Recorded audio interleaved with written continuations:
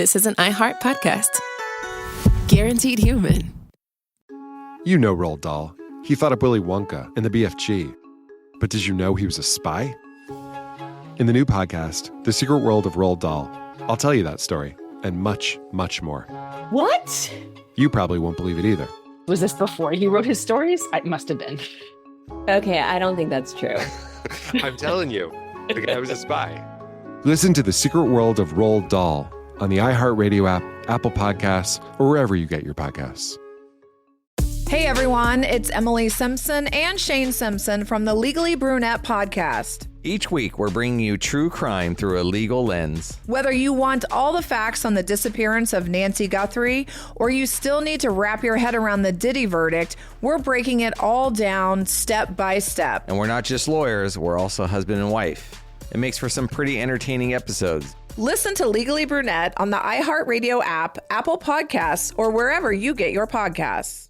Then she says, have you seen a photo of my son? And I'm like, who is this person? Welcome to the Boys and Girls Podcast. Arranged marriage is basically a reality show, and you're auditioning for your soulmate. And who's judging?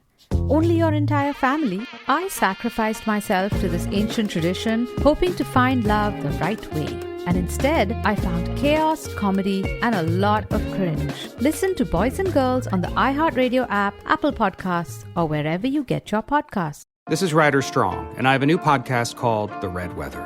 In 1995, my neighbor, Anna Trainer, disappeared from a commune. It was nature and trees and praying and drugs. So no, I am not your guru. And back then, I lied to everybody. They have had this case for 30 years. I'm going back to my hometown to uncover the truth. Listen to The Red Weather on the iHeartRadio app, Apple Podcasts, or wherever you get your podcasts.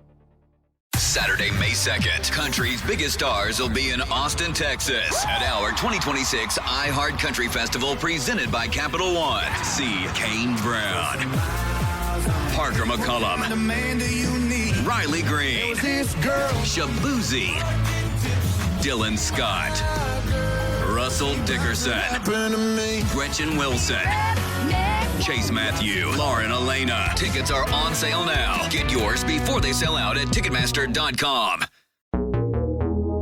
Cool Zone Media.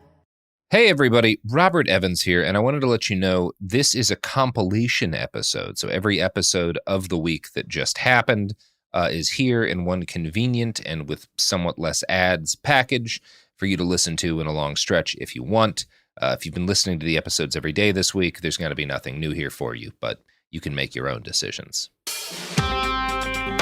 Welcome to It Could Happen Here, a podcast where we're bringing Shitty Mayor Monday back to celebrate an incredibly special occasion, which is the unbelievably funny federal indictment of one New York Mayor, Eric Adams.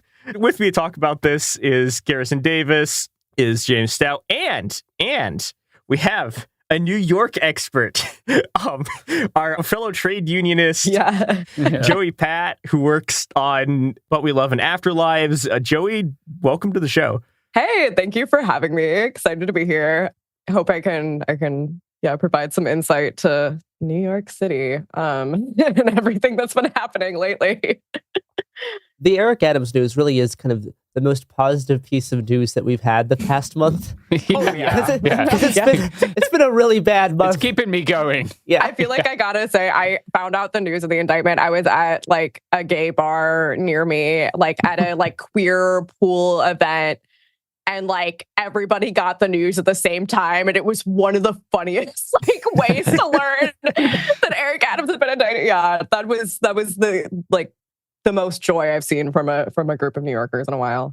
What a beauty. Yeah. Okay, so I want to open the floor up to Eric Adams stories, but first I need to complain about the fact that I have long, as a proud Chicagoan who has now fled Chicago for Portland, I have long made fun of New York for being a tier 2 Chinese city that thinks that it's the greatest city in the world. And then I learned they didn't have trash cans, which pushed us at like, this is not even like a tier 5. This is a level of trash collection that you see in like rural Hubei. Like, what the fuck? Or Britain, the United Kingdom, where we got rid of trash cans too. Oh my God. That's not true though, because luckily Eric Adams did invent the trash can. What is going on? The first American city to ever think of this idea. For context, I am also in a unique position here because I'm from Chicago. And oftentimes get my friends and family that still live in Chicago confused as to why I live out here.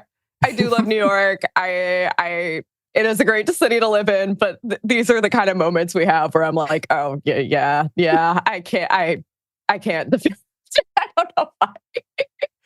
I honestly, the thing about this Eric Adams stuff too is like the stuff there's going to be a second federal indictment with more people in it, but the first one, it's kind of brush league shit by Chicago standards.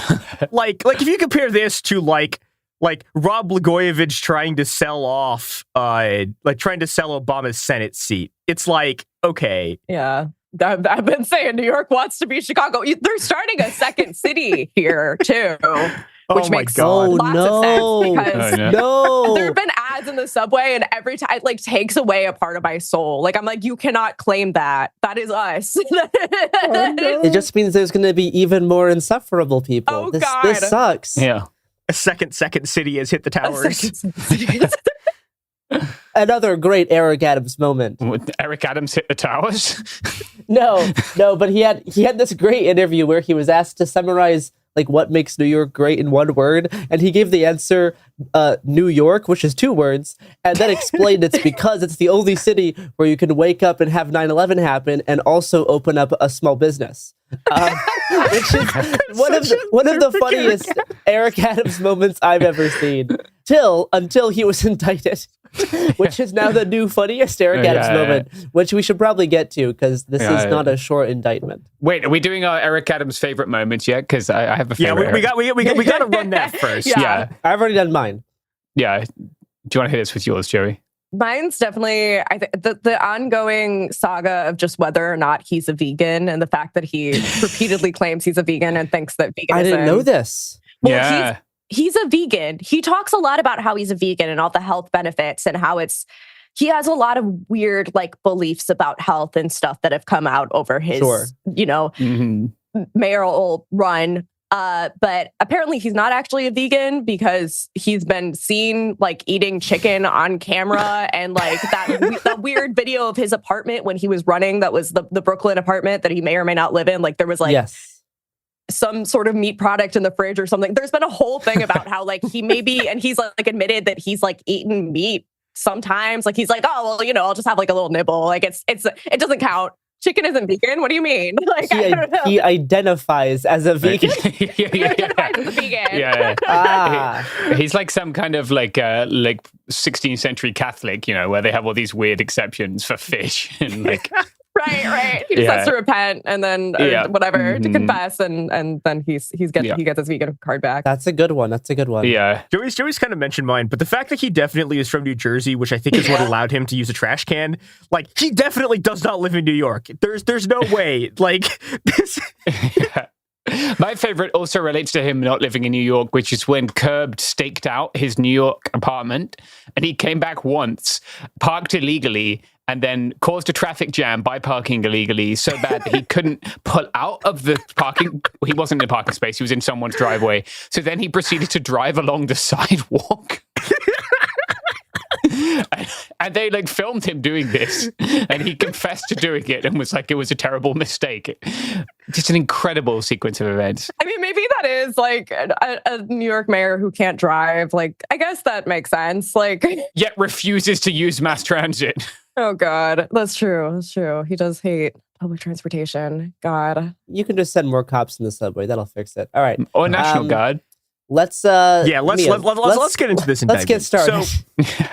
So the things he's being indicted for are effectively so he took a bunch of different bribes in different ways.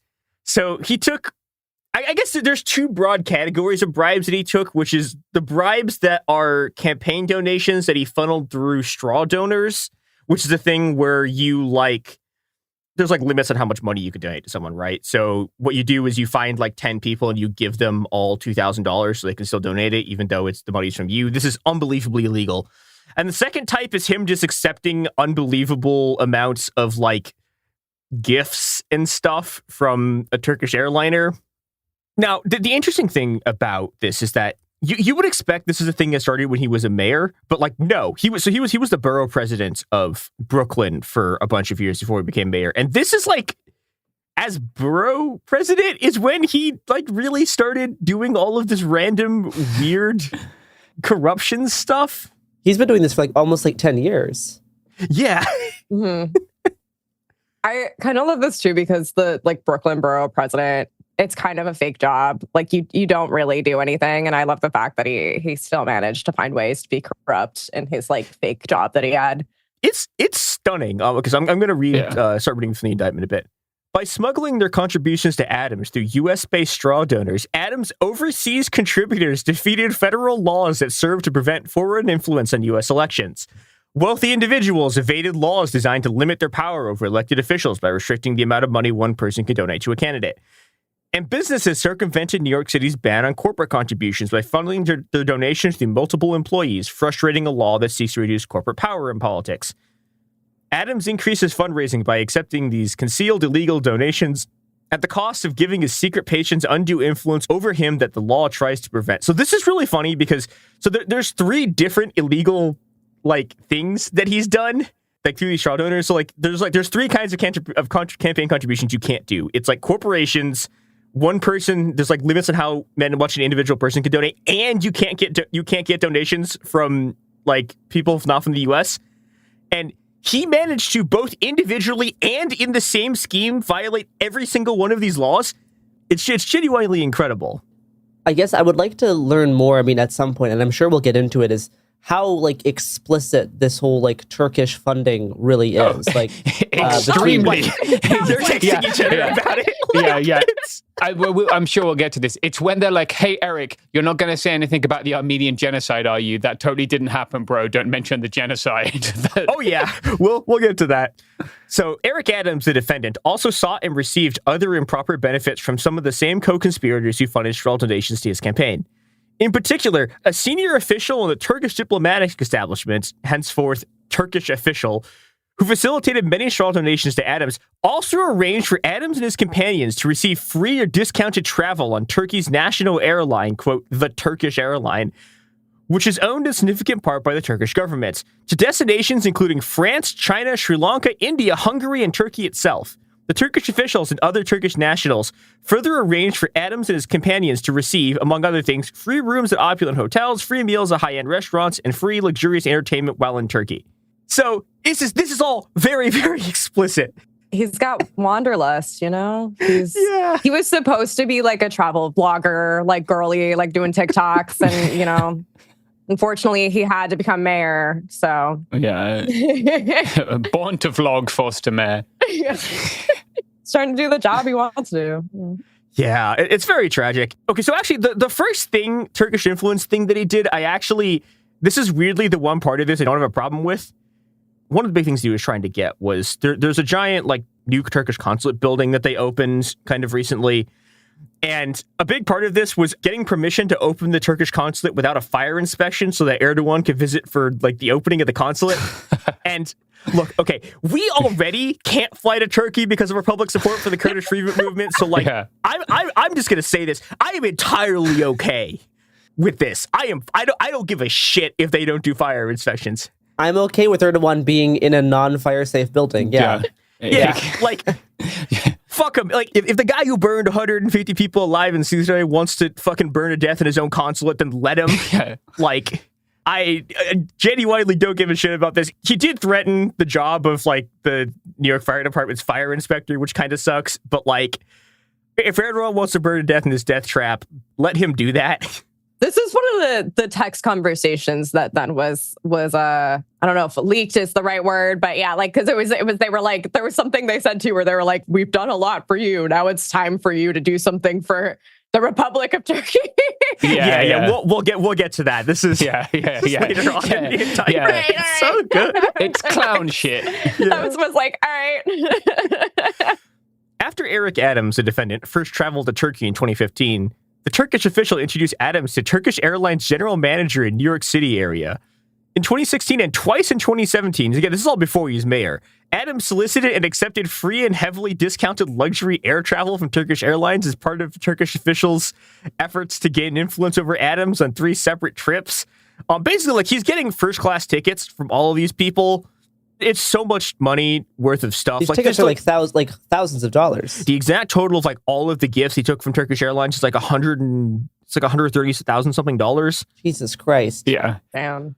So like anytime I read a paragraph of this, just assume that in between like whatever paragraph I'm reading and the stuff I didn't read before it, he's taken another $10,000 of free like first class rides to Turkish Airlines. It is a blessing in disguise, I will say, that I will never see Eric Adams on a flight because I cannot fly with Turkish Airlines. That's true. There's a very funny line about this. Because the Turkish airline provided free travel benefits worth tens of thousands of dollars to Eric Adams, the defendants, he flew the Turkish airline even when doing so was otherwise inconvenient. Yeah, this is fucking great. For example, during the July and August 2017 trip, Adams' partner was surprised to learn that Adams was in Turkey when she had understood him to be flying from New York to France. Adams responded in a text message, quote, transferring here. You know, first stop is always in Istanbul, spelled very wrong and lowercase I. So true, brother. When Adams' partner later inquired about planning a trip to Easter Island, Chile, Adams repeatedly asked her whether Turkish Airlines could be used for their flights, requesting her to call Turkish Airlines to confirm they did not have routes between New York and Chile. Why would Turkish Airlines have a flight from New York to Chile? Oh my God. It's part of the greater Ottoman Empire. You know, I would take bribes from Air Canada, but I'm also not running for mayor, so... Yeah, well, you could run for borough president. That's true. I could. Start small. I could become elected the mayor of South Fulton. That is very doable. Similarly, lots of the mayors of South Fulton have had very odd kind of controversies. So what I'm saying is South Fulton is basically Georgia's version of New York. So, New York is the South Fulton of America. Yeah. Have you guys seen a video clip of him? Every city he goes to, he says like, New York is this city of America. It's crazy. It's crazy. The Istanbul of America. It really is, apparently. So this is all very funny, but this is all happening. All of the tens of thousands of dollars at this point of money that he's taking from Turkey is all happening at a period where Turkey is butchering Kurds across the Middle East. Yeah. Like his first trip there, and this is all, again, well before his mayor, while he's like Brooklyn borough president, is 4 months before the firebombing of that city that I talked about, where they burned 150 civilians alive in a fucking building. If I'm remembering correctly, I'm pretty sure they burned the city council alive. That's just the stuff in Turkey. And like we have covered extensively on this show, Turkey's like drone warfare program. There's the whole thing of, it has been long suspected that the Turkish government was aiding ISIS during the period because they were like basically using them as a proxy to fight like Kurdish freedom movement forces in Syria. I think you could definitely say that like former ISIS fighters are now fighting for the Turkish against the Kurds in Iraqi Kurdistan. Yeah. I've said that before anyway. The Kurds will tell you that former ISIS fighters. I know David Graeber, the anthropologist who smuggled a bunch of drone parts to Rojava, had a story about how he was talking to people of like, yeah, they would pick up ISIS fighters and they would look through their possessions and they every single one of them has Turkish passports. They all have like Turkish ident shit. And it's like, I wonder where these people came from. Even like I'll just say that I have spoken to some people who were part of the fight against ISIS who discovered blank Turkish passports when taking like ISIS buildings and ISIS strongholds. Yeah, so there's I mean, just this is a period of even by the standards of Turkey, like unbelievable Turkish violence. This is their invasion of Syria, and you know this is the period in which Eric Adams decides that he's going to become an agent of the Turkish state, and so obviously like he lies about this to the government. Because, again, you're not allowed to do this, there's a bunch of very funny schemes that he does. As Brooklyn borough president, Adams employed a scheduler, henceforth known as the Adams scheduler, who managed his appointments, meetings, and other official events. Despite her status as a New York City employee, the Adams scheduler was used by Adams to perform personal tasks for him, such as collecting rent at a Brooklyn property he owned, Adams also assigned the scheduler to pay various expenses for him, after which Adams would reimburse the scheduler in cash. In 2017, Adams sent a series of emails to the scheduler, directing the scheduler to pay for the free 2017 flights that he and his companions had already taken on the Turkish airline. But the emails provided inconsistent explanations. In some, Adams suggested that the Adams scheduler should pay using Adams' credit card, while in others, Adams claimed to have left cash in an envelope for the Adams scheduler to send to the Turkish airline. That's how you pay. That's how I pay for all my flights. Cash in an envelope. This is how he's trying to cover up for the fact that he's not paying for these flights. Is he'll pay like $600 for a $300 ticket, but he's like sending envelopes to his scheduler to hand to the Turkish airline. A man who was a cop doing an absolutely terrible job of covering his own ass. You know who else is taking bribes from the Turkish government? No. We cannot. It's not our products and services. It's someone else's products and services. Ours are all fine.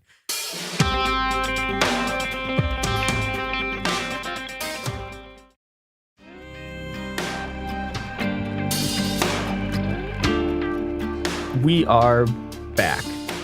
So there's actually another paragraph of that part.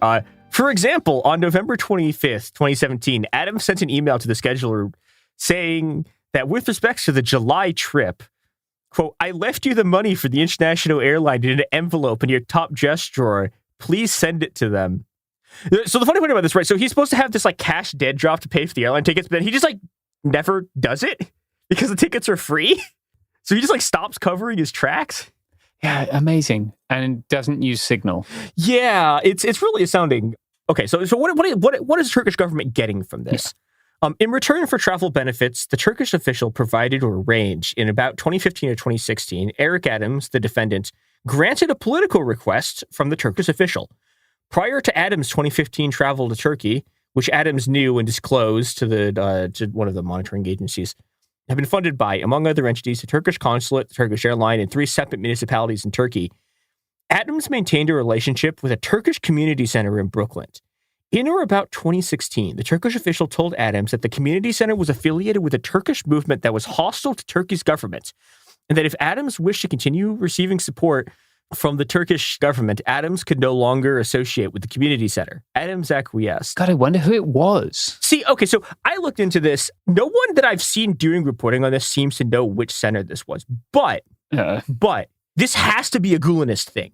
Yeah. So to people who didn't spend all of their childhood mired in the intricacies of Turkish politics, so Erdogan's the current ruler of Turkey. Gulen was like one of his old allies, but they had this giant falling out, and a huge part of what Erdogan was doing in the 2010s was like trying to purge all of the Gulenists from everywhere. Like there was this whole scheme running, I think through Michael Flynn, where Turkey was trying to get Trump to like, the Gulen's like in like a compound in I think Virginia or something, and Turkey was trying to get Trump to like raid the compound and send him to Turkey, which didn't happen. Yeah, that lines up with the coup, the 2016 coup, right? Yeah. Yeah. So, it's always been unclear to me exactly how much influence these people have. But the one thing I will say is that, so I had a classmate in college who was in Turkey for a long time, and their line about it was like, yeah, I don't know like how much of this sort of Gulenist deep state shit is true, but also there were like Gulenist people who you could go to who had like all the answers to like state exams. So if you were like willing to get in bed with them, they would just give you all the answers. So like, they weren't not a part of this. And I'm pretty sure what happened here was that Adams was like cutting off all contact with these people because this is part of the Gulenist split. I'm not 100% sure because there are multiple community centers in Brooklyn, like Turkish community centers in Brooklyn, but I'm about 80% sure that's what happens. So that's like one of the first direct influence things. Okay, so he's doing the influence peddling stuff, right? He's doing this partially through the airlines, and then also he's just taking a bunch of illegal fundraising money. Quote, on July 22nd, 2018, the same day as this fundraising event, the Adams staffer and the promoter discussed by text message a possible trip by Adams to Turkey. The promoter stated, in part, fundraising in Turkey is not legal, but I think I can raise money for your campaign off the record. The Adams staffer inquired, how will Adams declare that money? The promoter responded, he won't declare it. Or, we'll make the donation through an American citizen in the U.S., a Turk. I'll give cash to him in Turkey. I'll send it to an American. He will make the donation to you. The Adams staffer replied, "I think he won't get involved in such games. They might cause a stink later on, but I'll ask anyways." The Adams staffer then asked, "How much do you think would come from you?" The promoter responded, "Max 100K. The Adams staffer wrote, 100K? Do you have a chance to transfer that here? We can't do it while Eric is in Turkey." To which the promoter replied, "Let's think." After the conversation, the Adams staffer asked Adams whether the Adams staffer should pursue the unlawful foreign contributions offered by the promoter. And contrary to the staffer's expectations, Adams directed the staffer to pursue the promoter's illegal scheme. That's crazy. I feel like you should know who you're working for well enough to be like, hey, this guy is offering a completely illegal fundraising scheme that we know is illegal, and I don't think my boss will take it. And then the boss turns around to me and is like, yeah, fuck it, raise money. Money let's go. It might cause a big stink later on. You don't say. Yeah. That's wild. To be fair, it did. Yeah. It's so explicit. And I do want to get to some of the other text messages sooner than later, because it really just shows how like aware everyone involved is of over like what's going on. Yeah. They're doing crimes. It's literally just, hey, what should I do with the crime money? The illegal crime money, by the way. Have we mentioned this is illegal? So partially this is being run through Turkish Airlines, partially this is being run through a Turkish university, and partially this is being run through just a bunch of businessmen, some of whom are Turkish, some of whom aren't. So here's like the next thing I was going to read. Although Adams knew that businessman 1 was a Turkish national who could not lawfully contribute to U.S. elections, Adams directed the staffer to obtain the illegal contributions offered by businessman 1. Following up on this directive, Adams wrote to the staffer that businessman 1, quote, "is ready to help. I don't want his help to be wasted." So they are just like unbelievably directly being like, yeah, we know this guy can't do this, but we're just going to tell him to send this money anyways.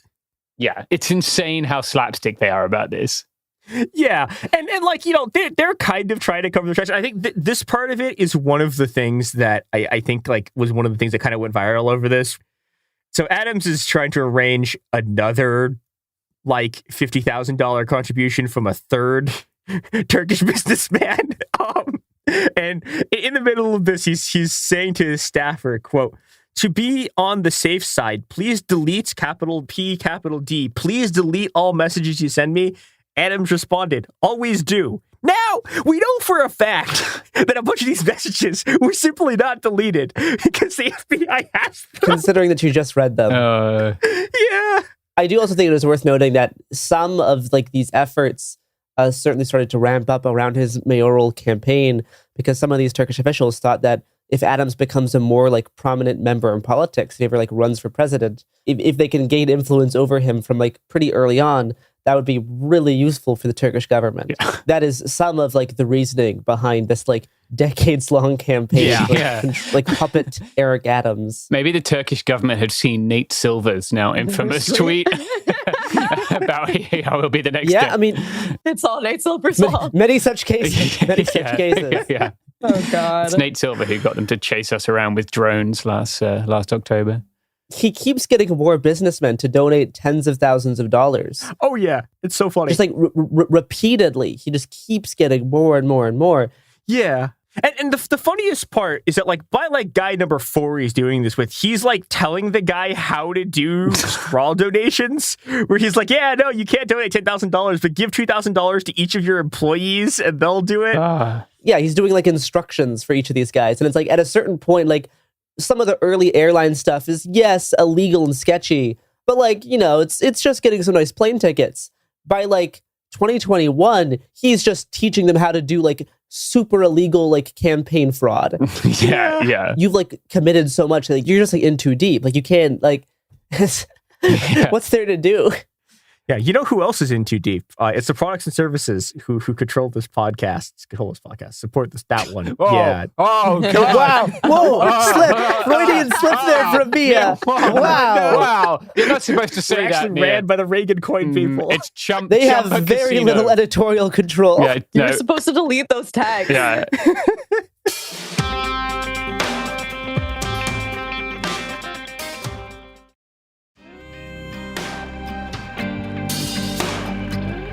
There are so many funny ones. He also is taking money from this Uzbek construction guy, where he takes a bunch of money that it, like shows up at this like New York like Uzbek Pride event to give a speech because he took money from this like construction guy. Did he say New York is the Uzbekistan of America? Probably. Honestly, he probably has said that. Yeah. That's like... Except he's probably said Kazakhstan by accident, because he always says the wrong country whenever he's giving a speech like that. My favorite moment was the video of him speaking to like the Indian group that he kept saying Pakistan. Oh, God. Yeah. Oh, dear. Yeah, I bet that went down like a chocolate teapot. He did it like twice, too. They corrected him, then he kept doing it. Yeah. They were like yelling over him, and he said, It's astounding. God. So there's another kind of funny one where he's getting a bunch of money from this university, and he actually returns the money because his campaign is like, his mayoral campaign is over, but he's still going to go to prison for it because he lied to the government of where he got the money, even though he gave it away. Okay, so I want to start reading some of these texts so we can get into like how explicit the stuff is. On July 22nd, 2021, Adams, through the staffer, requested that the airline manager book flights to Istanbul for Adams. In order to conceal the favorable treatment, the Adams staffer requested that the airline manager charge Adams what would appear to be a real price. Adams staffer, how much does he owe? Please, let them make a call and I will make the payments. Airline manager, it is very expensive because it is last minute. I am working on a discount. Adam staffer, okay, thank you. Airline manager, I am going to charge $50. Adam staffer, no. Airline manager, that wouldn't work, wouldn't it? Adam staffer, no, dear. $50? What? Quote a proper price. How much should I charge? The smiley face emoji. Adam staffer, his every step is being watched right now. $1,000 or so. Let it be somewhat real. We don't want them to say that he is flying for free. At the moment, the media's attention is on Eric. Amazing stuff. The smiley face in the text is really throwing me off. It's so good. So he paid about like $1,100 for these round trip tickets, and he was upgraded to business class. Lucky him. And in actuality, these tickets would again be like $15,000. And this is like the same type of stuff he was doing like 8 years ago. Except this time he actually is paying some money, whereas last time he did not actually fill up those envelopes with cash. Yeah. But still, he's about 14,000 short.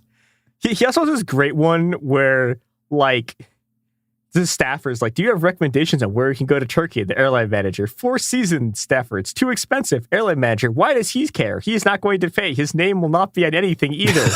Adam staffer, super. Yeah. So funny. It's all so good. Super illegal. I want to meet the person who's sending these texts. Yeah. So bad. It's so funny. Why is this like the cadence with which they're speaking in these texts is just insane. It's incredible stuff. Yeah. There's some great ones. I'm going to read this one.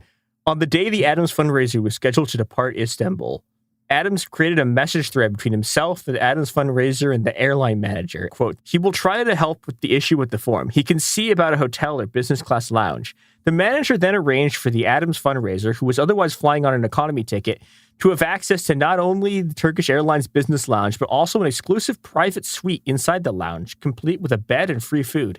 The Turkish airline manager explained, this is our suite for VIPs, and we want you to feel yourself, 2 words, yourself, sick, VIP, smiley face emoji. Feel yourself VIP. Yeah. That's what we all want. At another point in the exchange, Adams wrote, quote, thanks a million, airline manager. My brother, to which airline manager responded, anytime, brother.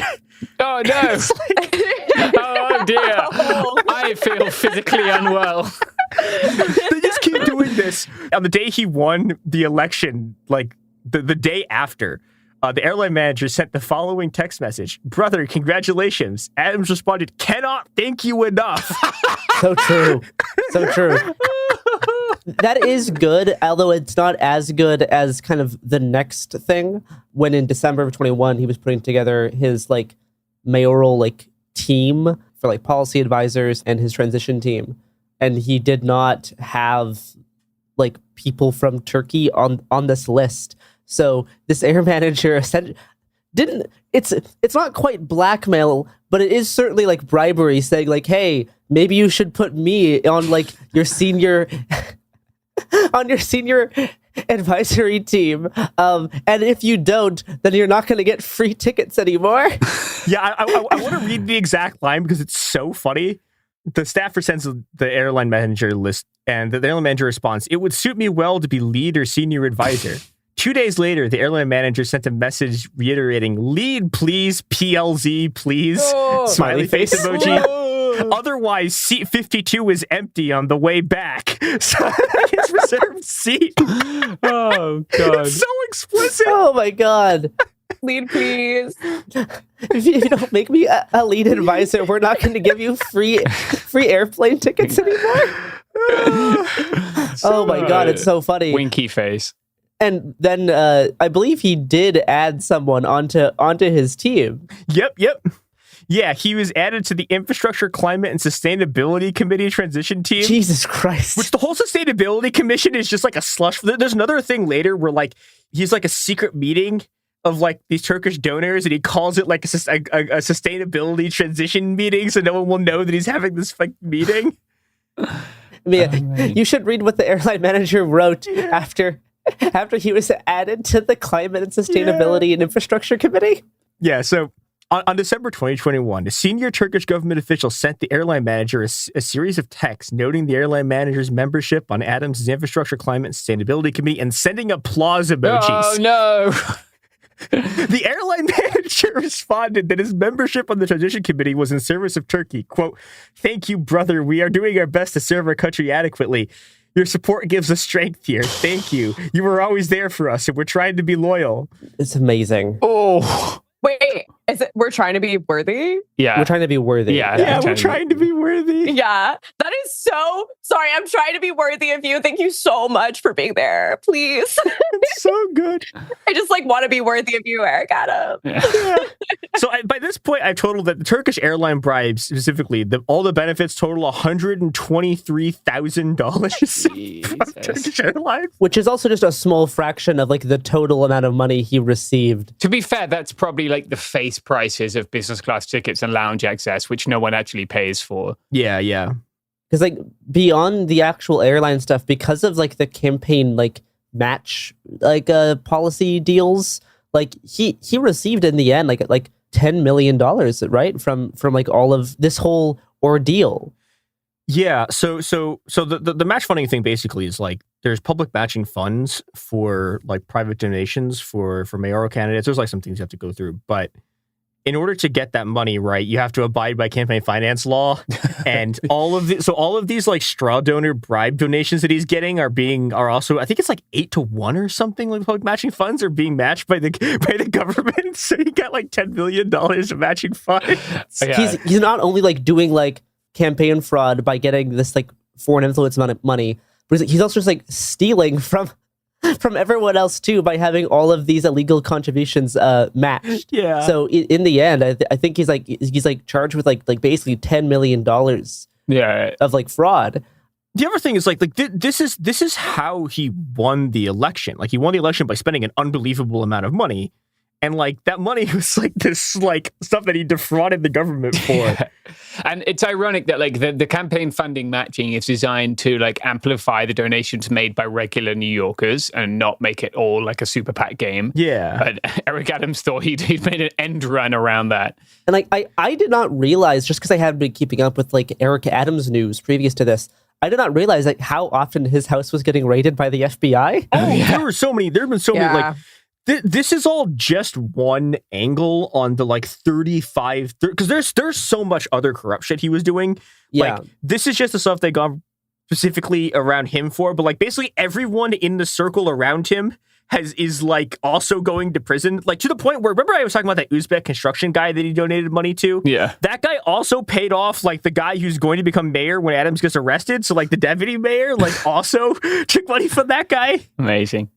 Yeah, so one of the worst parts of this, on April 21st, 2022, the Turkish official messaged the Adams staffer noting that Armenian Genocide Remembrance Day was approaching and repeatedly asking the Adams staffer for assurances that Adams would not make any statements about the Armenian genocide. Jesus Christ. The Adams staffer confirmed that Adams would not make a statement about the Armenian genocide. Adams did not make such a statement. New York, not the Yerevan of America. Yeah.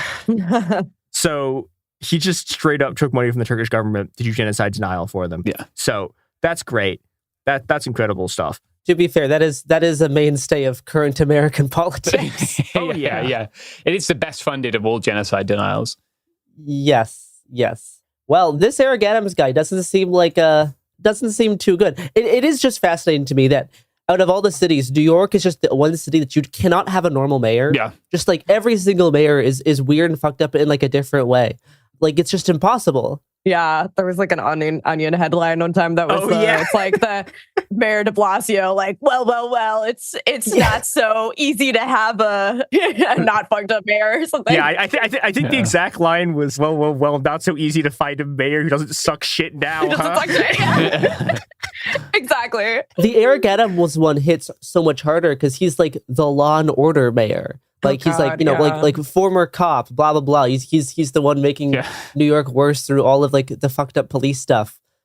Meanwhile, he's just been doing these like major crimes and having his house raided by the FBI like every other month. Also having like his friend's houses raided by the FBI. Was it like a police chief or a police commissioner who was just raided? Yeah, and then the interim police commissioner who they put in after the first one.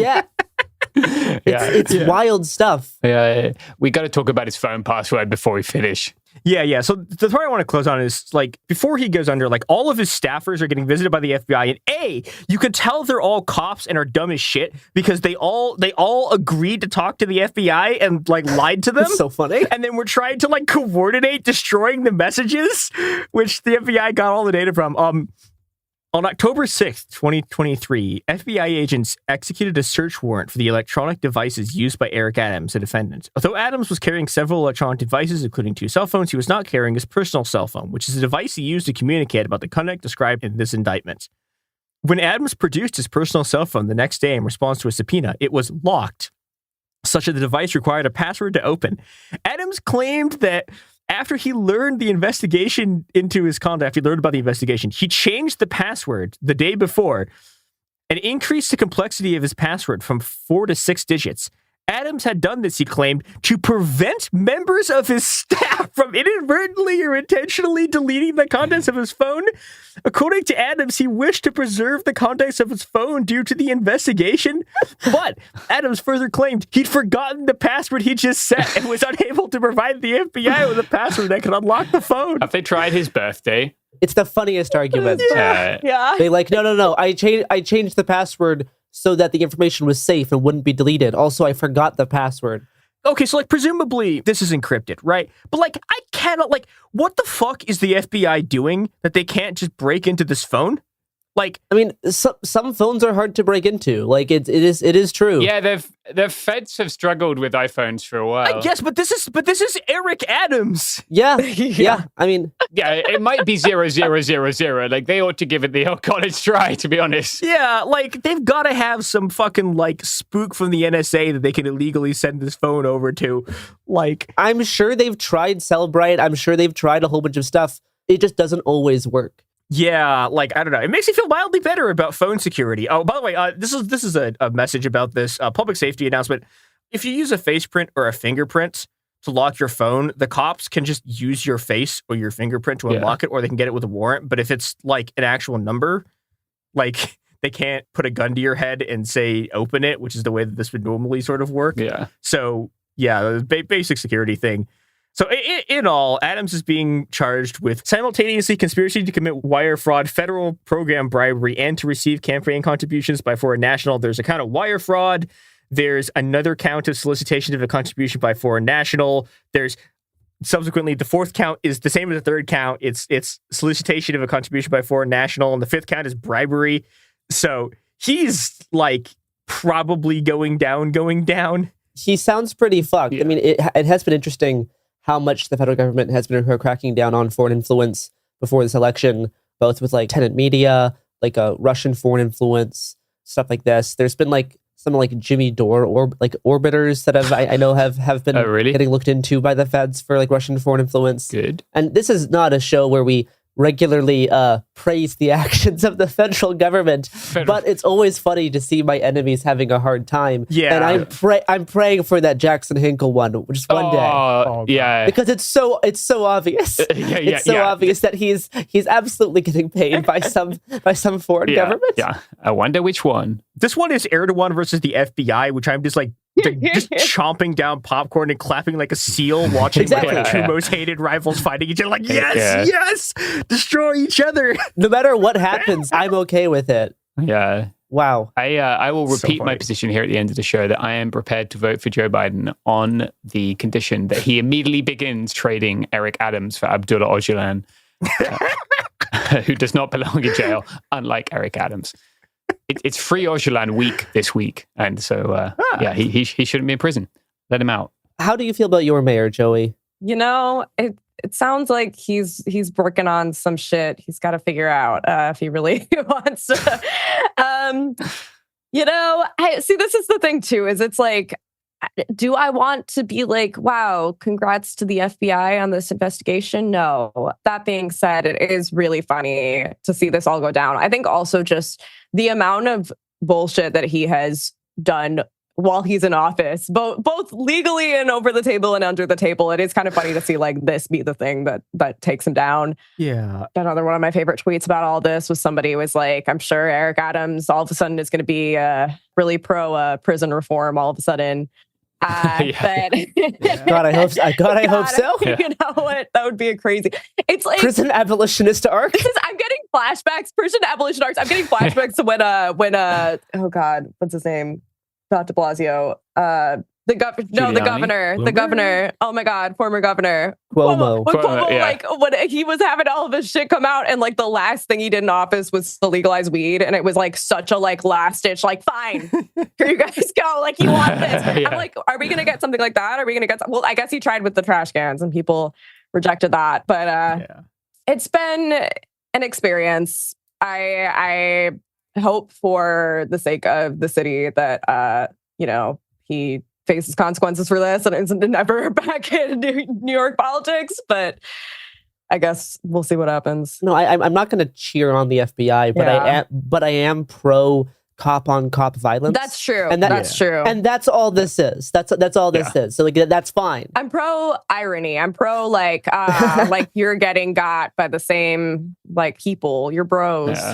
Yeah. I am interested in what the next New York mayoral election will look like. We're bringing in Lori Lightfoot. Let's go. Our fucking hats. And the small possibility that, depending how this next election goes, we could have a Trump versus Clinton mayoral race in New York. Oh, God. Which I would love to watch. Yeah, maybe Hillary Clinton will finally make her film about the Syrian Democratic Forces she's been promising to make for years.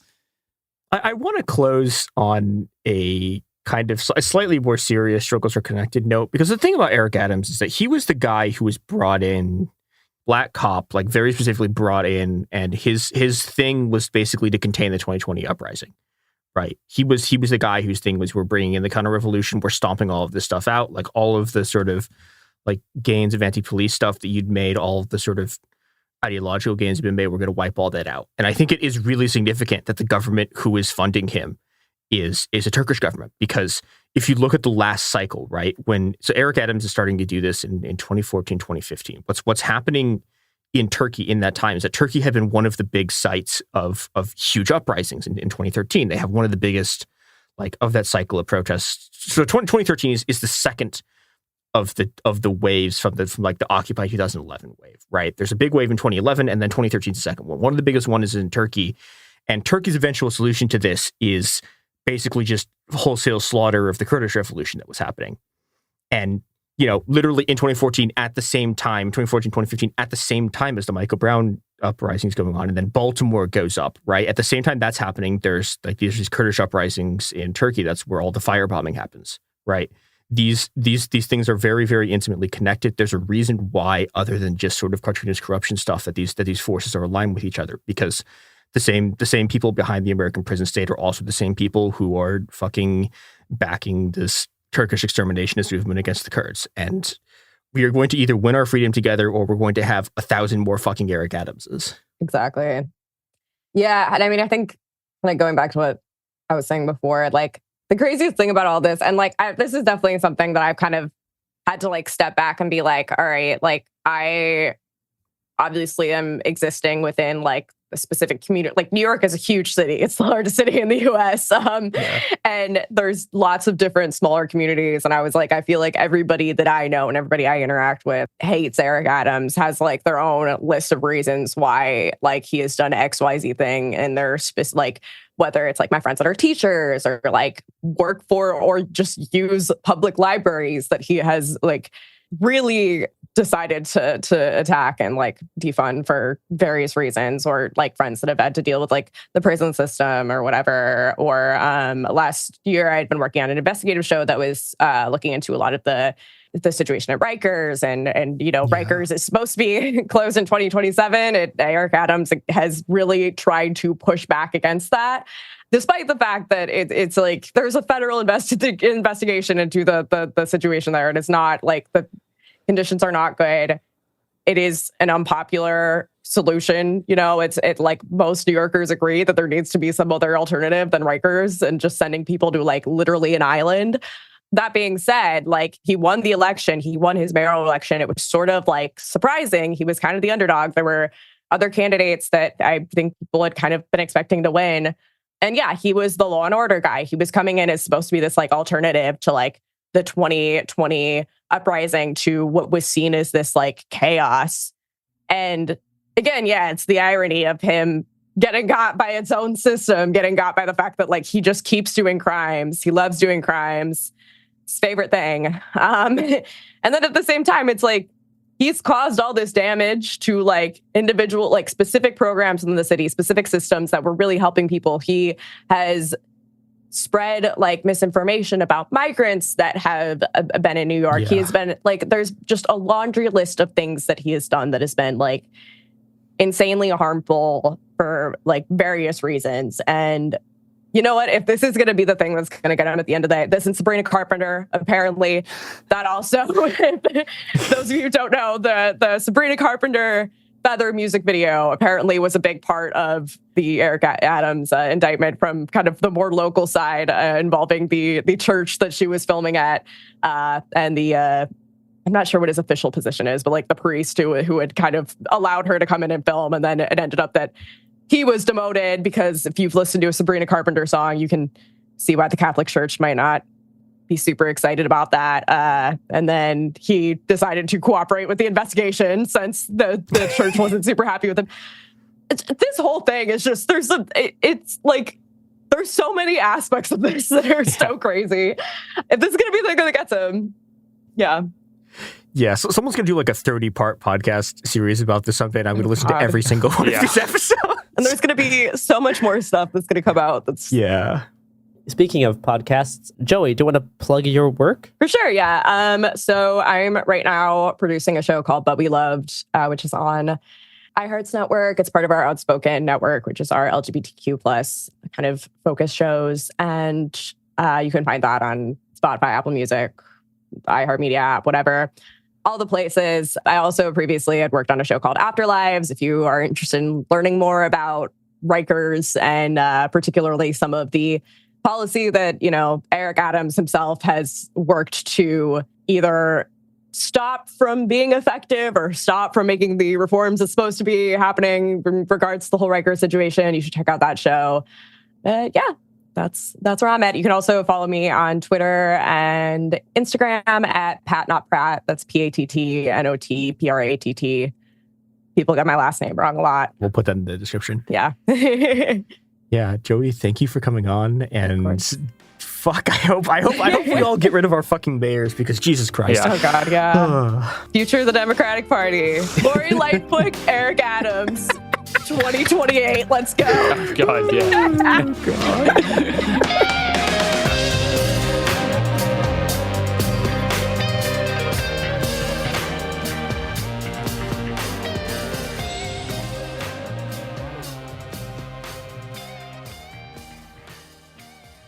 Usually on This Podcast Will Kill You, we talk about the diseases, infections, and biological threats that can make us really sick. But right now, we're doing something a little different. We're stepping back and looking at what the human body needs to keep going. When you consider what we know about sleep in humans, there's one rule that comes out. We are predictably unpredictable sleepers. We're talking about why sleep works the way it does, why our bodies don't follow neat rules, and why modern life makes rest so hard to come by. The second half of our series takes us to the digestive system with a multi-part series on what happens after we eat. Okay, I just have to say that all of my favorite words apparently are digestive words. Sphincter, peristalsis, duodenum. It's fascinating, it's funny, and it matters so much more than you think. Episodes of our new series run from January 20th through February 17th, with new episodes every Tuesday on the Exactly Right Network. Listen to This Podcast Will Kill You as part of the Exactly Right Network on the iHeartRadio app, Apple Podcasts, or wherever you get your podcasts. You know Roald Dahl, the writer who thought up Willy Wonka, Matilda, and the BFG. But did you know he was also a spy? Was this before he wrote his stories? It must have been.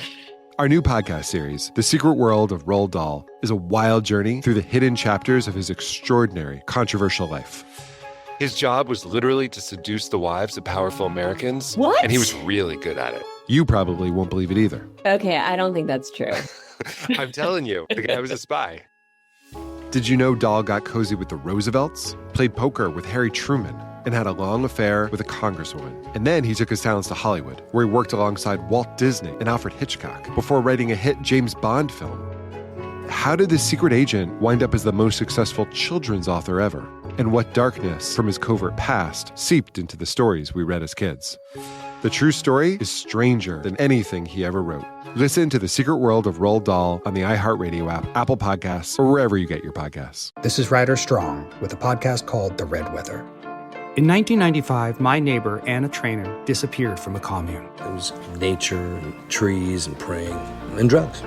So no, I am not your guru. And back then, I lied to everybody. They have had this case for 30 years. I'm going back to my hometown to uncover the truth. You can now binge all episodes of The Red Weather on the iHeartRadio app, Apple Podcasts, or wherever you get your podcasts. When you feel uncomfortable, what do you put on? Biggie.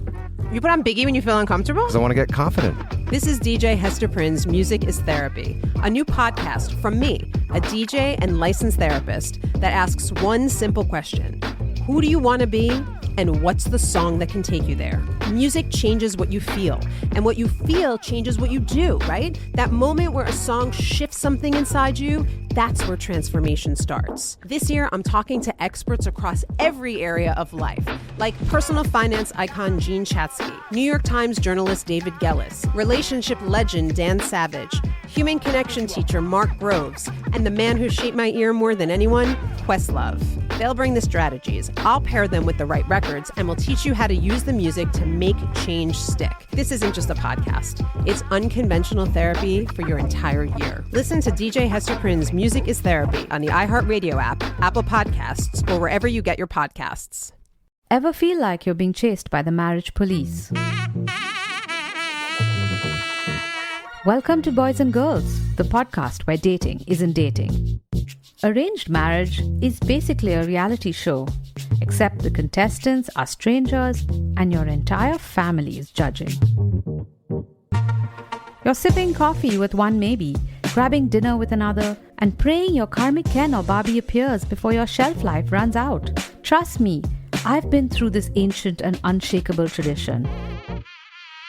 I jumped in hoping to find love the right way, and instead I found chaos, cringe, and comedy. And now I'm looking for healing. Boys and Girls dives into every twist and turn of the arranged marriage carousel. The meet awkward, the near misses, the heartbreak, and let's not forget all the jokes. Listen to Boys and Girls on the iHeartRadio app, Apple Podcasts, or wherever you get your podcasts.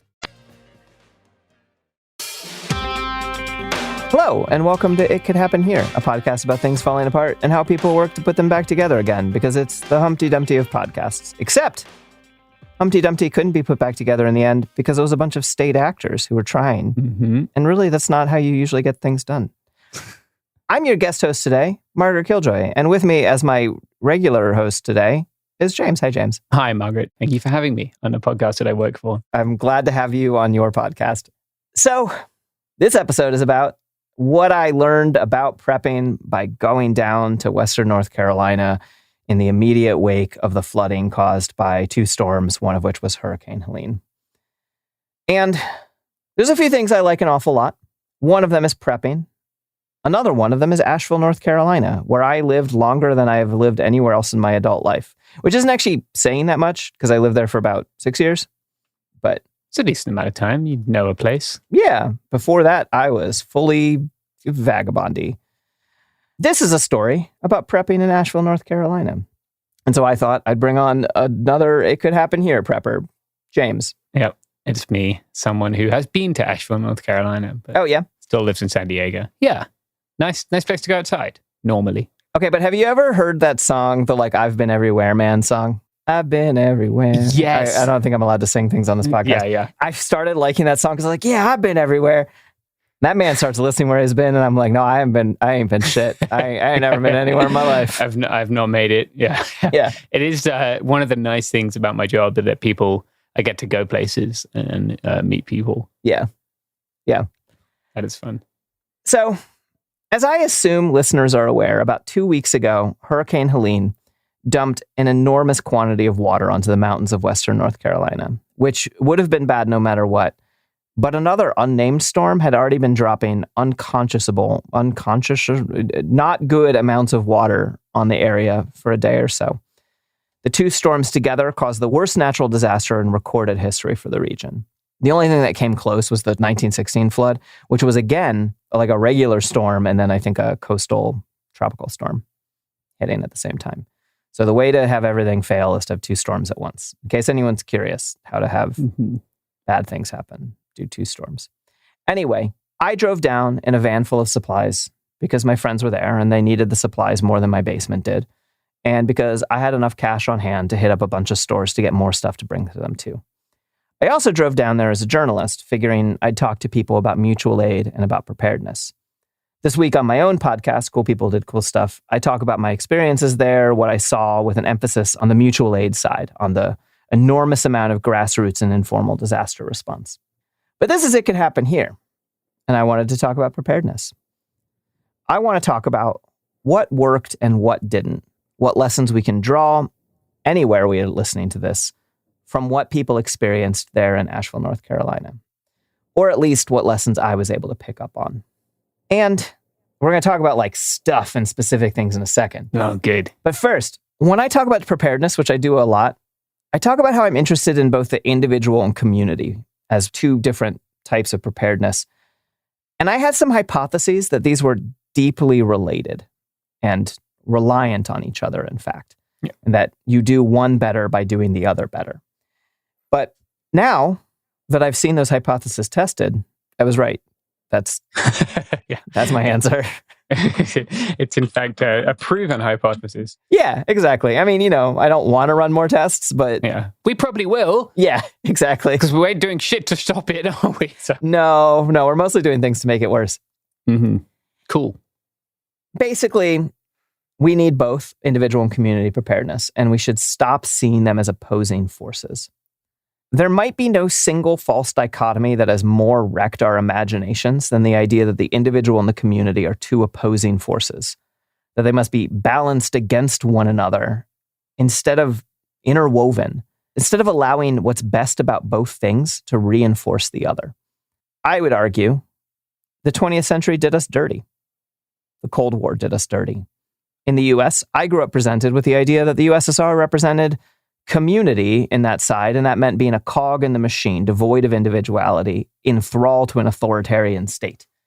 If I cared about the individual and individual freedom and liberty, I had to accept capitalism and competition and to see myself in a war against everyone else.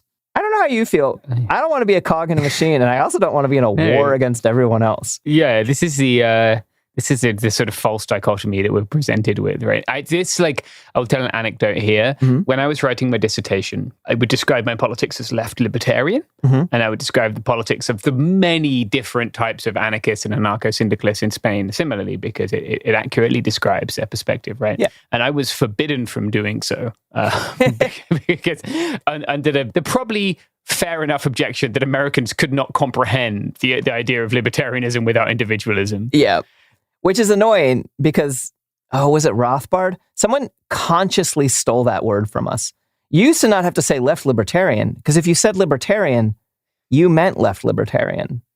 Yeah, this was that predates Rothbard. It is something I've written about on my Patreon. Oh, okay. But yeah, libertarian began to be used by French anarchists to avoid censorship and persecution of anarchists for being anarchists. Yeah. And then it came to America, like many things in America, it was stolen from its original creators and custodians and fucking ruined by chuds. Yeah. Which is a shame.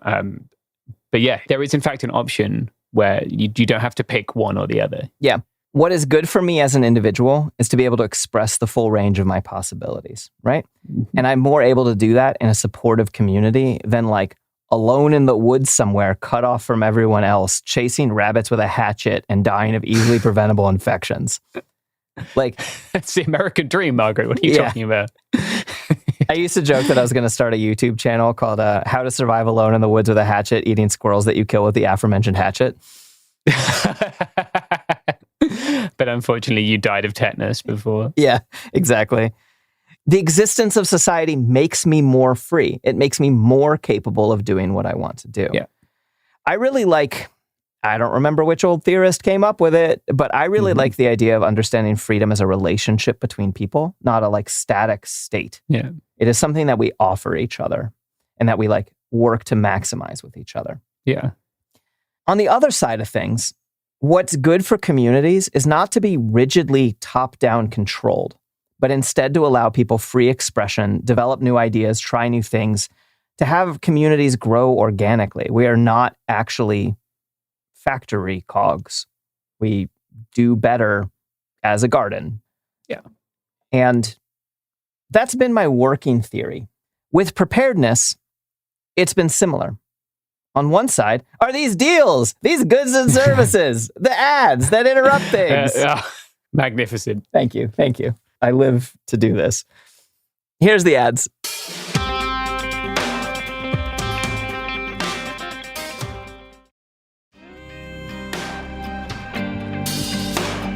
And we're back. On one side, I saw preppers as being kind of primarily an individualistic bunch of folks, obsessed with what I've called the bunker mentality, the hole up in guns and shoot anyone who comes too close mentality, the I've got mine, fuck you mentality. You ever seen on like older prepper Reddit and stuff like that, where people like kind of get sad when they realize they're all planning to shoot each other, all their friends after the apocalypse? Yeah, that like anyone who's able to has more than 2 weeks of food stored is inherently going to kill anyone else. Yeah, who has more than 2. Yeah, it's great when they all come around to that occasionally. Yeah, and they're like, wait, but I like this community I've built. Yeah, they're also their only friends because they've alienated everyone else with their weird obsession of Fallout. This is not a good mentality to have. I would argue it's behind a lot of what's happening on the border right now, actually. I think that the right wing actually does believe in climate change and is not willing to just say it publicly because it doesn't play to their base. But they're like, we've got ours, fuck you, and want to close down the borders as best as they can in the global north. Yeah. And we'll move the borders as far from your eyesight as possible. That's what I saw in Panama. Right? I was in. Oh, yeah. Listeners will know I was in the Darien Gap. But like Panama, without funding, you and me, Margaret, when we pay our taxes, we pay for families to be split up. Hell yeah. Deportations to happen, fences to be built in Panama, because that makes it further from our sight and further from our mind, right? That's what liberty means. Yep. Liberty is the ability to interfere in other countries' families. Yep. Domestic politics in other countries by a fire hose of money. I mean, it's funny because it's the same like justification. Every now and then you meet the people who genuinely think Russia is like allowed to invade Ukraine because border security, because Ukraine's too close to it. You're like, amazing. What? Yeah, Ukraine bad, therefore fuck it, why not? Like it's like the Monroe Doctrine, but for Russia. Like, this is my hemisphere, don't fuck with me. Yeah. It's like they burn down your neighbor's house because you just like, nah, you're living too close to me. Don't like it. Yeah. Seen your yard sign. They've got one of those in this house signs. Yeah, exactly. Yeah, which they've all taken down now because it says no human being is illegal and they no longer believe that. Yeah. Cool. Well, I would argue this is a fundamentally right-wing individualistic mentality, whether it's coming from ostensibly leftist tankies or ostensibly center-left Democrats, or they admit they're right-wing individualistic preppers. Yeah. And this was dominant in prepping circles before around 2020, when an awful lot more people with different ideas came into the space. But the older school preppers focused on individual preparedness or family level, household level preparedness. And they have an awful lot of really good ideas around some of these things, around storing food and water, around maintaining communications, around all sorts of things to help the individual or family during crisis to be prepared. Yeah. On the other end of things, there are mutual aid groups and other community organizations that do community preparedness. They build organizational communication and logistical networks, and they're fantastic, and they're overall what's been left out of preparedness conversations. But until more recently, I haven't seen as many of those places, the people who are doing those things, also concern themselves with individual preparedness, you know? Yeah. I've been operating under the assumption for years that the two can work really well in tandem with each other. If you are self-sufficient, you're in a better place to help others. That was my hypothesis. This is really just the Margaret was right episode of It Could Happen Here. Yeah. The victory lap. Yeah. Oh, wait. It's a victory lap around bodies. I don't like it anymore. Yeah. Well, it's people who did do these things getting to have not thrived, but did not died. I don't know how to say this. It's a tricky subject. Getting credit for being right and putting in the work. Yeah. And a lot of people were, and a lot of people had done that. And it showed really well in the disaster response in Asheville. Because when I went down to Asheville, one of the things that I asked most of the people I talked to is what they prepared, what they wish they'd prepared, and what lessons they were taking away from all of this about preparedness. And one of my friends is this old punk, and he was one of the first he's like my age, whatever. Might be a few years older than me. I don't know. Margaret crushed by moment of reflection live on podcast. Yeah. I'm jealous because I don't have enough gray hair. They keep falling out of my head. But one of my friends who does have very nice gray hair, old punk, is one of the first people who was out on the street cooking food to give away. He told me that he was able to do that because he knew he was fine. By and large, during this particular crisis, every crisis is going to be real different. If your house wasn't in the actual floodplain, and since it was in the mountains, that was not most houses. Instead, it was like most roads and some houses, you know? Yeah. The big problems you were dealing with was lack of food, lack of water, lack of cell service. And he had plenty of water and food stored. And at one point, someone had even kind of come up to him and been like, no, you're fine, aren't you? And he was like, yeah, no, I'm fine. That's awesome. Just being like giving off prepared vibes, I guess. Yeah, no, I was real proud. Like once I was doing this community defense thing and we were like, oh, we need a flashlight. Does anyone? Hey, Margaret, you have a flashlight, right? And I was like, yeah, which one do you want? Yeah, being the flashlight person. Yeah. Such a huge win the moment you get to deploy that flashlight you've been toting around. Yeah.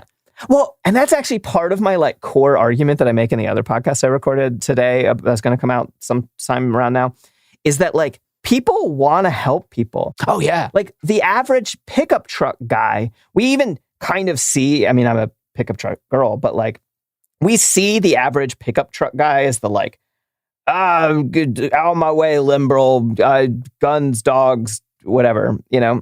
And I like pickup trucks and guns and dogs, and I also don't really like liberals. I was going to say. But one of the main things, you want to make a man with a pickup truck happy? Get your car stuck in a ditch.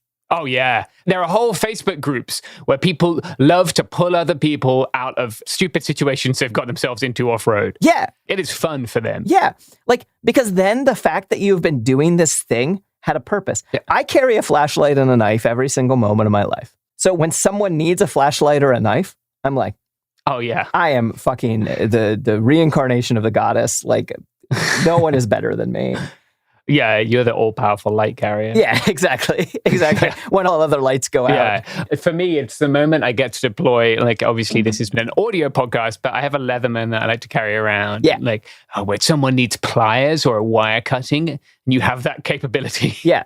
You're just like, you're a Chad. You're a superhero. You're a mutant, you know? Like, yeah. And so, yeah, this friend of mine had plenty of water and food stored, and you can usually go a couple days without communication if you don't have any immediate crises, right? Yep. He told me that what most people did or needed to do was first they needed to make sure to meet their own needs. You know, like the whole affix your own oxygen mask before helping your seatmate. Yeah.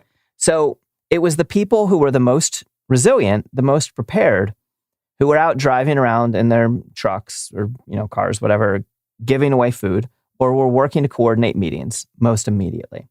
And the other part of it was that people who had community preparedness skills were also among the first people getting stuff done on the ground. Because mutual aid, it's organic and it's chaotic and it's spontaneous, right? Yeah. But it is organized. It is a developed skill about how to organically organize. Yeah. The more people who are experienced with chaotic, decentralized organizing, the better a community was able to weather the immediate aftermath of the storm because people knew how to set up distribution hubs and connect people. And so basically like a solid church or an anarchist group and your rural town was in a much better spot. Yeah, that makes sense. And this is one of the main places in the country where you're going to find entire anarchist groups in random rural small towns. Having been one of those people in one of those small towns. I keep saying I lived in Asheville. I lived in Sandy Mush. You know where Sandy Mush is? I don't bother saying it because no one knows where it is. No, hell of a name, though. I know. It's almost British in its weirdness. I was like too femme for baseball caps back then, and all my landmates wore the camo baseball caps from the local store that says Sandy Mush, And I'm really sad that I didn't get one, especially now, because now I have one, and I'm wearing it now, that has the name of the town I live in, but I can't wear it anywhere because it doxes me. Ah, yeah. See, that's unfortunate. Yeah, if you had a Sandy Mush one, you'd be... Yeah, someone send Margaret a baseball cap. Yeah, from Sandy Mush. Yeah, with camo. Yeah, although I probably won't wear it otherwise, I'll be real. Because I still got to be femme, and somehow that is how things work in my subculture. So, you need individual preparedness so that you're free enough to help people, and you need community preparedness so you know what to do. And then you also have all of these people with really specialized skills and tools.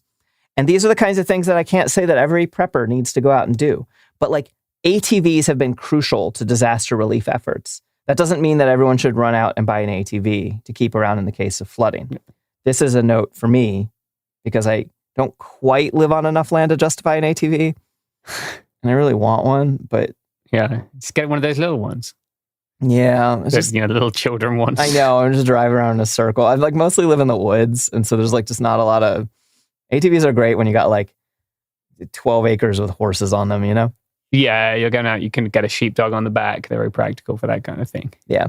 Rifle case. But that said, a dirt bike friend of mine, who was a quite prepared person, immediately went out and spent days going into hard to reach areas to connect with people and bring them supplies. Yeah. So maybe I can justify a dirt bike. Yeah. Dirt bike is e-bike. E-dirt bike. Because then you can run it off solar power. Don't need gas.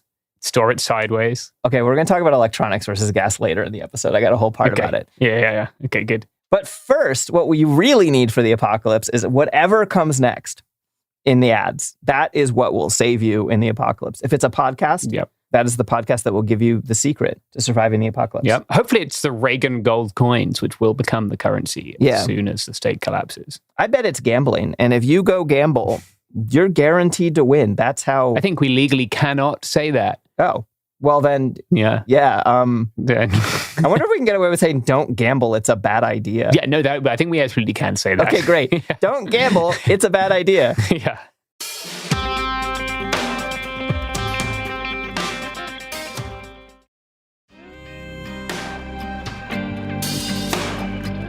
And we're back. The overall lesson was that some stuff is and was useful for everyone to have. And we're going to talk about some of that stuff. While other certain specialized tools and skill sets only made sense for some people to have. Not everyone needs to know how to repair a chainsaw or even own a chainsaw, but it sure proved to be a handy skill in this particular crisis. Asheville is easily an image of the climate crisis future. I think you and Robert got into that in the episode you did about this. Yeah, we spoke a little bit about how this is a vision of what's coming for a lot of us. Yeah. I'm basically doing me too. I couldn't be on the call because I was busy. That's what this episode is. No, but Robert and I have not been there. My house flooded when I was younger, but we were not there this time. Asheville is not, it is a somewhat remote part of the country in terms of its raw geography. Yeah. You're not getting into that city without taking steep curving freeways or flying into a regional airport. But culturally, and because of the level of infrastructure the United States provides, It is not an isolated city. It is a very much a modern and hip city with about, I think, 100,000 people. It had, I think, about 80,000 when I left a couple years ago, but it's been growing. Yeah. Partly because lots of Silicon Valley folks moved there to work remote, much to the sorrow of locals. Like everywhere else, those people moved. I know. And then I'm also like, I work remote and lived. I actually can't throw stones here. Yeah. I have lived here since I didn't work remote. Yeah. So fair enough. I'll take my stone throwing opportunity. Asheville is a very climate stable area. All of Appalachia is. And it's nowhere near the coast. There's not a lot of earthquakes. There are far fewer forest fires than there are out west. There were some forest fires that were there one of the years that I lived there, but it didn't impact my life the way it impacts my friends' lives who live out west. Yeah, out here. There are industrial accidents and there's occasional flooding, but no one had any reason to expect anything like this, except that all of us have every reason to expect something like this. Areas hit more regularly by climate disasters have protocols in place for those sorts of things. People in California pay attention to the fires during that fire season. People on the Gulf Coast track the hurricanes. And not that these disasters aren't disastrous, but they're expected. They're part of living where you live. Asheville, what happened there could be any of us at any time. So what was useful for them for prepping seems like it might be really useful for all of us. And most of what was useful is the basics. People I talked to were either real happy that they stored water or real sad that they hadn't stored water. With the storm coming, people filled up their bathtubs. One friend cut the downspouts on his house to direct them into trash cans. And now a week later, they still have water to flush the toilet. Yeah. And, if you're like super ahead of it, you've got your little rain collectors all the time, right? But yeah, worst case scenario, cut your downspout and throw a trash can there. Yep. Or anything else that's food safe. Yeah. Well, in this case, it's mostly water flushing. Oh, yeah. But yeah, it's funny, just as you mentioned this, like I was in a village I stayed in last week, didn't have running water, electricity, and that's exactly what they did. They had the person I stayed with had like a normal toilet, but they don't have plumbed in water, so they just collect rainwater and use that every time they want to flush it. Yeah. Every time I've lived off grid and don't have easy access to running water, instead of bucket flushing, I shit in a bucket with sawdust. Yeah. They, I think like there's a hole underneath. Oh, interesting. But you have to flush it to get it in there. I think this was like a status upgrade to have the physical toilet. Yeah. Yeah, no, that actually makes a lot of sense. Yeah. Some of the first water distribution centers that came online after the storm in Asheville didn't have water containers. And this is actually still the case as of recording. So people had to bring their own. One friend only had those big clear water jugs, the kind that you put into like a water cooler and like get refilled at the grocery store, Yeah. And these don't have good caps and you can't really bicycle with them while they're full. I've bicycled with one when it was full, but yeah. Okay. It's not a fun. This is where you need a long tail cargo bike, the ultimate prepper vehicle. Fair enough. I would argue jerry cans. That's my pitch instead of... Yeah. You can also get jerry cans. Or like the big opaque water jugs for storing water. But yeah, or even bags. What are bags? They're like MSR drum bags. Okay. I've used those before. Those are pretty robust. Oh, I've only seen little ones, so that makes sense that there's big ones too. Yeah, big ones for expedition stuff. I would argue that if you're thinking about getting the stuff, opaque water containers with good lids are more useful than the blue clear ones. But if you have access to the blue clear ones and that's what you got, go get them. Yeah. And many people lacked any containers at all. So the water distribution site was not as directly useful as it could have otherwise been. That's tough. One friend during the storm pulled out all the recycling and filled every jug with water and put it in the fridge, which did two things. One, it gave you slightly orange tasting water to drink for a while. And two, it added thermal mass to keep the fridge cool longer. And of course, storing more water, always good. Yeah. For the most part, most water people had access to had a boil advisory on it before it went out completely. Mm-hmm. Oh, you're a water filter expert. I want to talk to you about this. I was about to fucking dive into that shit. I was ready to go. Okay, hold on. All right. Yeah. Floodwater itself is generally, or at least it is in this case, too toxic to use a simple filter or boil at home. Things like pesticides are incredibly hard to get out of water. Yeah. And lightweight backpacking type filters, which overall are what I recommend for most things like Sawyer's and Life Straws, they don't really cut it, as from what I understand. From what I understand, the two methods that can work are the like fairly slow and like intense charcoal filters, activated charcoal filters, and then in-home style reverse osmosis filters, which normally I don't like, but for this it seems like they might. Yeah, you have enough power for an RO filter. Yeah, it's a nice touch. Also, if you get one, then your home appliances, if you live in a hard water area, which is a lot of the West, won't get fucked up by the calcification so much. Oh, that makes sense. I use a water softener on my well. Similar approach. But I like reverse osmosis seems like it has some advantages. Maybe I never liked reverse osmosis because when I first was looking into it, I lived off grid, and reverse osmosis creates a lot of wastewater. Yeah. And I was just like, all of this water was hard to come by. Fuck that. There are some filters that have an activated charcoal element. Specifically, the pesticide runoff and like industrial contaminants is something I have been really worried about in a couple of places I've been for work. You know, actually, I was somewhat concerned about that on a recent trip, the one in Panama, but it's not so much pesticides there as human waste and decaying human remains, which is pretty rough. But in Myanmar, that was a big concern before we went there. The MSI Guardian, I think, has an activated charcoal element, and so does the Camelback inline filter. Oh, interesting. Which is kind of a small one. Yeah. And what's really cool about that is a lot of them you can't replace, because the activated charcoal is, you can't backflush it in the same way that you can backflush a filter, right? Camelback will sell you just the actual activated charcoal element that you can then replace. I've got a few of them in a cupboard behind me. Okay. Yeah, but that would be what to look for if you're... but yeah, don't be just boiling it or just filtering it. And those are for like something like a soya. They're great for rainwater, but if you're filtering water, you want a fast-flowing, clear, like not a turbid or a stagnant water source or an industrially polluted water source. A fast-flowing, clear mountain stream, great. But like turbid, stagnant water with industrial pollutants, not so good. That makes sense. And so if you're listening to this in Nashville or elsewhere, I'm trying to think of what I'm like, I have some activated charcoal stuff, but I don't like it as much because I don't like disposable things. I'm like, but things that you can reuse are always better. Yeah, but for certain threat models, especially if you don't have the power for reverse osmosis. Yeah, and it's not that expensive. Yeah. The MSR ones, actually, that's what the US military issues to some of its, like, I guess, more special people. So sometimes they pop up on the surplus market pretty cheap. Okay. Yeah. And they have a bomber warranty. You can trash it and they'll replace it. Oh, hell yeah. I like that a lot of outdoors gear is like pretty, like, they'll stand by their products. Yeah, I keep trying to pitch this story, actually. But yeah, like I have an MSR quilt. This is not like an MSR sponsored episode, but I've used that shit on. It's a very small, very light, but like an ultralight quilt. I've used that thing literally on almost every continent in the world. Wow. And just through like it's down and through like my body's greasiness, my inherent oiliness, gradually the down, even if you take really good care of it, right, the down gets packed in. And had it for probably 6 years. I was like, fuck it, this isn't working anymore. Let me see if they'll do me a discount on a new one.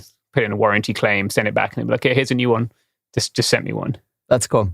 But yeah. No, I like that more outdoor stuff. I like people who stand by the shit they do. Yeah, and they also fix stuff, which is cool. Yeah. Like I like that, and they will ship you the parts to fix it. Cool. Which is, I feel less wasteful when that happens. Yeah. So, with food, this one's real simple. People were either glad they stockpiled food, or they were sad that they hadn't stockpiled food. Yeah, that's an easy one. One friend immediately took about half her stash of freeze-dried foods to distribute out to friends and strangers. Awesome. Most people I talked to did not have any real amount of backup power available to them. On any given street, I would pass only a few houses with generators running, which also, of course, takes gas or propane. Propane has the advantage of storing indefinitely. It has the disadvantage of being substantially more expensive per like kilowatt hour or whatever of power. Mm-hmm. Yeah. Probably more bulky too to store, right? Like per energy unit. Totally.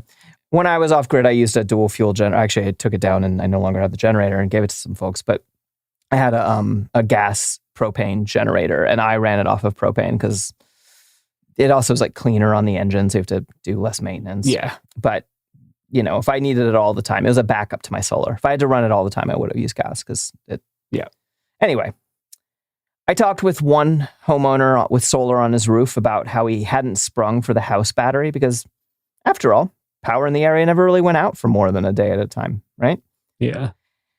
I personally delivered 2 solar generators, which just means like big old lithium batteries with inputs and outputs built in. And those would be my personal primary recommendation for people who want to run lights and charge phones and things like that during power outages for a while. Yeah. While gas or propane generators, more useful for keeping heavy duty appliances going like fridges. Yeah. I also passed out a couple different like portable or luggable solar panel setups that can charge phones or other devices. Sick. And there were some mutual aid folks going around and helping people with their solar setups. But overall, I didn't see as much of it as I expected. I expected to show up and there'd just be like outside the mutual aid stations, a big old foldable solar panel with a power brick. I think fewer people had that than I. Oh, wow. So what are you doing? To go buy? Oh, right. Because money is hard to come by. That's the reason. Yeah. You can make them yourself, save a little bit that way. But be careful with big blocks of cells and shit. Yeah. And like, I'm always trying to price out the difference between like, I build my own solar setups. Yeah. But I also like just get these solar generators sometimes. Until you're looking at like big systems, the price difference is not as dramatic as you want, you know? Because you're putting in a lot of time. And even like an inverter costs a fair amount of money. And so if you're building a big system, the inverter is like worth the expense, right? But if it's a little system, the little thing that has a built-in inverter, it's going to be cheaper. Right, yeah. And like the charge controller. Yeah. I was recently building one out for like leaving out for migrants. Yeah. Or having in the bed of my truck. So when I run into people and need to charge their phones, they can just do that without my truck being on. Yeah. And I ended up shoving a bunch of 12-volt batteries in an ammo can and hooking it up to a bunch of USB ports on the outside of the ammo can and then just bringing them home and charging them. That makes rather sense. than doing a charge controller and inverter. And it's not worth it. No, that makes sense. And honestly, like my van's off-grid setup is, I have the equipment to run it off my alternator or solar panels on the roof. I have a fuck ton of batteries in my van, so I just plug it in every couple of weeks and it's fine, you know? Yeah. Yeah, you end up doing. I've tried a bunch of the different solar panels. I use them when this company called Pale Blue that I used a decent amount. I left it with someone on a work trip because they needed it more than me. Yeah. Those are useful, but like if you're really trying to run anything big, you need a lot more solar panel than you're probably going to, carry around on your backpack. That's what I think people don't quite recognize is that like I used to have a pretty large array of 1,200 watts. And, I had to go run hundreds of feet of cable to put that in a field and build like a whole structure to hold it and get it to the right angle and things like that. Yeah. And even then, in the winter, I ran the generator. And this is to keep my laptop and a little tiny, super efficient fridge going. Right. And some other stuff, right? But like, solar is not space efficient. It's not going to do what you think it does because it's not going to do what it's advertised to do, but it'll keep your cell phone alive. Yeah, which is important. Or if you use a satellite communicator or something, then keep that charged. Yeah. With gas, one friend usually keeps her car half full of gas, but forgot that week because she'd been driving so much and started the crisis with only 1/8 of a tank and was extra stuck. Oof. You need to have a gas can if you want to drive out of the city and get as much gas as possible, of course. You can store gas in a good container for a while, but it goes bad after 3 to 6 months. You store gas that way, so you should set an alarm for yourself. This is kind of telling myself. I have like gas cans where I was like, I should store some gas. And then I'm like, oh wait, how long has that one been there? Yeah, crap. Now what am I do with it? Yeah. You have to take it to real specialized places to deal with it. Yeah, it's hard to get rid of it once you let it go bad. And so an empty gas can actually would have done people in Asheville a lot of good. A full gas can, even better, right? Yeah. But honestly, full tank of gas in your car, better than a full gas can. Yeah. Empty gas can allowed people to leave and go get gas because they were not, civilization didn't end. Civilization ended a 90-minute radius, Yeah. So you can set an alarm for yourself if you're going to keep full gas. And then you put it in your gas tank and then you go refill it again. And then you get annoyed about doing this and then you stop doing it. And then an apocalypse happens and then you're really annoyed that you forgot. Don't ask me how I know. Just if you have the money to not let your vehicle get below half full, you'll probably be fine. You can get a long way on a tank. Well, it's about when you have the money is an important part. Yeah. But at the end of the day, it does not cost you more money to keep your gas tank at half full. Right. No, it doesn't because unless you're driving a long way to get the gas, but like you're still driving the same amount. You're just stopping off a little more. Yeah. Empty gas cans ended up crucial. And people who stored them were glad, and a lot of them were donated immediately. Volunteers collected gas cans and drove the 3-hour round trip to fill them up with gas several times a day. You should learn the range of your vehicle. Newer cars will tell you automatically, but if not, it's not super hard to figure out your gas mileage. You have to look at your mileage when you fill it up and do some division and shit. And find out the size of your fuel tank and your gas mileage, and you'll know whether or not you have enough gas to reach an area. Especially if you're doing disaster relief. You never want to do disaster relief if you can't get out of the situation yourself, because then you're a fucking asshole, because then you are just actually another person who needs relief. Communications, as this show covered last week, were one of the hardest hit areas of preparedness in this crisis. There were ham radio operators doing stuff, but a lot of my activist and anarchist friends with Baofangs, which are these cheap ham radios, struggled to get them to work well during the storm due to the mountains, water in the air, lack of repeaters, and frankly, that ham radios are really goddamn complicated, and not everyone has fully up on exactly how it works at that moment, right? Yeah. And this has put a fire under them to get better at it, but especially in the mountains, repeaters need to be a part of a radio communications plan. People with satellite phones were some of the only people in communication at the beginning. I was curious about and did not find any information about whether or not the new iPhone satellite texting.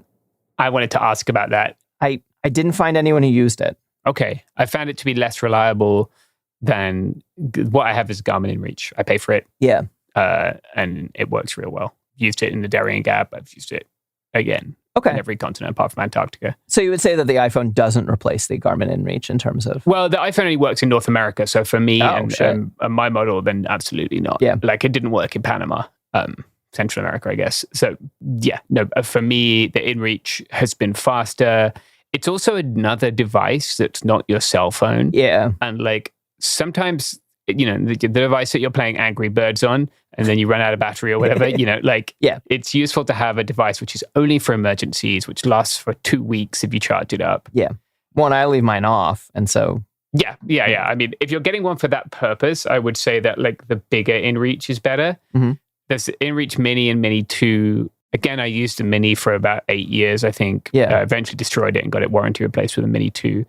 The bigger one allows you to type on the device. The Mini 2, sending any kind of message without a cell phone to do the input is a real bastard. But this, it's just like, remember when you used to do predictive text and you do like 1 was ABC, 2, it's like that. Okay. Yeah, I have the InReach too, and I've only proof of concepted it. I'm often driving around places where I could break that down in the middle of nowhere. Actually, I broke down yesterday about 3 miles from where I lose cell service in the mountains that I live in. Oh, that could have been rough. I know. I also broke down in an auto mechanic shop. I got real lucky with what was otherwise a real bad situation. If you're getting an InReach Mini, this is my soapbox, don't trust the crappy little carabiner it comes with. Buy a small locking. DMM makes a tiny locking carabiner. It's an important thing. To lose it because you didn't want to spend $10 on a carabiner would be a bad day. Hey, you mentioned this. I'll end up doing this because I trust you, because you use yours more than mine. Mine just is like clipped to my hiking bag, but it hasn't. Yeah, inherently an unlocking and non-locking carabiner, you want to be using a locker for something that's like an essential safety. No, that makes sense. Thread lock the little, it uses, I think, a Torx or an Allen. Thread lock that bad boy in. Okay. You're good to go. I know that Starlink doesn't work very well during storms. There's this method of internet called Starlink that's owned by someone who I don't like and wouldn't like me because I'm a trans person. Mm-hmm. But Starlink is not incredibly reliable during storms. I know that because I live remote and use Starlink. I'm talking on Starlink right now. It does not work great during storms. But after the storm passed and when cell service was still out, a restaurant with Starlink was where many people first were able to reach their loved ones. That's cool. And so that is a thing to know. It is a fairly reliable service, frankly. Yeah. Same deal in the Darien, actually. That's how migrants are first able to contact their loved ones and let them know that they're safe. Yeah. There's an indigenous village where someone has a Starlink. Unless you personally piss off a particular billionaire, in which case he will personally turn it off for you. Yeah, great. Everyone I talked to had a regular AM, FM, weather, blah, blah, blah radio at home, which is great. Yeah. People should have radios in their homes. Radio was the main mechanism that the city used to broadcast information about various threats, like evacuations of regions threatened by the destruction of dams or the contamination in the water. However, how you charge them is, I fortunately had some D batteries in my van to give to someone because... Oh, wow. That's old school. Yeah, no, yeah. Some of my stuff I brought in case someone I knew needed, and some stuff I just brought to give away. Yeah, okay. And my stash of batteries was just came with me in case anyone needed, Yeah, you can get wind-up weather radios. I have one. Yeah, no, totally. That's actually, I dislike most all-in-one gadgets for survival, but the wind-up radio with the little shitty solar panel is one of the ones that I'm no, that's, they're $30 to $50 and they work. Yeah. And you don't need much power to listen to a radio, No, there are whole parts of the world where wind-up weather radios are how people get their information. Yeah, it makes sense. For travel, most people still got around by vehicle, just with limited gas, though I saw more than the usual number of people walking or biking, pulling trailers or wagons. As a general rule, consider floodwaters to be impassable and do not attempt to drive through them. Interestingly, electric cars do better in floods than gas engines because if water gets into the air intake of a gas engine, the engine will stall. And usually it's people with giant pickup trucks who overestimate the capabilities of their vehicles who go out and do this. Yeah. When I got my truck and I was I'm a prepper, I'm going to get those bull bars or the, front cage things or whatever. Grill. And then I looked into it and I read about it and they just murder people. Yeah. As someone who rides a bicycle a lot, those things do not like. It's already bad that pickup trucks are so gigantic, but if you add one of those things to the front of your car, front of your truck, you're just going to, and you have to think about it. Are you more likely to need to push broken down cars during the end of the world or accidentally hit a pedestrian with your vehicle that is taller than a child? Yeah. And I would guess for most people, including me, I am more likely to accidentally hit a pedestrian. So I ran that through my cost benefit analysis and I do not have one of those things on my truck. Yeah. I could imagine a world as low on my list of priorities. One day I'm going to get one and I'm going to keep it in my garage. And then it's and the world has ended and I'm going to put it on my truck in case I need to push cars out of the way. Yeah. With the 350 miles I can drive my truck before it's useless. Yeah. Yeah. Using all that gas that you stored. Yeah, exactly. That totally lasts a long time. Yeah. Anyway, one of the problems with electric vehicles with flooding that I think we're starting to see, I think these videos were from Asheville, but I'm not certain, is that electric vehicles, if they are underwater for long enough, especially with salt water, this is less of a North Carolina and more of a coastal thing. Yeah. The salt water can cause fires if it hits the battery long enough. Don't drive through flood water. And floods in the mountains are particularly fast moving as compared to coastal area floods where the water might be still and staying around. Mm-hmm. Yeah. On the other hand, fast moving flood water goes away faster and on its own. Yeah. So yeah, with gravity. Don't cycle through it. I've cycled through a couple of rivers. Once in Iceland, it just picked up the bike from underneath me. And it not an optimal situation actually to be swimming down a river chasing after your bicycle in Iceland. Yeah, I don't want to do that. Yeah, avoid. Famously warm place, Iceland. Yeah. Mm-hmm. Only 100 kilometers from the nearest place I could re-warm myself. It was a great day. Roads were washed away in many places, while many, many more were blocked by downed trees. Improper chainsaw use is one of the leading causes of injuries and disasters. Oh, I bet. Proper use of chainsaws has been absolutely essential, although there were reports of people who self-rescued with handsaws. Damn. And, boss. Yeah.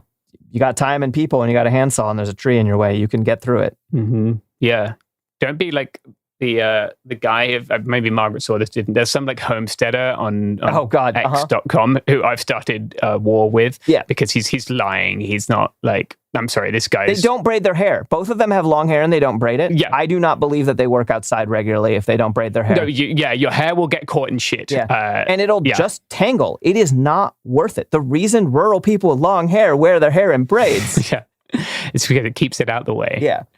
Yeah. I would say that if you have a saw, keep it in reasonable condition. The old saw that's been kicking around your shed and is rusty and blunt. Yeah. Likewise the old chainsaw. So don't be dragging that out. Yeah. You haven't used it for a while. That said, one of the things I was expecting but wasn't true. Yeah. Because I brought down a generator that I didn't know if worked, right? And I was like, what a jerk move. Because if I was going down to there's like 10 people and I'm like, don't worry, I'm here to rescue you. I've got a generator. I don't know if it works. That's not so great. Yeah, right. There's 100,000 people who live in Asheville. There was the Asheville Tool Library and the Western North Carolina Repair Cafe holed up outside the Anarchist bookstore fixing generators and chainsaws. Oh, awesome. Yeah. Hero shit. And it was great. Of all the various generators people brought, I was like, I don't know if this one works. And they added gas and it worked. And so I was like, I brought the best shitty generator, you know? Yeah. But no, sometimes those things can be handy and knowing how to fix things is always useful. And there are people around with more specialized skills. You don't have to learn to do everything. No. For example, chainsawing is a specialized skill. I own a bunch of devices that are scary and dangerous, and some of them are guns, and one of them is a table saw. Yeah. And the chainsaw is the most likely to hurt me. Yeah, for sure. And I've been to a chainsaw class. I'm very glad. Cutting a downed tree is an entirely different skill than cutting a live tree or a standing tree because of the way that tension works. And I cannot teach you this over, well, you might already know it, but don't listen to a podcast to learn how to do it. Go to a class. Yeah, pay someone to teach you and get the right protective stuff. Like, yeah, absolutely. Proper protective trousers and things. Yeah.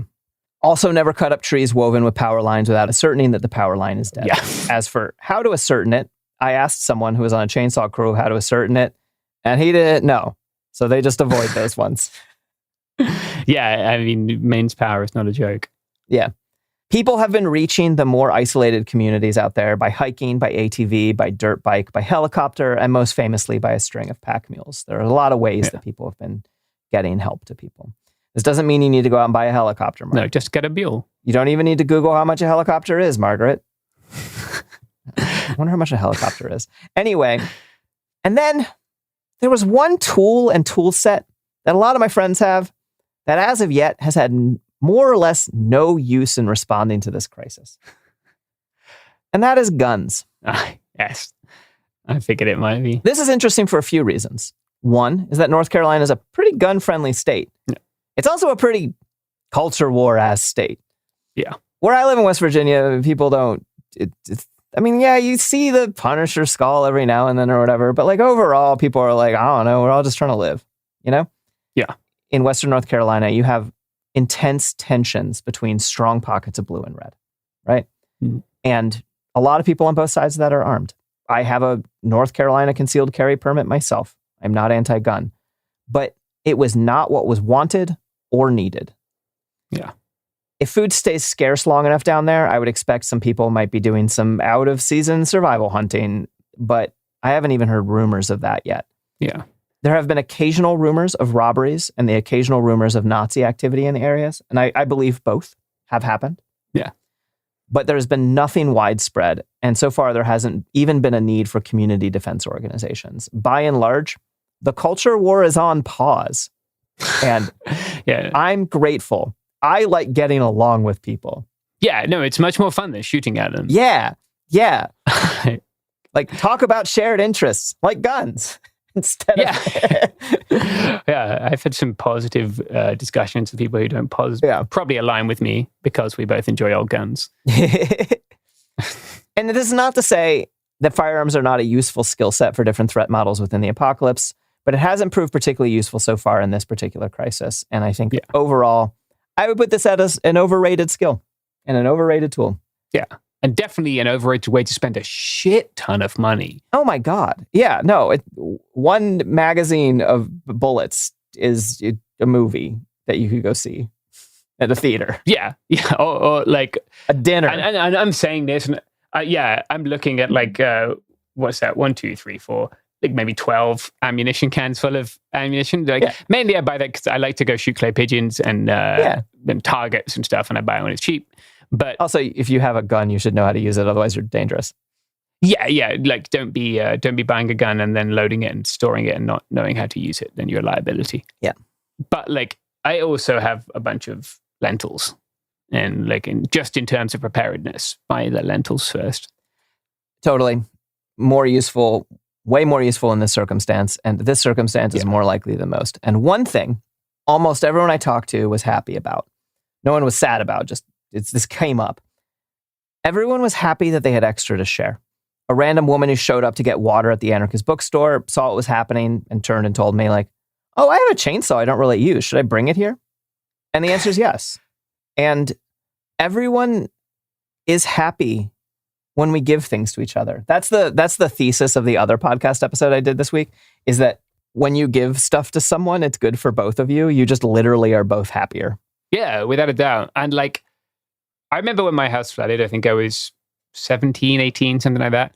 My little sister and I were at home. And I remember at first being like, oh no. Back in the day, you know, we had a TV that was relatively flat. It's probably 6 inches thick still, you know, but we thought it was shit. And then being like, oh no, this TV that was so cool is being destroyed. And then immediately being like, my neighbors are in their 80s and fuck the TV. Yeah.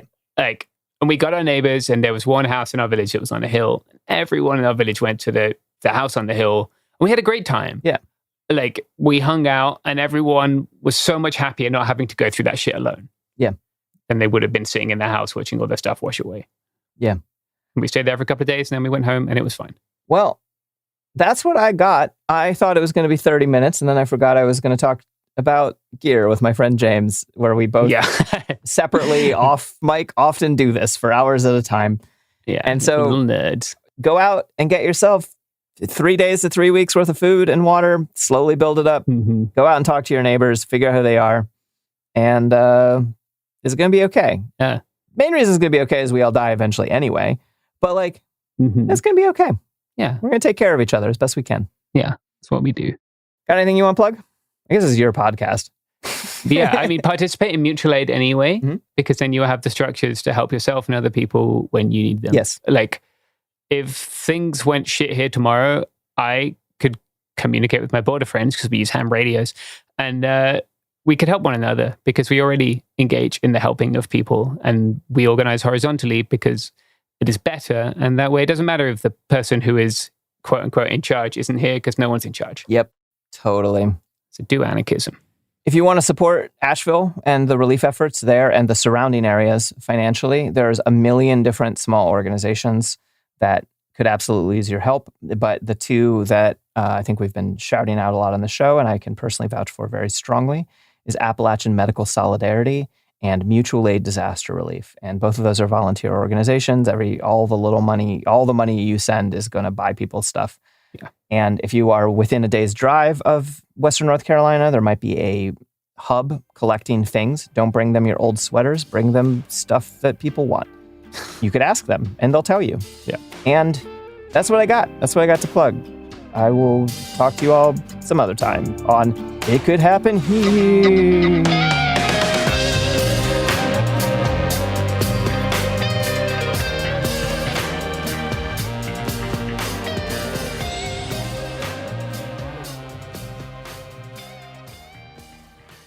Usually on This Podcast Will Kill You, we talk about the diseases, infections, and biological threats that can make us really sick. But right now, we're doing something a little different. We're stepping back and looking at what the human body needs to keep going.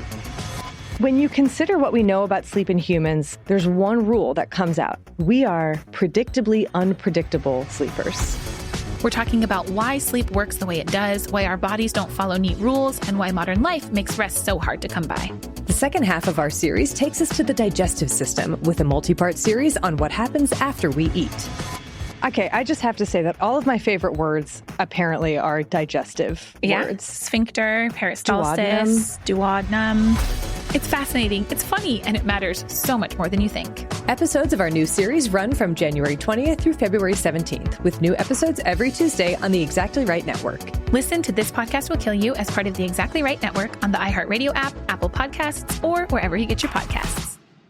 You know Roald Dahl, the writer who thought up Willy Wonka, Matilda, and the BFG. But did you know he was also a spy? Was this before he wrote his stories? It must have been. Our new podcast series, The Secret World of Roald Dahl, is a wild journey through the hidden chapters of his extraordinary, controversial life. His job was literally to seduce the wives of powerful Americans. What? And he was really good at it. You probably won't believe it either. Okay, I don't think that's true. I'm telling you, the guy was a spy.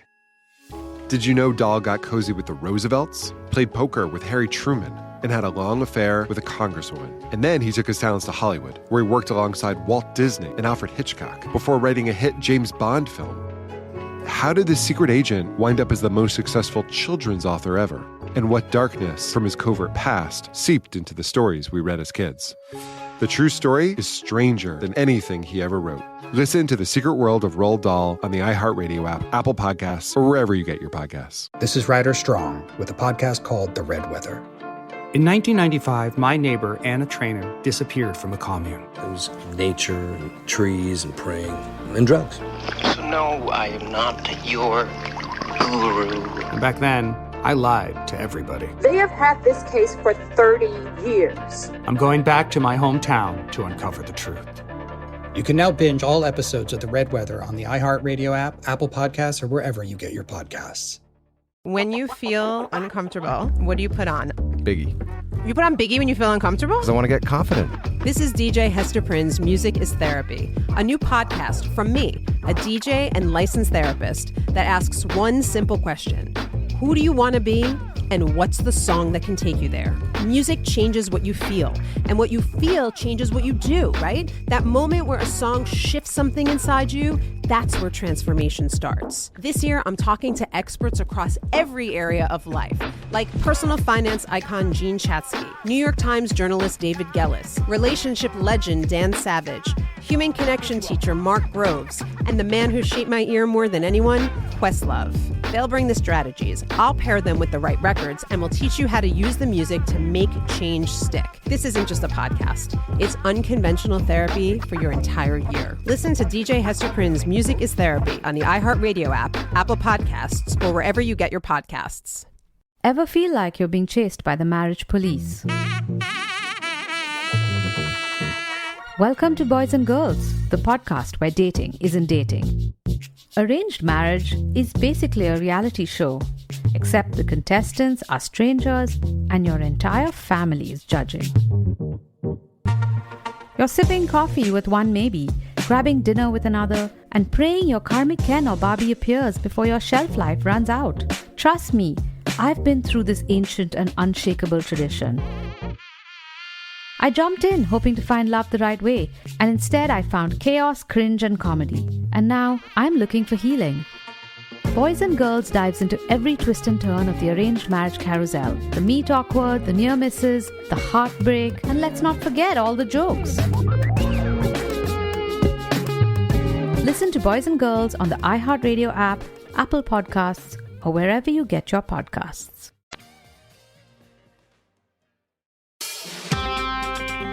Welcome to It Could Happen Here, a podcast about ICE training death squads, I guess.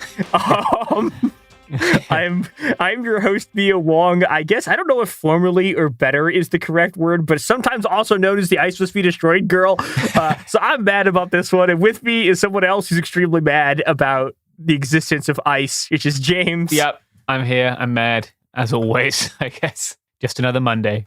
Yeah, this shit sucks. This does suck, yeah.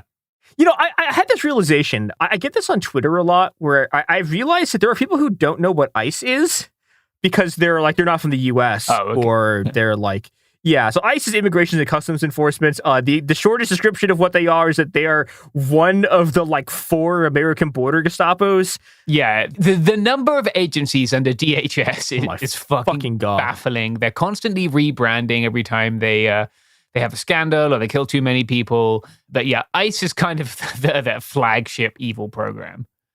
Yeah, and they do raids on fucking houses. They do raids on businesses. They suck. If you vaguely remember, there was a whole bunch of protests in 2018 over this stuff, and that was mostly anti-ICE stuff. Yeah, if someone's getting deported, it's ICE for the most part doing it. Yeah. They also run detention centers where people go, they work with Jeff Bezos on deporting people. Oh my fucking God. Okay, I just remembered a story. I had a flashback to standing in a protest, a very, very large protest in 2018.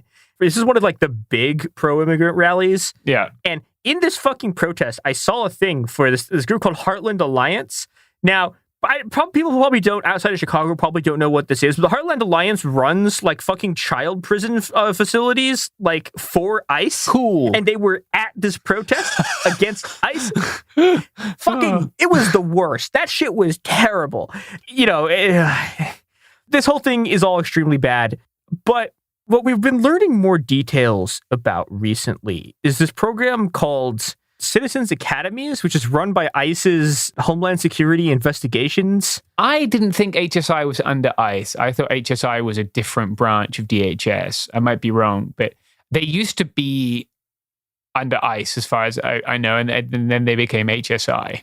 Okay, I might be wrong about that because the stuff that I was reading was saying that they are still part of ICE, but they might not be. It's also possible that it literally has gone back and forward multiple times in the last, because these bureaucratic things fucking suck. But HSI also does, like, a lot of the times there's some of the people who, like, do, like, physically the people on the ground doing a raid will be HSI. Yeah. Like, fucking stormtroopers or whatever. Yeah, they do arrests. Yeah. Often they appear in, like, these joint counterterrorism task forces, like especially when they're doing stuff with like drugs and that kind of thing. Yeah, these civilian academies are, I think, really the only way you could describe them, even though this is not how it's being described, really, is that they're training random people to, like, become death squads. Yeah, it's what's interesting is, like, the protests that you talked about seem to have been the sort of reason that they started this program, right? Yeah, we need to rewind this a little bit because they started in the U.S. as a reaction to those protests, like specifically as like a PR thing. But the original versions of these programs started in Puerto Rico under Obama. Look, we don't give Obama anything like enough shit, right? Like, fucking Obama just, like, in terms of killing people, in terms of deporting people, fucked up human being. Yeah, he was the deporter in chief, and like part of what's sort of brutal about the Obama administration is, like, a lot of his support had been from, like, the huge undocumented movement, sort of, like, peaked in like 2006, and he comes in on this and then just fucking deports everyone. Yeah, as Democrats do every time. Yeah, we're seeing this again with Biden, right? It's like it's the same sort of process. And under Obama, these programs start. They're specifically, as you're talking about, they're specifically supposed to be these, like, training programs are supposed to be for community out. Well, okay, so this is one of these things where it's like, this is what they say that it's for. And given what they're doing, I don't know how much I believe them. What they say that it's for is it's because there's been all of these anti-ICE things. Like, I mean, there's lots of people who now are like, don't say shit about ICE, who like AOC hasn't fucking said anything about abolishing ICE in like half a decade, right? And she ran on that. Yeah, of course she had. Because of how powerful those social movements were. I mean, there's like Shane McHugh or whatever the fuck guy whose whole thing was abolish ICE, and then he became a Democratic staffer, and now he never talks about it again, and he's like my absolute mortal nemesis, who, like, I will face at the end of days. I will destroy his fucking traitorous ass. Yeah, many such cases. But yeah, like, and I think probably peak, like, anti-ICE sentiment was in the Trump era, right? When people started to look at immigration as the way that, like, people of immigrant communities and diaspora see it, right? Which is this thing that tears families apart, that destroys communities, that rips children from their parents. Yeah. And people obviously recognized it was bad. And then Biden got in, and the Democrats had to do this, like, kind of cover your eyes and turn away thing where they continue to do the same shit. Kids in cages are good now. Yeah. Kids in cages, great. Democratic kids in cages, incredible. What if no cages? What if we just leave them out in the fucking mountains and James and his friend have to feed them beans all winter? Yeah, but the thing is, in 2017, 2018, it's not entirely clear that the Democrats are going to swing that way. No. And so you get these programs, and what's interesting about them, and a lot of this is coming from, there's a very, very good piece by Mauricio Guerrero in Documented, who got a bunch of FOIA documents about this program and what they were actually doing. Yeah. And one of the things that he discovers about this is that it's like a lot of rich guys. Mm-hmm. Like it's some of them are like really rich. It's a lot of like bank employees. Yeah, that was a funny one, wasn't it? I guess kind of it got through like that little social circle or whatever. Yeah. And like there's this sort of feed-in program that sends people into this. And I realized I had vaguely known about these, but didn't quite understand how bad it was because we didn't have a bunch of the documents we have now. But this was a big thing in Chicago in 2021 where there was a proposal to open one of these things. These like training centers for these like fucking people. Oh, yeah. And, 2021 was still in Chicago. There was still like like there's some protest stuff going on because, I mean, there's, you know, like 2020 hadn't quite faded yet. And there was also like our cops. We've talked about this a couple times on the show, but like shot a fucking 14-year-old, like, yeah, just fucking murdered him cold blood. And the protests were bad enough that like even Lori Lightfoot was like, like, fuck this. Like, this is Trump ICE stuff. We can't let them do it. Yeah. This was back when like these people, like the Democrats were sort of pretending that they didn't like all of these like federal deportation machine things. But the things that we have now are, we have the actual, this is like, I think one of the probably most valuable part of this whole thing is that we actually have a bunch of the documents now of what they were showing people. Yeah. I'd love to see the fucking FOIA fight for this, because I have FOIA'd the Department of Homeland Security a lot. And getting any, like, I have a FOIA out right now regarding the CBP-1. And the fact that it doesn't work on non-Apple phones, and that they very clearly know this, right? Like, if I know it, they know it. And I would love to know if that was from the outset that they knew and they just didn't give a fuck. Like, I would like to see those emails regarding it doesn't work on Samsung. I think they got it from a court order. Okay, so they went to court to get. Yeah. Every, like, people. The Freedom of Information Act is great. It only works if you have a lawyer who's prepared to sue over it. Like, that is. Especially with DHS, you're just not like, I've got stuff that I filed in 2020. They'll just kick can down the road. Like, I'm not going to get it. But yeah, kudos to them for doing it. Yeah, it's so hard. If you are a First Amendment lawyer, hit me up. Yeah. But okay, so the shit that's in this, one of these things, the first page of this is maybe the most deranged chart I have ever seen in anything, which is it is a picture of a naked human body, is the front and back of it, right? Yeah. And they've labeled all of the parts of the body by and they've been, so we only have a black and white version of this, but they've been labeled by how effective it is to hit someone there with a baton. Yeah. And they're like green in the actual document. They're green, yellow, and red, I guess. And then it says, like, reasoning for the red one, I'll just read it. Highest level of resultant trauma. Injury tends to range from serious to long-lasting rather than temporary, and may include unconsciousness, serious bodily injury, shock, or death. So I guess, like, it's saying, like, don't hit them in the red area.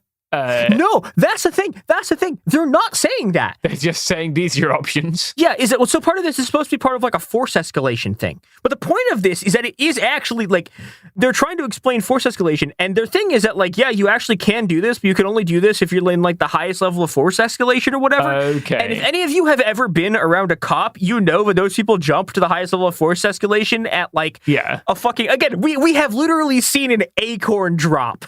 And it caused people to do this, right? And so what they're teaching these people, and this is like, I think, like, genuinely horrifying. It's like, yeah, they are teaching these people like the specific technical details of how you like fucking maim someone with a baton. Yeah, I remember reading the force escalation. This is, and they actually did physical training, right? Like, I think they did weapons training. Yeah. I think they did a bunch of simulation kind of exercises. And then if you scroll down, this is like a PowerPoint for those listening at home. They gave an overview of like use of force to include a bunch of Supreme Court cases. I think they're Supreme Court cases. They're certainly, Supreme Court cases about use of force. None of these apply to you as a civilian. You know, like, unless you're a sworn law enforcement officer, I guess I'm not entirely sure like what the use case for civilian baton training is, aside from like, well, I mean, my guess, and this is the way I've been like sort of looking at this program, is that this is a thing partially being designed for PR, but it's partially also being designed to create paramilitaries that if you're in a situation like 2020, but about the border, for example, you suddenly have all of these people that you could just fucking call up. Because like part of what's going on with this too, Rick, you remember like, actually, I guess it is, funnily enough, like we are the only 2 of the 4 hosts who didn't end up having to deal with fucking BORTAC getting deployed in Portland in 2020. But BORTAC is Border Patrol's like SWAT teams, basically. Yeah, their stated reason is like, oh, so this is so you understand what it's like to like be one of these people. How hard it is to be a cop, and but like I think the actual reason again is so that you're training a bunch of people who you can just sort of call up and be like, we need a bunch of people to come like fucking obliterate a bunch of like protesters or whatever. Or help them do mass deportations. Yeah. Which is another thing. Because like part of what this is too is like they're teaching them to do like raids on houses, right? And like how to like physically fucking deport people.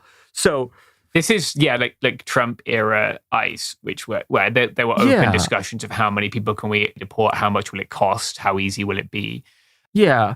And like right now, like Trump is like one of his big things is mass deportations. But I think people don't realize that the only reason that this stuff didn't happen under Trump was that pushback to it was so enormous that like there are Democrats now who are screaming about the border who in like 2018 were like sanctuary cities, ICE can't do raids here, and sometimes that was true and sometimes that wasn't. Yeah. But like there was real systemic pushback to this, and I think like we're heading to a place where there isn't the kind of reaction to this anymore, where this can get really, really scary really quickly. And these are the kinds of programs that you would need in order to just do actual mass deportations. Is that like ICE doesn't have enough people. Like they have a lot of people, but they don't have enough people to deport like several million people. You need people like this. Yeah. And the scale of this program was kind of small, but this is something that can be scaled up, right? Yeah. To train extremely large numbers of people like fairly quickly. Yeah. You know what it reminds me of, Mia? Products and services that support this podcast. It does, yeah.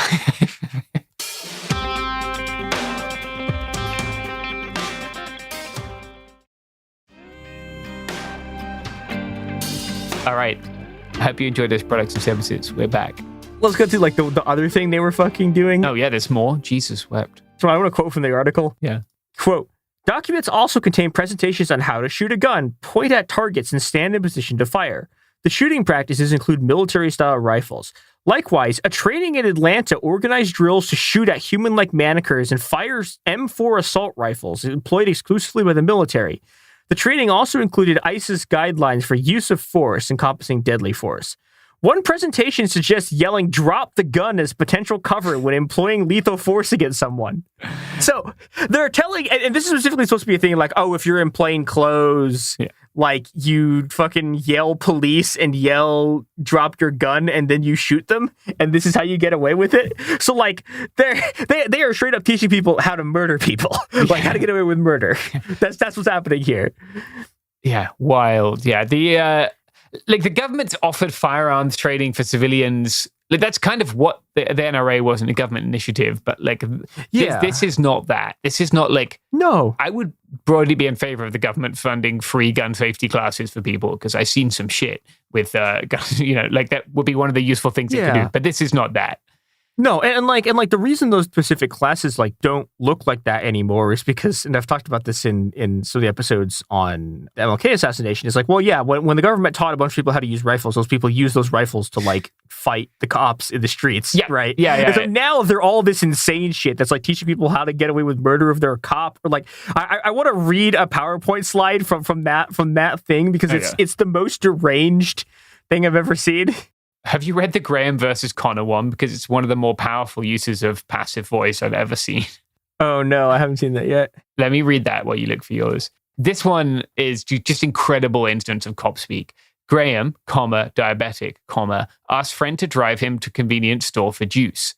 Good, like, cop sentences here. Ran in and out of store, officer observed the suspicious activity.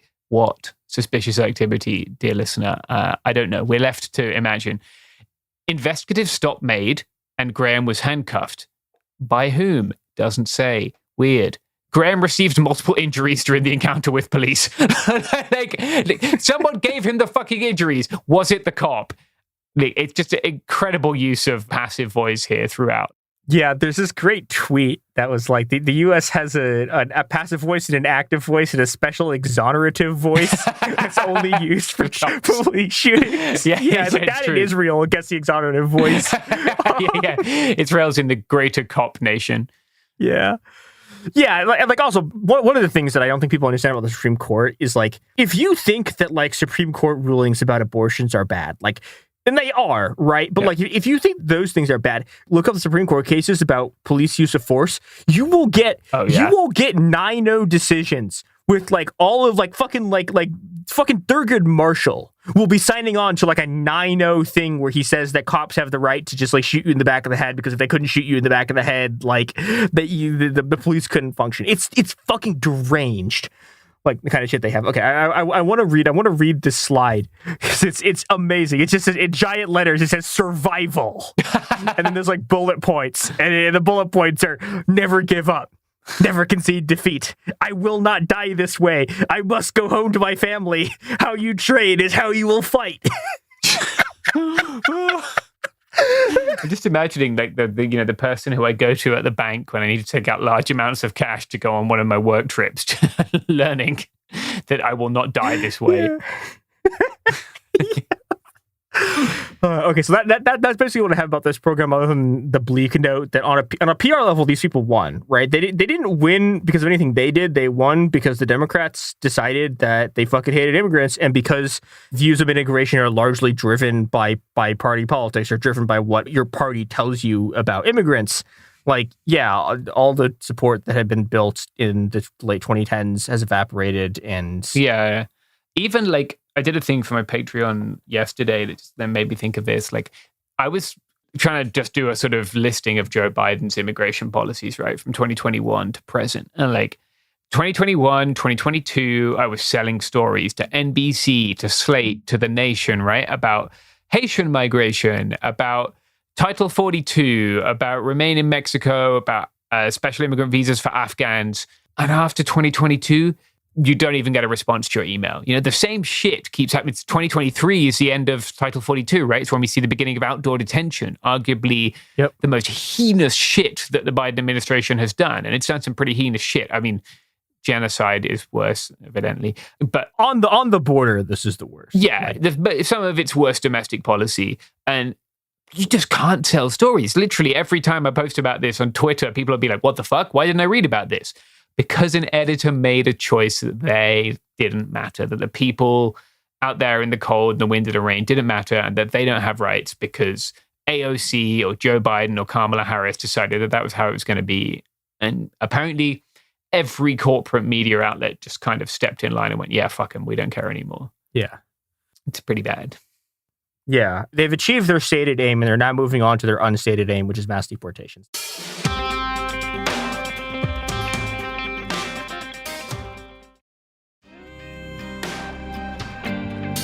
All right, we're back.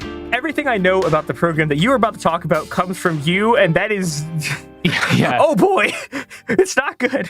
All right, so I'm going to read you a small story, Mia, and then we're going to talk about whether or not it's a good idea for the Border Patrol to have programs for children. Okay, I'm going to give a content warning for sexual assault of children. Yeah. Just in case you don't want to listen to this. In August of this year, Aaron Mitchell, a former CBP agent, was found guilty of a federal civil rights violation and also kidnapping. On April the 25th, 2022, in Douglas, Arizona, Mitchell found a 15-year-old girl waiting for school to begin. And for this next part, I'm just going to read directly from the Department of Justice presser. He introduced himself as a law enforcement officer and asked for her papers. Next, after flashing his police badge and credentials, Mitchell ordered the child into his car and explained that he was taking her to the police station. Oh, no. Instead, Mitchell drove the car miles away from her school, pulled over, and restrained her hands and feet with 2 pairs of handcuffs. The victim testified that, after being handcuffed, the defendant told her to do everything he said because he didn't want to have to hurt her. I'm not going to describe the next part in detail. He repeatedly sexually assaulted this young woman fucking Christ. in his apartment, then returned her to the middle school where he had abducted her and reminded her not to tell anyone. Fortunately, she immediately reported the abduction to her friends, family members, and multiple law enforcement agencies. During an interview with the police, the defendant exclaimed that the victim had better hope I don't get out of here. Which is an insane thing to say when you're being interviewed by the police. Yeah. He also Googled several times for how long does it take to smother someone. And he Googled a lot about sexual assault, how to stop someone from screaming. It's some of the darkest shit you're ever going to read. Yeah. Oh, my God. This is one of the relatively few instances of a Border Patrol agent actually being convicted of sexual assault. Sexual assault is a massive fucking problem in the Border Patrol. And the fact that it's such a big problem and people get away with it is why we get shit that is horrific, like the incident that I've just related to you, right? Yeah. In 2019, I don't know if you remember this, but there was a ProPublica thing about this Facebook group, which had 9,500 agents in it. The Facebook group, they posted videos of migrant deaths, dead children, and rape fantasies, as well as doctored images, including images of AOC. At the time, Carla Provost, the Border Patrol chief, condemned the group as inappropriate. Shortly thereafter, The Intercept revealed that she had been a member of it for years. Yep. Just classic stuff, right? Like, yep. Border Patrol has consistently failed to hold its officers to account for rape. Yeah. And like, if you want to read more about this, Jen Budd, she's been on the show before, is the person to go to about this. I'm also going to include in the show notes links to a story about a Border Patrol agent who was sexually assaulted at the academy, which I know is a thing that is not unique to her. This is a problem. Yeah. Border Patrol is 95% male at this point. They call the women the fierce 5%, but it's probably the most like gender biased of the federal agencies. Like Border Patrol agents, by and large, like do not do well around women. And this is something I've observed. This is something other volunteers have observed. Like it's such a like masculine agency, I guess, and they just don't encounter women in a professional capacity very often. So I think with this in mind, I want to talk about the Border Patrol Explorers, right? It's a youth program that teaches kids the skills of a patrol agent from as young as 14. Jesus fucking Christ. Yeah. What's really weird, there's been very little coverage. The two places I would send people, these will be in the notes, would be Morley Music, wrote a really good piece in The Nation, and Todd Miller's book, Border Patrol Nation, which is a book that everyone should read, I think. Really like details the beginning of how Border Patrol became what it is today. Those are really two of the very few places you'd read about it. The training that they do is insane. They'll learn firearms drills. They learn to do checkpoints. They learn to make arrests. I'm going to read from an interview from Molly Music's piece. Fabian explained why his post would practice shooting. Sometimes, and then this is in like parentheses, undocumented migrants are not compliant when we find them, he said. They paid all this money to get here to start another life. They're just not going to give up when they see us. Some would fight back. Some would be compliant. Maybe they try to kill you or threaten you. Sometimes they pick up an element, a rock lying around, anything, and that can be used to kill you. This is not stuff that 14-year-olds should be reckoning with, right?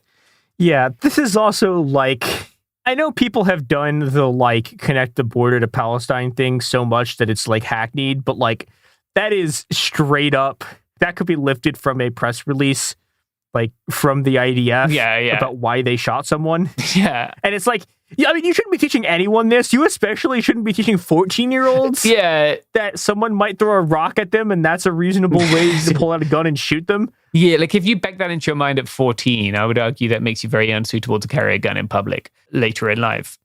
Kids start out by doing this kind of boot camp style academy.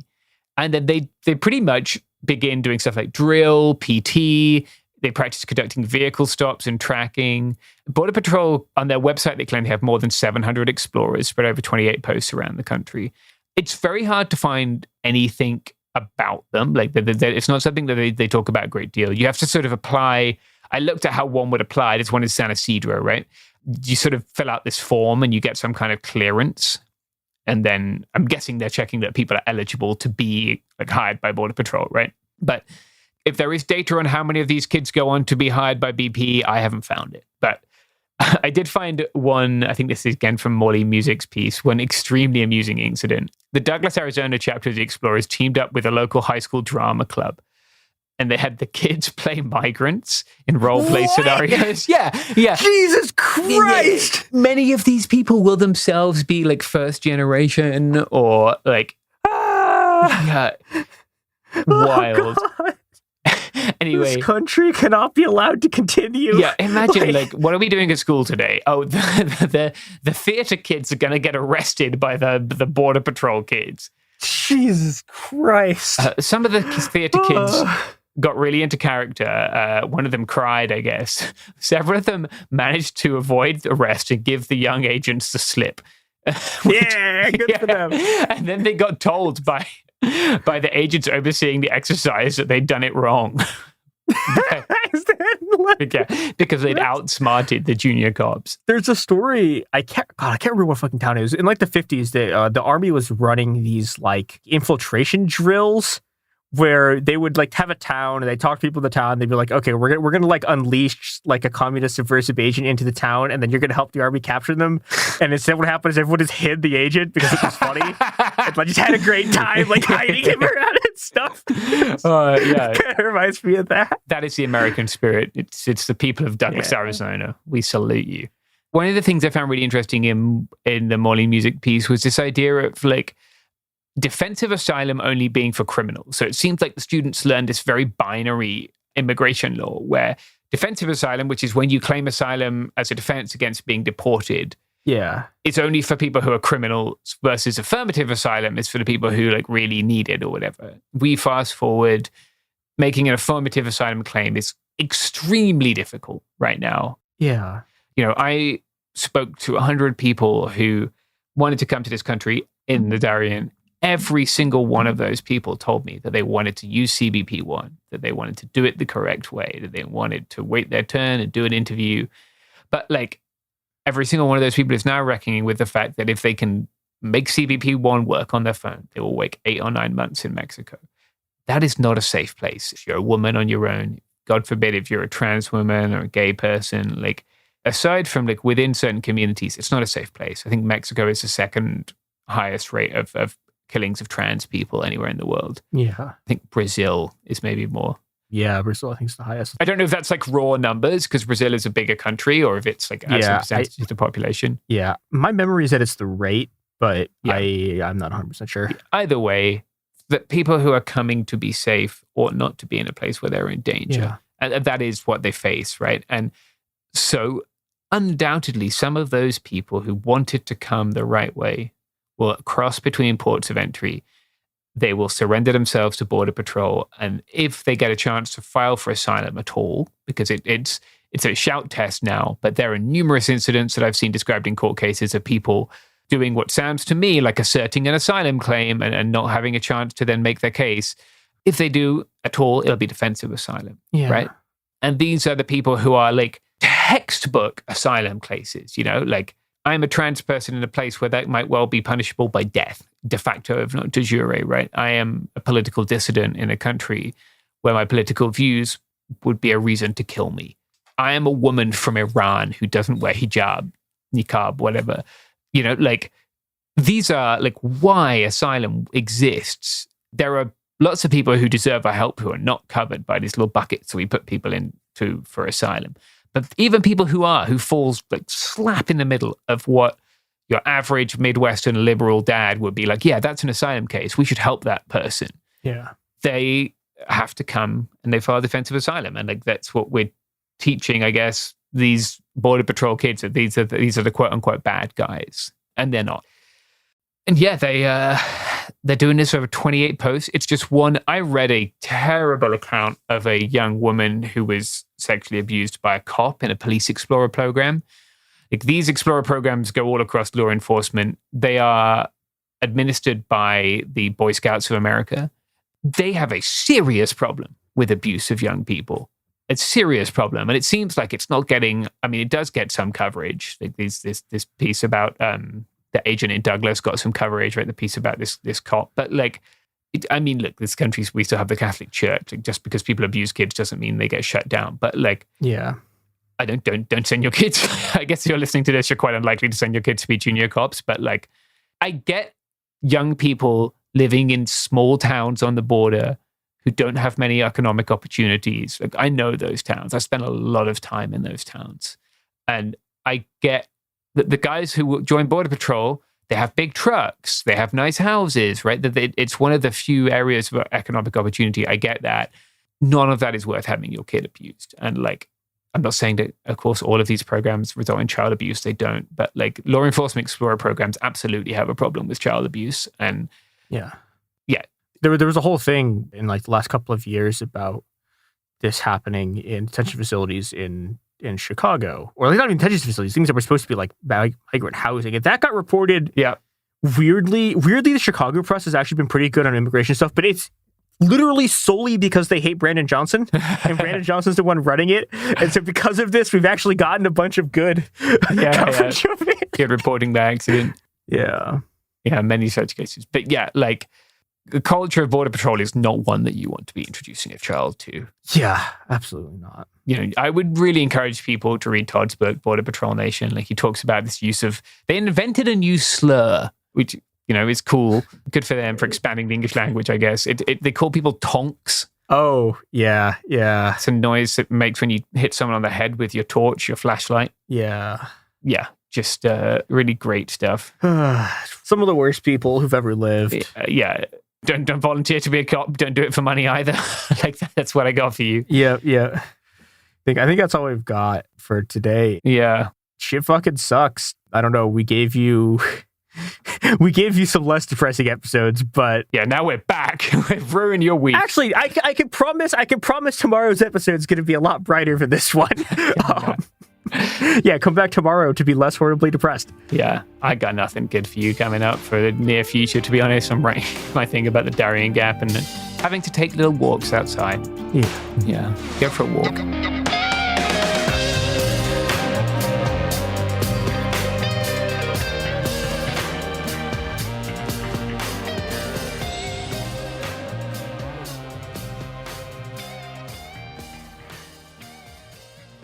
Usually on This Podcast Will Kill You, we talk about the diseases, infections, and biological threats that can make us really sick. But right now, we're doing something a little different. We're stepping back and looking at what the human body needs to keep going.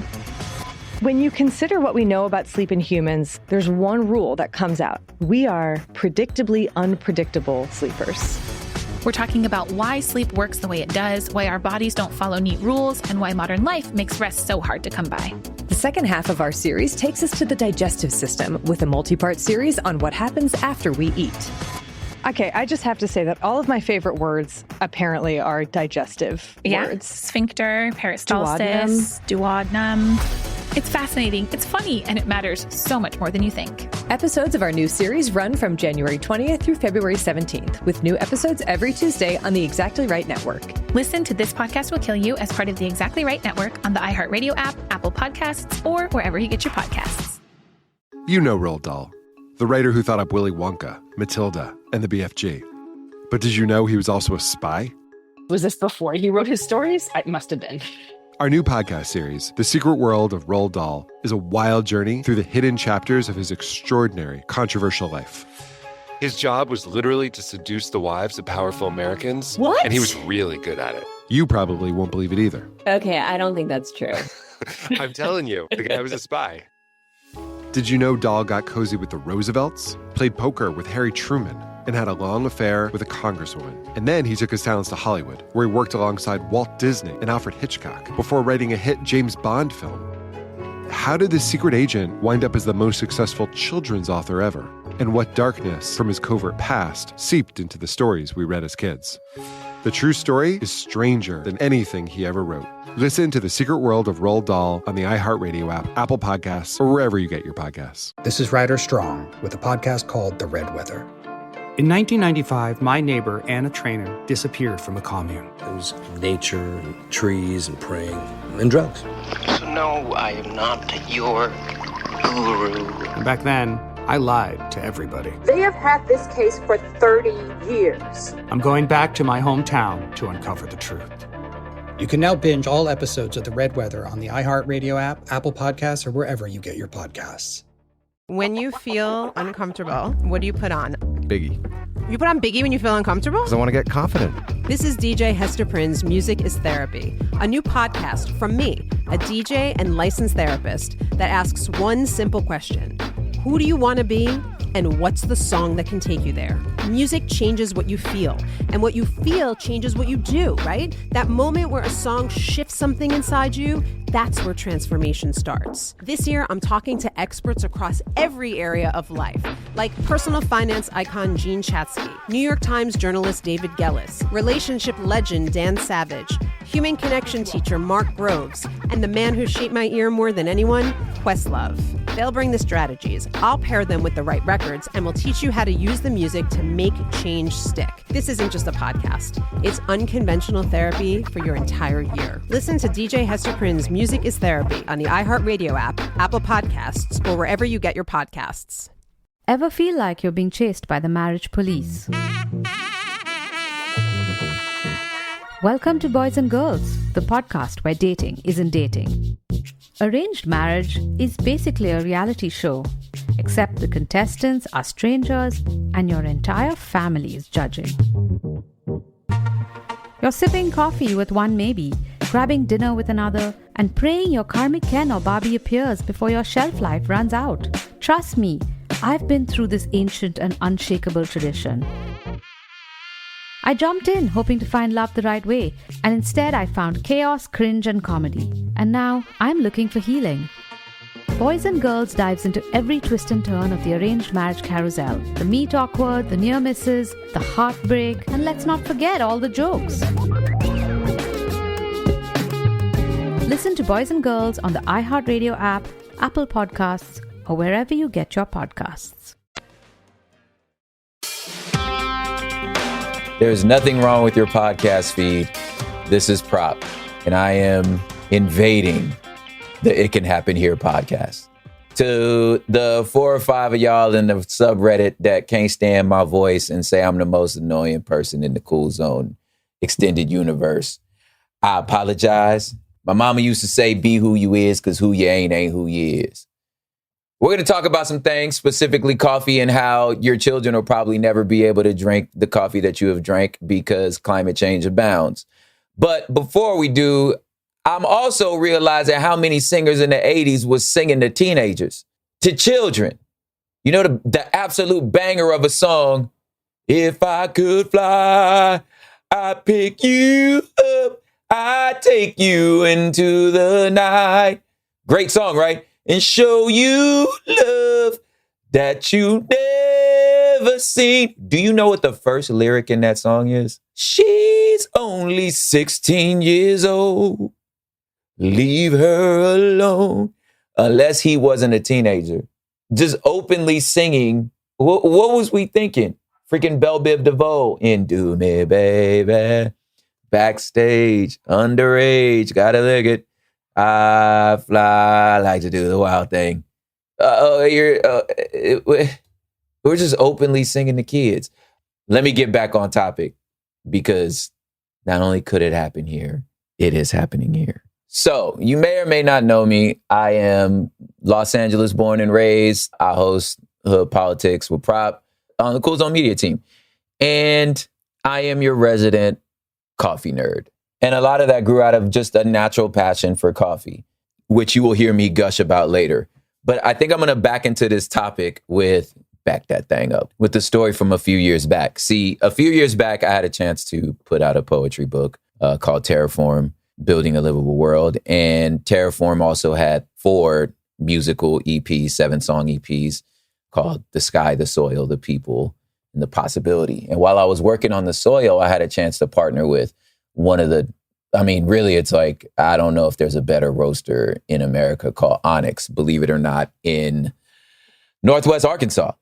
And in a collab sort of coffee release we were doing in partnership with Mir, which is a drinkware company I'm also an ambassador for, we had a chance to go to Colombia. And if you've been to South America or anywhere close to the equator, you're walking into the Avatar, minus the aliens. It's this raw sort of earth that us in the northern hemisphere, it's just colors of green that you just can't imagine, that like our Pantones have yet to match the type of green in a forest that has to be a certain amount of miles above sea level for it to grow coffee. So we fly into Bogota. We go about an hour and a half outside of the city, which normally when you go to Origin, it's like you have to like take a rickety helicopter or traverse 12 hours into, an African jungle, which is like not the most plush riding. But it's this beautiful South American, Colombian road. And then you go up this small sort of windy road. And while it's sunny, beautiful, I don't know what the combination of indigenous African European settlers that just made whatever combination of human made these Colombians so beautiful. But everyone's beautiful. It is the most off-putting how gorgeous every human is there, along with this plush green. You come over this hill, and because of the way that this farm we're going to is set inside in between in this small valley that's about 4,000 to 5,000 feet above sea level, there's this beautiful fog that lays over the top of this just gorgeous, gorgeous rainforest, right? There's grape vineyards. There's a few of those. There's avocados. There's all these just beautiful instead of a monoculture is a farm of just one thing. This is a multiculture place that this crew called La Palma El Tuacan. That's who I was with. And all this beauty and vegetation that I'm describing, apparently 12 years ago, was not a thing. This place was the textbook, like cartoonish level example of deforestation, where all of this natural beauty was cleared out for cattle raising. And the land was dead. But you would never guess that this was ever an issue, because what I'm looking at is Narnia. So this group of local born and raised brothers came up with a business plan and started restoring this land. I can't overstate the before and after picture. Like, the land was dying. Them with their regenerative, farming practices made this a rainforest again that is now growing some of the best coffee on earth. So anyway, we come in there. It's beautiful. There are no words to express how beautiful this is. I have a song called "The Soil is Sacred" that I shot the video at that farm. So if you want to just go ahead and peep that to understand this place. This place is not only just a coffee farm, it's also a bike trail adventure place. It's a hotel. You stay in these bungalows that are like up on sticks, and then the shower is outdoors, just covered around bamboo sticks that like keep the thing. And it's got like the what we like to call the anti-black shower heads. Those are the I don't know if y'all know this, because black people don't always like to wet our hair in the shower. We wash our hair much less than y'all do. But if you got that waterfall shower head, then that means we got to tilt our heads back a little bit, or make sure we got a shower cap, because I don't know if you know any black women, but you don't wet my hair in the shower. Anyway, but you're showering out there in this just beautiful, you're in the rainforest, you can hear the animals. It's just this gentle breeze is blowing. And then around 11:30, the fog kind of clears out. You get to sit down. You're having some breakfast. That's just chopped up papaya and mango that they grew right there, right? I could see the mango tree. It's right there. And then they'll fry up some plantain from the plantain tree right there, scrambling up with some eggs from the chicken that's right there, right? Just, it's a dream. And as we're moving through this thing, the man that runs it, who, like, I wish I could have his baby. It was just the most gorgeous human I've ever seen. Just flowing coiffed hair, speaking English and Spanish. The guy could play 7 instruments. At some point while we're cupping coffee, the dude breaks into a bachata and then some cumbia, and he's just singing these Colombian folklore songs while flipping over a bucket and playing drums. It's just like you're in a movie. You're in a movie. And then he casually drops, "Yeah, we only got 27 more of those." I was like, 27 more what? He goes, "Oh, yeah, part of the mission of this farm is if we don't do something, there is 27 harvests left." I was like, "Of what?" He goes, "Of topsoil. Coffee's going to go extinct in 27 years. To him, talk about the possibility of a world without coffee, how we got here, and what people are doing to hopefully save the glorious bean. All right. I feel like coffee is like the perfect analogy, the perfect 1-to-1 ratio for the ways for which the global North has treated the global South, specifically Black people, but by and large, just it's the perfect metaphor for the raping and pillaging of resources, including people, that has happened across the world. So coffee originates solely from Ethiopia. Okay, so it's Black. This is the early 1500s. Legend is that some sheep farmers saw that their sheep were going crazy, like just mad energy after they had ate a particular cherry. Because again, coffee is a cherry, which is actually a very delicious cherry, you know, and the bean inside is not the bean, it's the pit or the seed that's inside of the coffee cherry. So yeah, legend is like, that's how they figured it out. Like, dang, they eat these cherries and then they go crazy. Like, I wonder if that's going to give us strength too. Anyway, you know, so it's originally discovered in Ethiopia. Ethiopia is the only natural place that coffee grows, and every other coffee bean across the world was propagated from the Ethiopian one. It only grows between the Tropic of Cancer and Tropic of Capricorn along the equator. That is the only place that it naturally grows. But because of climate change and because of, you know, GMO and genetically modifying and all these different things that we've done with crossbreeding and stuff, like, you know, we've been able to grow it in regions that aren't naturally the temperature and elevation that they naturally grow in. There are many different varietals of what we call, that's what they're called, varietals of this particular cherry or plant. But overall, you can break the species of coffee plant into 3 types. So you have Typica, which most people don't drink unless, like, if you have a coffee farm that you actually export from. Like, a lot of times the Typica stuff is just the stuff that you keep for yourself. Like, most coffee farmers have never actually tasted their best coffee because you ship that off to the rest of the world to make your money. Then there's Robustica, which is like what most of the like instant coffee is made from. Really, a lot of the world actually drinks that, but it's an acquired taste. Like, when you go through South America, like, I know when I went to my grandmother-in-law's house, like, she boiled the water with the canela, the cinnamon sticks, and poured instant coffee in there. And like, as much of a coffee snob as I am, I'm like, that's one of the best cups of coffee I've ever had in my life. You know, people always ask me, what's the best cup of coffee you ever had? And I'm like, honestly, it's the one in your hand. That's the best cup. I feel like there's like a bell curve where it's like, yeah, you discover it, then you hit this level of snobity, then you become like a new Christian about it. And you're just like, want to evangelize and tell everybody. And then you become just like a theological snob. And you're just like, are you putting cream? Like, full extraction or die?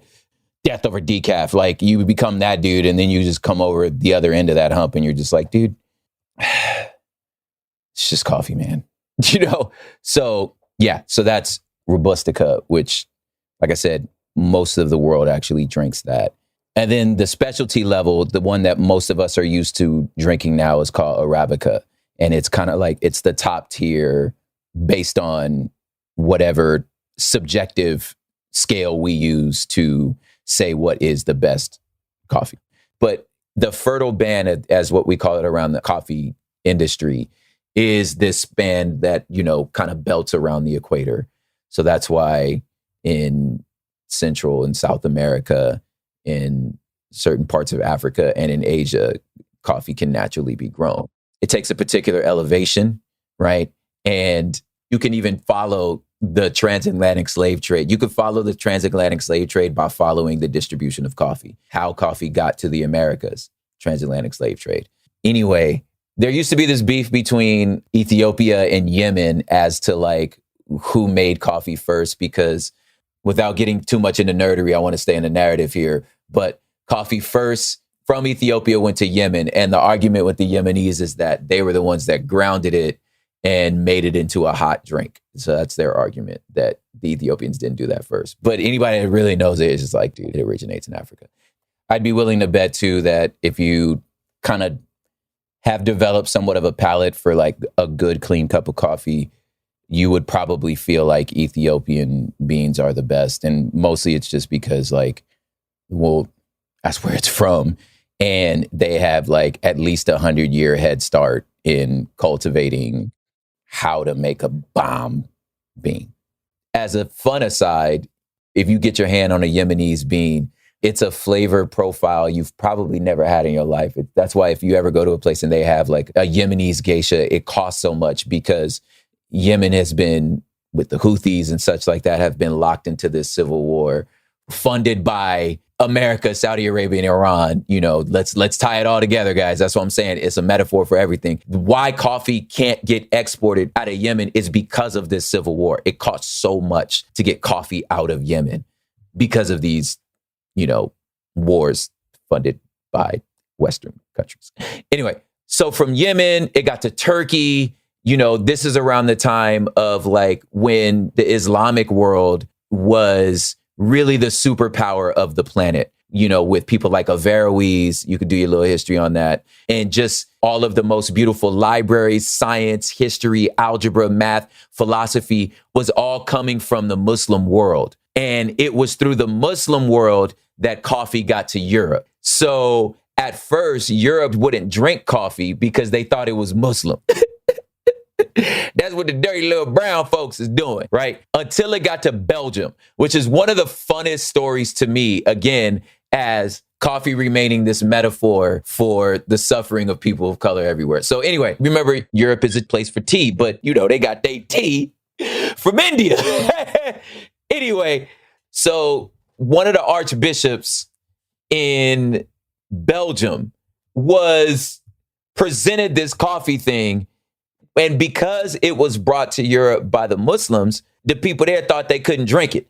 So this bishop was like, I don't know, let me try it.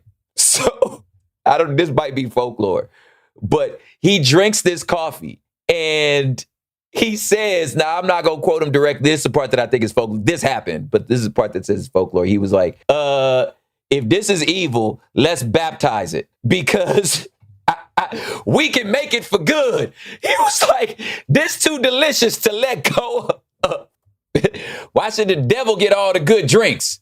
You know what I'm saying? I'm trying to drink good too. We could drink unto the Lord. All things was made for his glory, including this coffee. There used to be this argument over which one was better for you, coffee or tea. They even did this test with these prisoners where they gave one of them all coffee and the other one all tea, to see who would live longer.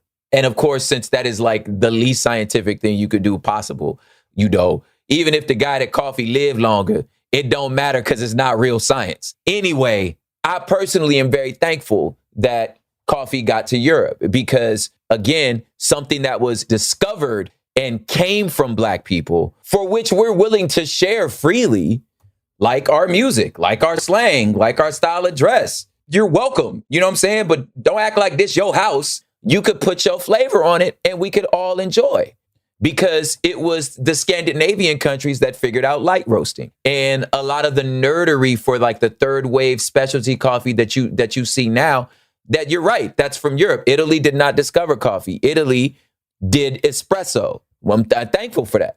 But they were only able to do espresso because of the labor of people of color in the global South. You following my metaphor here? Coffee got to the Americas via the slave trade. But if you can just look at a map, the jungles in Angola and the jungles of Brazil are the same jungle. There's just an ocean in between it. So of course, when the Africans got there, they would recognize the soil and be able to grow the same things. Are y'all following me? We're talking about an industry that makes $460 billion globally every year, and less than 1% goes back to Africa. Less than 1% actually goes to those that actually grow the product. Are you following me on this metaphor? Coffee has its own stock market because it's a commodity. It's called the C market. Like, it fluctuates like that. You know, when you look on a bag and it says fair trade and direct trade, let me tell you what that means. The price per pound for coffee per pallet is set at what they call a fair trade price. So there's a coffee commission that sets what is a fair amount for that coffee. So you're supposed to, it's like a fair market value for a house. You know who sets that? Germany. Here's the problem with that. Germany can't grow coffee. How are y'all setting up for a farm to be considered organic or meeting specialty coffee? A farmer in Kenya, on they dime, got to fly somebody from Germany down to their farm for them to test their soil to tell them that their soil is healthy enough to tell these people from Germany it can't grow coffee. This was so that's fair trade. Is if Germany says that this price is right. Direct trade is when me, the American buyer, goes to the farmer themselves and I ask the farmer, how much is it? I direct traded with them. The farmer tells us. Now, why I partnered with Onyx and all the other people that you see me partnering with, first of all, is because whatever that price is, what Onyx does is they'll pay 30% more. So that's to guarantee not only is this a price that the farmer set, we're going to pay you even more than that. There's an understanding of value in the fact that we don't have an industry without you. And sometimes I work at this other crew called Bex 360, which I'm going to talk about a little later at the end of this. I'm saying these are ways for you to be able to say, because everyone should be able to drink coffee. These are ways for which you could say, I am not being a part of the problem. In these ways, I could be part of the solution. But yes, $1 billion industry created on the backs of brown folk, controlled by white folks. I'm just saying, it's a metaphor. $1 billion industry. When's the last time you walked into a coffee shop and thought, wow, this is something invented, harvested, and nurtured by people of color? No. You don't think that. People think Italy. It's such a metaphor. And now, because of harsh conditions, erosive topsoil, and abusive practices, we only got 27 harvests left. Now let's get to the science and things we can do. All right, let's go to some sort of ad break, right? How do y'all do them at It Could Happen Here? Am I supposed to do some sort of like speaking of situation? I don't know.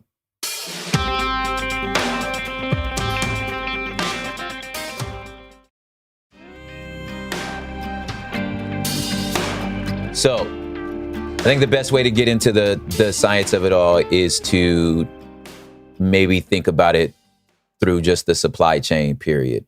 For centuries, the coffee plant or even farm have been just local, indigenous, rainforest living families. It's your grandma. And I know this from my own experience. This is like your grandparents' house.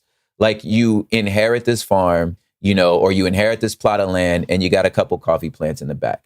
Now, us being, in a neoliberal, globally connected, late stage capitalistic society, how do you get that commodity if we're not growing them in the heartland of America? Well, because we can't, number one.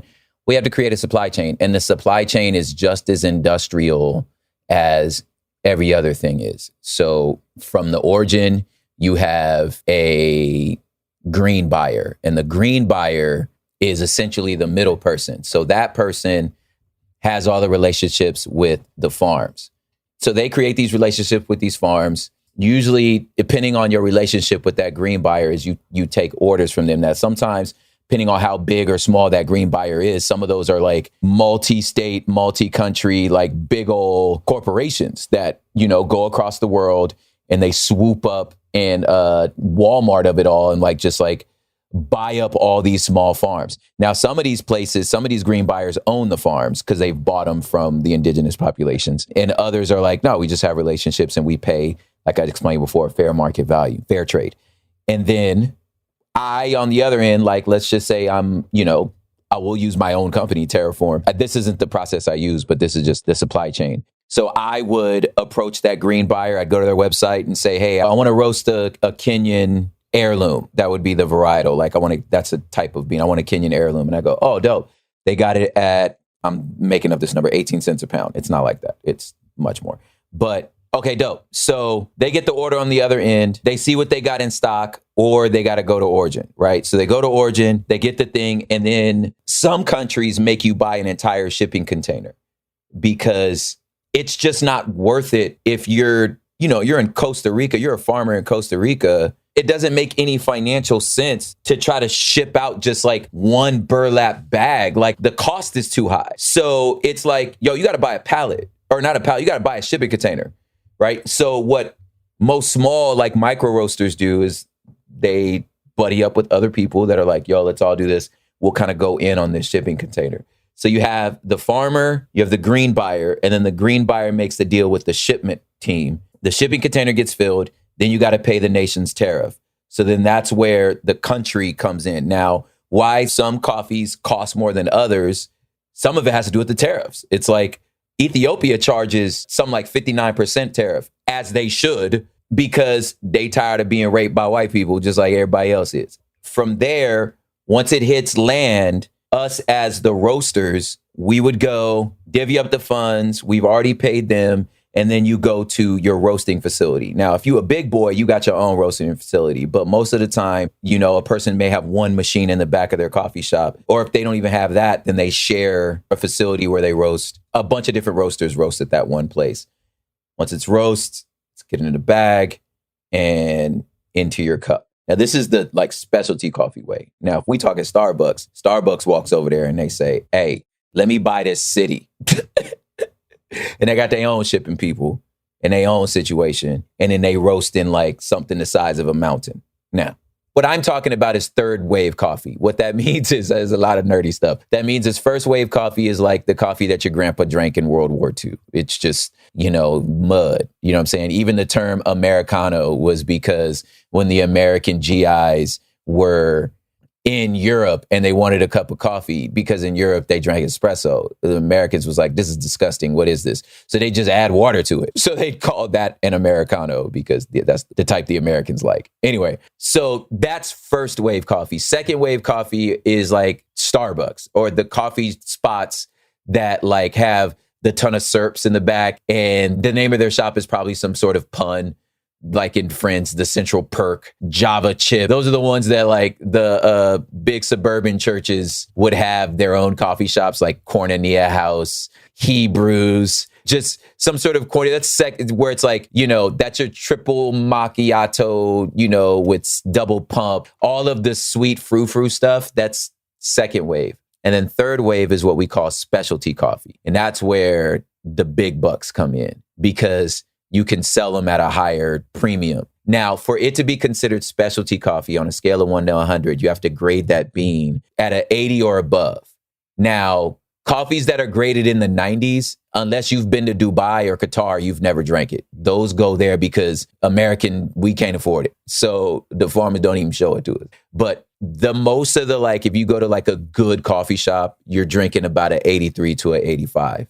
But it's not like their whole crop is that. Most farmers are just small plots.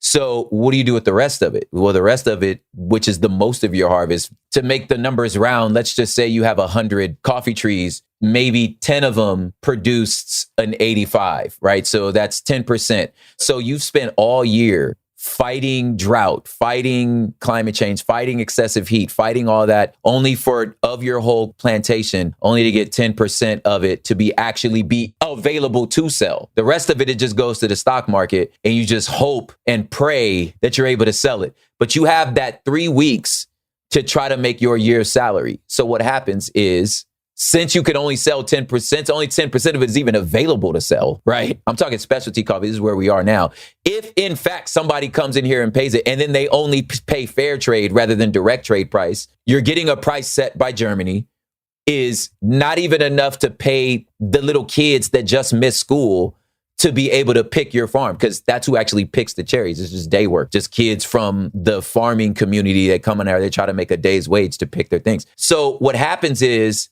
to be able to survive, this is how it is in Honduras. To be able to survive, you go get a loan from the government to be able to make your money for the year. And then hopefully off that harvest, you can pay that loan back and make enough for the next year so you don't have to get a loan. The problem is they're charging these farmers 30% interest. So they're locked into this situation that says, I can't even afford to even keep my family plot because I'm just staying in debt. So then what do? Government ain't dumb. They'll re-up your loan. So they're like, oh, cool, no problem. will re-up your loan. These farmers end up being hundreds of thousands of dollars in debt, and it's adding every year because they can never catch up, which is bonkers considering how much coffee we drink across the world. One would think they would be fine. So, I mean, what's your option? You sell the land, or you just remove the coffee, just go get some cows. Sell beef, right? Deforest. I mean, there's money to make there. Or you sell it to a big conglomerate. And what does the big conglomerate do? Burn down all of the forests and create a monoculture, right? And a monoculture are like what you would picture what we do in America for corn, or all through the Amazon rainforest.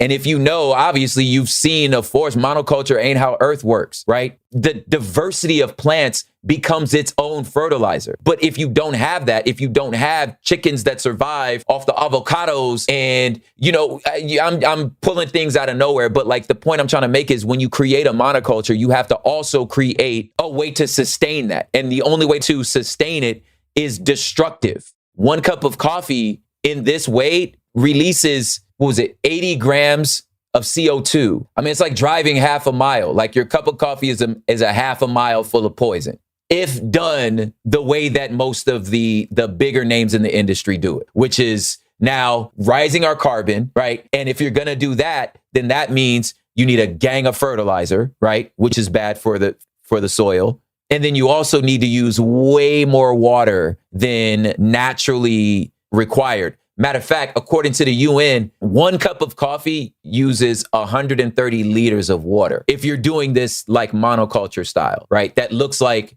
farming the way we do it here. 1 cup of coffee, 130 liters of water, which is a bathtub. That's like a bathtub full of water to create this 1 cup. So obviously multiply that times a billion. Not only is this practice like everything else in this neo-capitalistic world, the demand was so big and the desire to get the most amount of money with the least amount of price is destroying the very thing that makes the product possible. Now, the rest of the world isn't stupid. We understand that this process is not sustainable, right? We're killing the soil, we're killing the land. Everybody knows that. So the EU passed this law that says if you're going to import any sort of commodity, including coffee, you have to prove that it didn't come from deforestation, right? So this is them trying to do their best. The only problem is if I'm an indigenous farmer on a small plot, I don't even have access to deforestation. But the only way for me to prove that is, like I said before with the fair trade, I have to fly somebody down. It's on my own dime. It's because the EU doesn't understand regenerative practices because they don't know any indigenous people, right? So this is now adding a double burden to the farmers that are actually doing it right, who can't possibly do the volume of the people that are doing it wrong. So the first problem is like the system is not even financially sustainable. Like I haven't even got to the specifics of the deforestation and all those things that have caused this problem. Now, according to Bloomberg, there's a 2022 study of tropical cash crops included Arabica as well as avocado and cashew are probably the most vulnerable to climate change because the regions that are suitable for this production continue to shrink because of why? Heat. It's too hot, which means that Arabica won't be able to grow. So we'll probably have to start drinking Robustica, right? It's estimated that in 30 years from now, basically 50% of lands that can grow coffee will not be able to grow coffee anymore if we don't do anything. 50%. You think they're making fun of you for your $12 cup of coffee is crazy now. Listen, Nestle reports that there are more than 6,000 cups of Nescafe coffee drank every second. Are y'all following me? Every second. That's how much coffee we drink. Now, granted, that coffee is not Arabica, it's Robustica. Robustica is what really most of the rest of the world drinks. It's us, again, being a part of the Northern Hemisphere, being a part of the global North, that like the pristine, kind of good, shiny type, right? The problem is our insatiable desire to consume things as fast as we can. And I don't want to I'm not blaming the victim here. I'm just saying it's impossible to do the volume is the argument. How do you do this volume that we all want in this global supply chain and the way for which we've set this up, how do you do this volume and still keep the price where the price is? And you know what the solution has always been? You just rip off the farmer and destroy the earth. So deforestation, giving us too much carbon, which has made the weather erratic, which means that some years the crop is flooded and it doesn't grow right because it's too much rain. Other years, it's complete drought and you have to dig even further into the ground to try to get the amount of water that, had we not raised the temperature 1.5 degrees Celsius, had we done some changes, the earth would be the same. So Brazil is the biggest coffee producer in the world, right? And this year was the worst drought they've had in 7 decades with above average temperatures. And one of the biggest producers out there, Associated Press interviewed him, Silvio Almeida, and that fool's coffee plantation.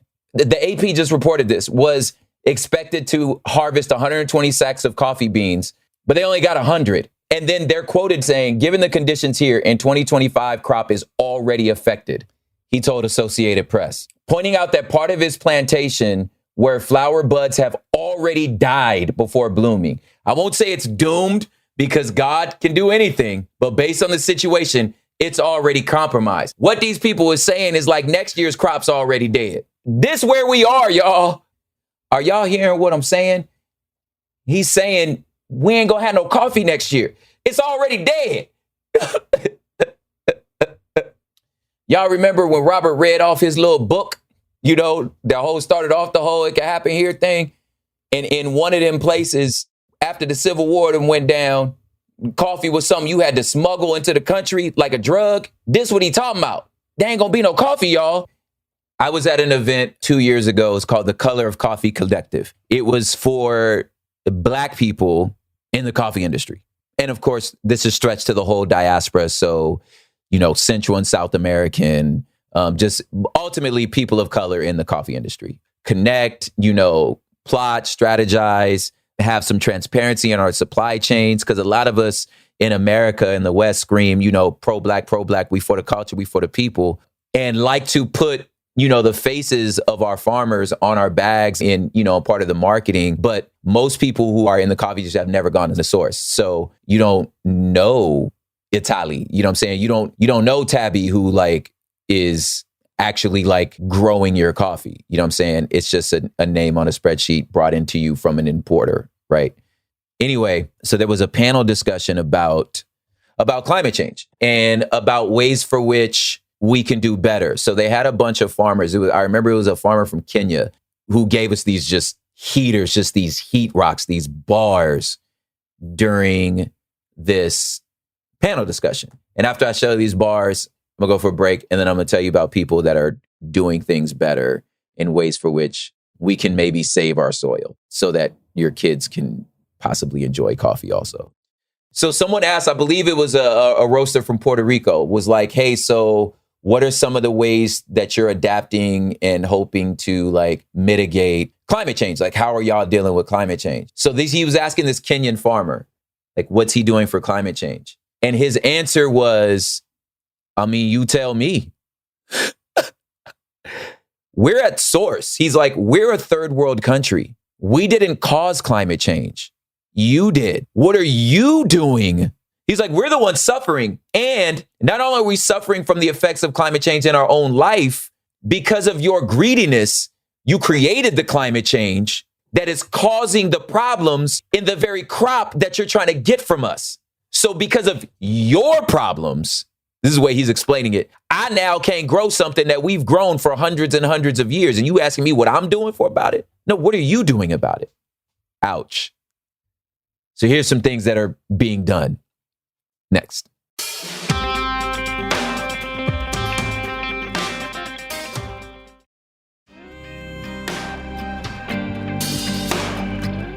All right, we're back.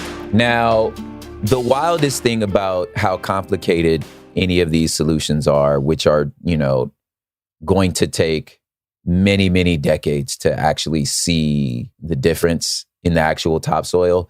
The most bonkers part is the fact that like the solutions by and large are kind of the same across any world problem.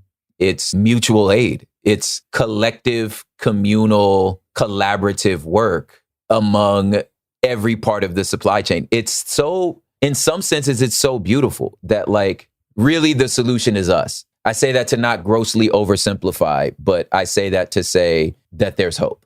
So I'm going to introduce you to a couple programs and a couple farms and sort of some things to look for in your coffee purchasing because you guys want to see the world be better also. First thing is farms going back to indigenous practices. Now, two I know personally, and one I'm going to tell you about from Ecuador. There's a whole documentary on it. If you look up on YouTube, it's called How Climate Change Threatened Coffee Production by DW Documentaries. And I mean, right, like pretty on the nose. So a coffee collective in Ecuador called Vailacori. It's their Quechua language. It means green gold in their indigenous language. And they're doing something very similar to my friends in Honduras called Caracha coffee. Now, what they are cooperatives on the business side. So I'm so excited. I'm going to get to the business cooperative side after I explain to you the indigenous practices, even though all of these things are related. So what they do is something that's so obvious, which is like, you got to stop doing monocultures. First of all, it makes sense financially because now you're diversifying your commodities. So you have your coffee plants. If you see a coffee plants are pretty short. Like they don't grow taller than 6 foot normally. So since the climate is so hot, what is the natural way to shade them? Well, the natural way to shade them is trees. So if you plant them among trees, the types of trees that, first of all, naturally fertilize the soil. Number two, they produce fruit.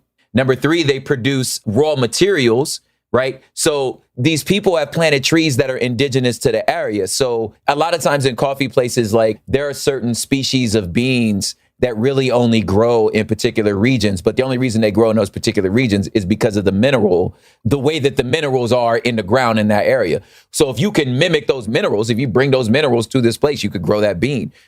So technically speaking, if I have the my minerals, I can be in Costa Rica and grow a Rwandan coffee because it's just the Rwandan soil in Costa Rica. And you could still argue that it is. This is some of the future of like, if it do ever get so bad, right? When they growing coffee in Sacramento, you know what I'm saying? In Vancouver, in some sort of building, it's because we just gathered the minerals that we've destroyed and put them in a laboratory. That's not good for the earth. That's an invasive, not only an invasive species, an invasive mineral. So you're completely changing the biosphere of that land just to grow that one crop. That's absurd. The land already does what it needs to do. So what these guys do in Ecuador is the same thing they do in Colombia, in Zipacon. That was the name of the city that they were in. Also, what's happening in Honduras is like, you just let the land do what it does. What I learned on one of these farms is like, the quickest way to know a place is not organic is there's no insects. Like if there's no ants, that means the ground's poisonous, right? The ants come out, they eat whatever waste is on the ground, whatever like natural waste is on the ground. They come back in, they go back into the soil. They're irrigating them soils themselves. You don't need lawnmowers if you have chickens, right? The chickens eat the thing. The shade of the trees keeps the temperature down. It produces fruits like avocado, papaya, like I said before, mangoes, plantains. These trees that naturally grow in this area keep the soil rich and the coffee strong. So you're keeping the temperature down. The land does what it absolutely does. So now you don't need pesticides. You also need less water because when the temperature being shaded and brought down, the water's not evaporating as fast. Whoa. And then the quality of the bean is higher. Now, here's where the indigenous practices move from just the ground to also the community. Rather than having 100 small farms compete against each other, they just work as a community. So rather than waiting for Johnny European to come down and say, buy my beans, no, buy my beans, buy my beans. They're like, no, buy our beans. They pull all the beans together, bring all of their crops together, and they say, yeah, maybe I can't produce whatever kilos that this person needs by themselves, but we can produce that.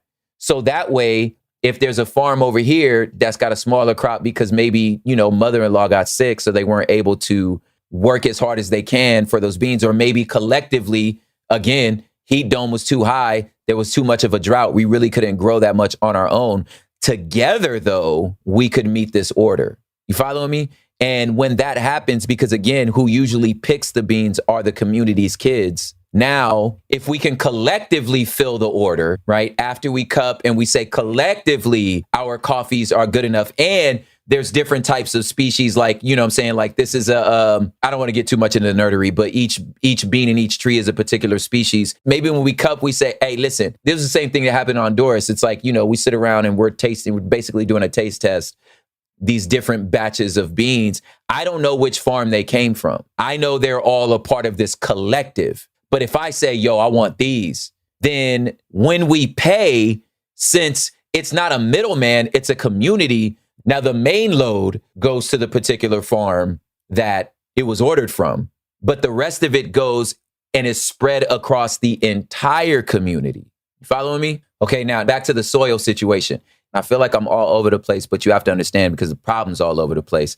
And a lot of these places are connected.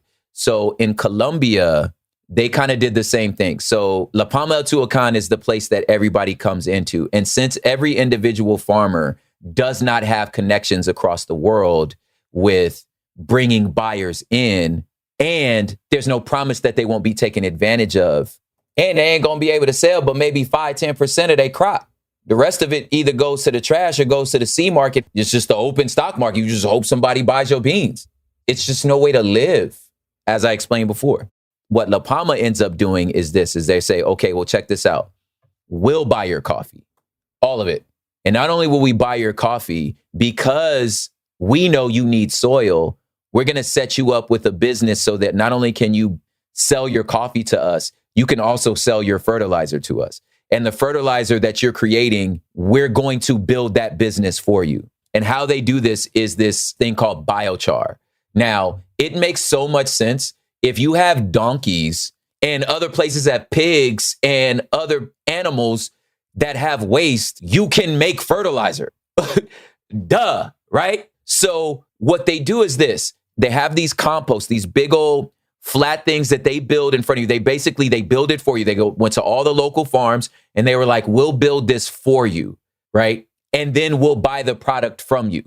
So they build these flatbed things where you could take all the stuff that you would compost anyway and put it in this flatbed, cover it, and then we're going to give you this stuff called biochar, which is some of the dopest, like Mother Nature showing off. So basically it's made from like, you heat wood, right, at the highest of temperature with no oxygen. So once it becomes carbon, it doesn't turn to ash. You know what I mean? It's almost like, when you after you light a fire, when you hold the charred pieces, like how it crumbles away. This one, because you heat it at the highest of temperature without letting oxygen in. So it doesn't become like a red fire. You know what I'm saying? And then you mix that into your compost and it just makes this pristine soil. So now guess what?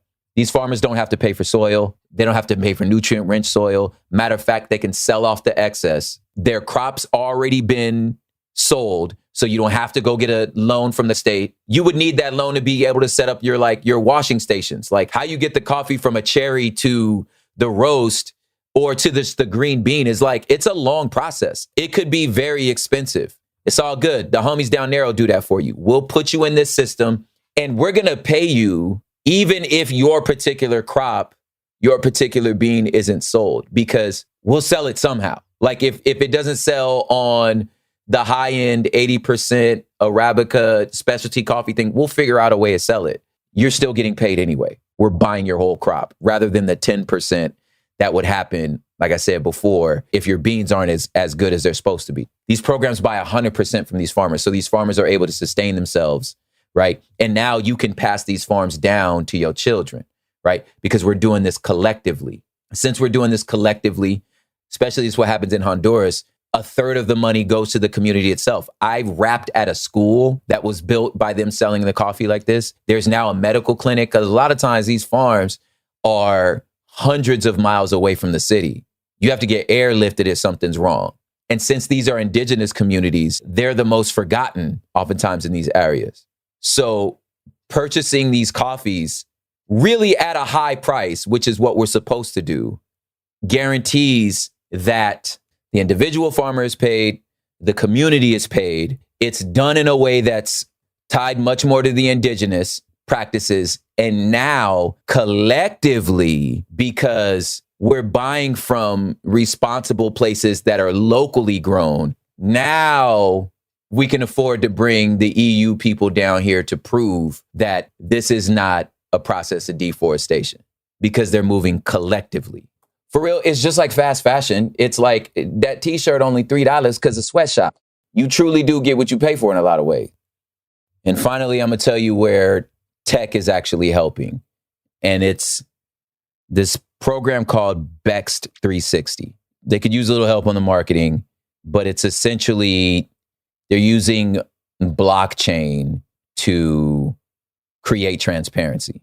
And it's probably the dopest thing I've ever seen. And I saw it from one end of the supply chain to the other. So in this program, these local farmers, right, who had just have these small home plots, who have been running these plots for centuries, it's their grandfather's land, their grandmama's land, that they got it, who don't have access to American and worldwide coffee buyers. Meet up with this collective, right? The Karacha collective, that's one of them that I'm specifically talking about.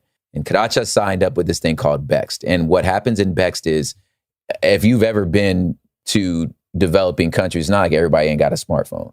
So in this thing, once the farmer harvests all his beans, washes them and says, hey, I got this many kilos of this type of bean, click, opens his Bext app on his smartphone, takes a picture of it, and puts the weights and the numbers so that we know everybody in the supply chain can see this. There's a QR code even on the bag. Once you buy the bag in Sacramento, there's a QR code on it so you could see all this. So the kid from the farm snaps the thing.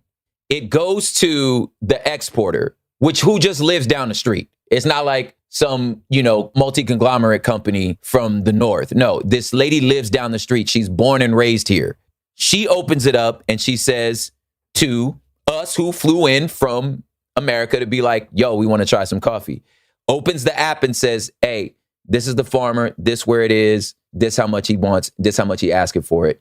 Here's our price. But I'm looking at the app. That's what he's charging. And then I know she's adding a third of that price because the other third of what she's asking for is literally paying for the hospital that's across the street. So it makes perfect sense to me. And I'm looking at it and I'm like, okay, cool. I know how much the shipping container costs because I'm seeing it. Of course I got to pay for shipping. What is you talking about? So it's all transparent. It all makes sense. And it's all regenerative financially and climate wise. Once we buy it, I can see if she paid the farmer because that's also in the app. So once the farmer gets his money, takes a picture, got the money, screenshot, received, and then a portion of that money is given in cash so that you could pay the kids that picked your farm. Click, saw that, that's in the app, right?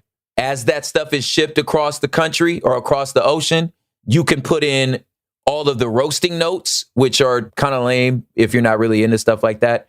And then finally, the sealed bag that says, here's one from Denver, Queen City Collective Coffee, right? That, hey, look, this is a Honduras bean. We bought at this price. And then when you pay, it's called a third cost. When you buy the bag, there's an extra $1 added to the cost of the bag. And that extra $1 does not go to the roaster. It goes back to the farmer. You know how I know? Because there's a QR code. You can check it. And the farmer can confirm if they got their money. It's transparency. It's us taking care of us. So obviously, because the world works the way it works, if this continues to be financially viable, here's some of the things we could do. One is we could start drinking more Robustica like everybody else. And it's actually delicious if you could find a good roaster. Intabi is a great roaster. Nguyen Supply, she's amazing. She does cold brew and like Vietnamese coffee. It's Robustica. But then there's other spots across the world. It's going to cost a little more, but I'm telling you why it costs a little more. Because they come from a multicultural land that uses indigenous practices. that has lowered its carbon footprint, that is direct traded and has transparency. This is not a list of everybody doing this. These are the list of the people that I know personally and people that I've researched. So in North Cac and South Cac, you got Black and White Roasters and you got Bridge City Roasters. Denver, there's Queen City Collective. Up in Sacramento, there's Old Soul Coffee, Onyx Coffee Lab, Coffee Black. That's they're in Memphis. All these people, you could order their coffees online. Don Carvajal in New York. The transparency is there and is doing its best to make sure that this bean stays on this planet. So I'll link in the show notes all of the data that I'm pulling this from and ways for which you can connect with like very socially responsible and climate responsible coffee roasters. She's only 16 years old. Boy, I tell you, that's the first lyric in that song.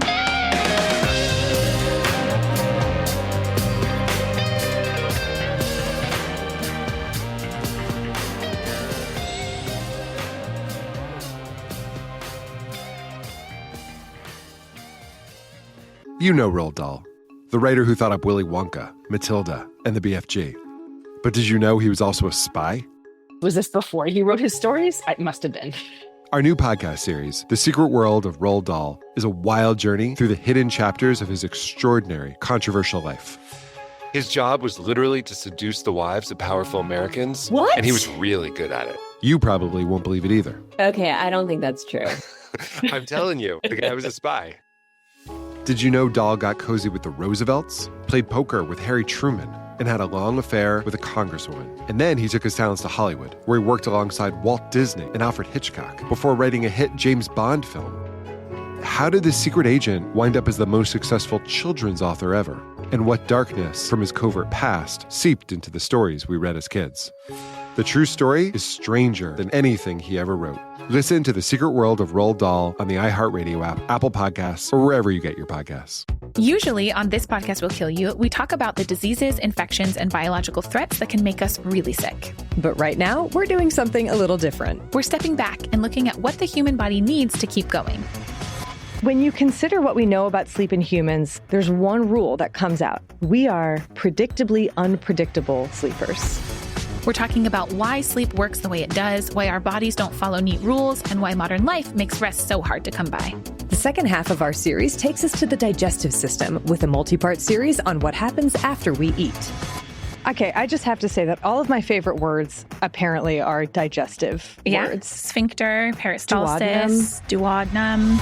It's fascinating, it's funny, and it matters so much more than you think. Episodes of our new series run from January 20th through February 17th, with new episodes every Tuesday on the Exactly Right Network. Listen to This Podcast Will Kill You as part of the Exactly Right Network on the iHeartRadio app, Apple Podcasts, or wherever you get your podcasts. This is Ryder Strong with a podcast called The Red Weather. In 1995, my neighbor, Anna Trainer, disappeared from a commune. It was nature and trees and praying and drugs. So no, I am not your guru. And back then, I lied to everybody. They have had this case for 30 years. I'm going back to my hometown to uncover the truth. You can now binge all episodes of The Red Weather on the iHeartRadio app, Apple Podcasts, or wherever you get your podcasts. When you feel uncomfortable, what do you put on? Biggie. You put on Biggie when you feel uncomfortable? Because I want to get confident. This is DJ Hester Prynne's Music is Therapy, a new podcast from me, a DJ and licensed therapist that asks one simple question. Who do you want to be? And what's the song that can take you there? Music changes what you feel, and what you feel changes what you do, right? That moment where a song shifts something inside you, that's where transformation starts. This year, I'm talking to experts across every area of life, like personal finance icon Gene Chatsky, New York Times journalist David Gellis, relationship legend Dan Savage, human connection teacher Mark Groves, and the man who shaped my ear more than anyone, Questlove. They'll bring the strategies, I'll pair them with the right records, and we'll teach you how to use the music to make change stick. This isn't just a podcast. It's unconventional therapy for your entire year. Listen to DJ Hester Prynne's Music is Therapy on the iHeartRadio app, Apple Podcasts, or wherever you get your podcasts. Ever feel like you're being chased by the marriage police? Welcome to Boys and Girls, the podcast where dating isn't dating. Arranged Marriage is basically a reality show, except the contestants are strangers and your entire family is judging.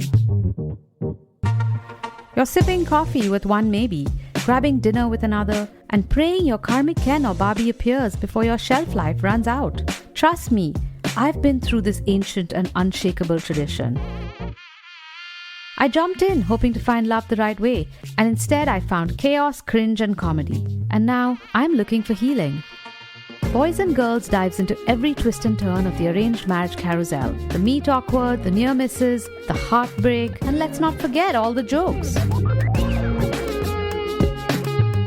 Listen to Boys and Girls on the iHeartRadio app, Apple Podcasts, or wherever you get your podcasts. It Could Happen Here. It's the podcast. I didn't write an intro for this because everything incredibly sucks.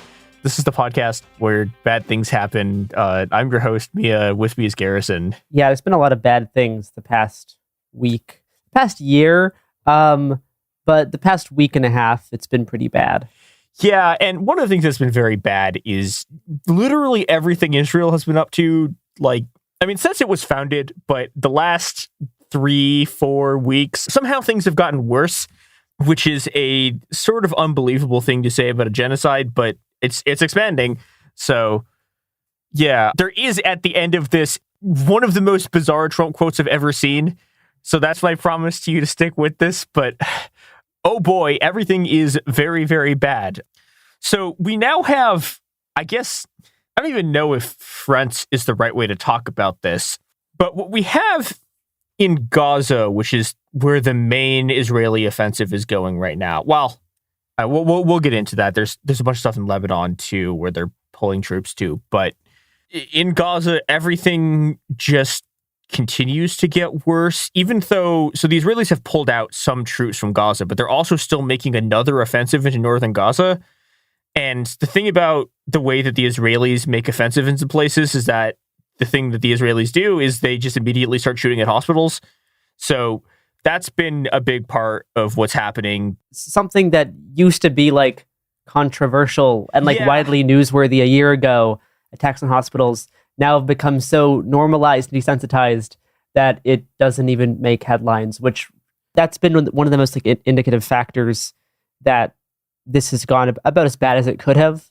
I remember a year ago, we were debating whether or not the Israeli military intentionally struck a hospital.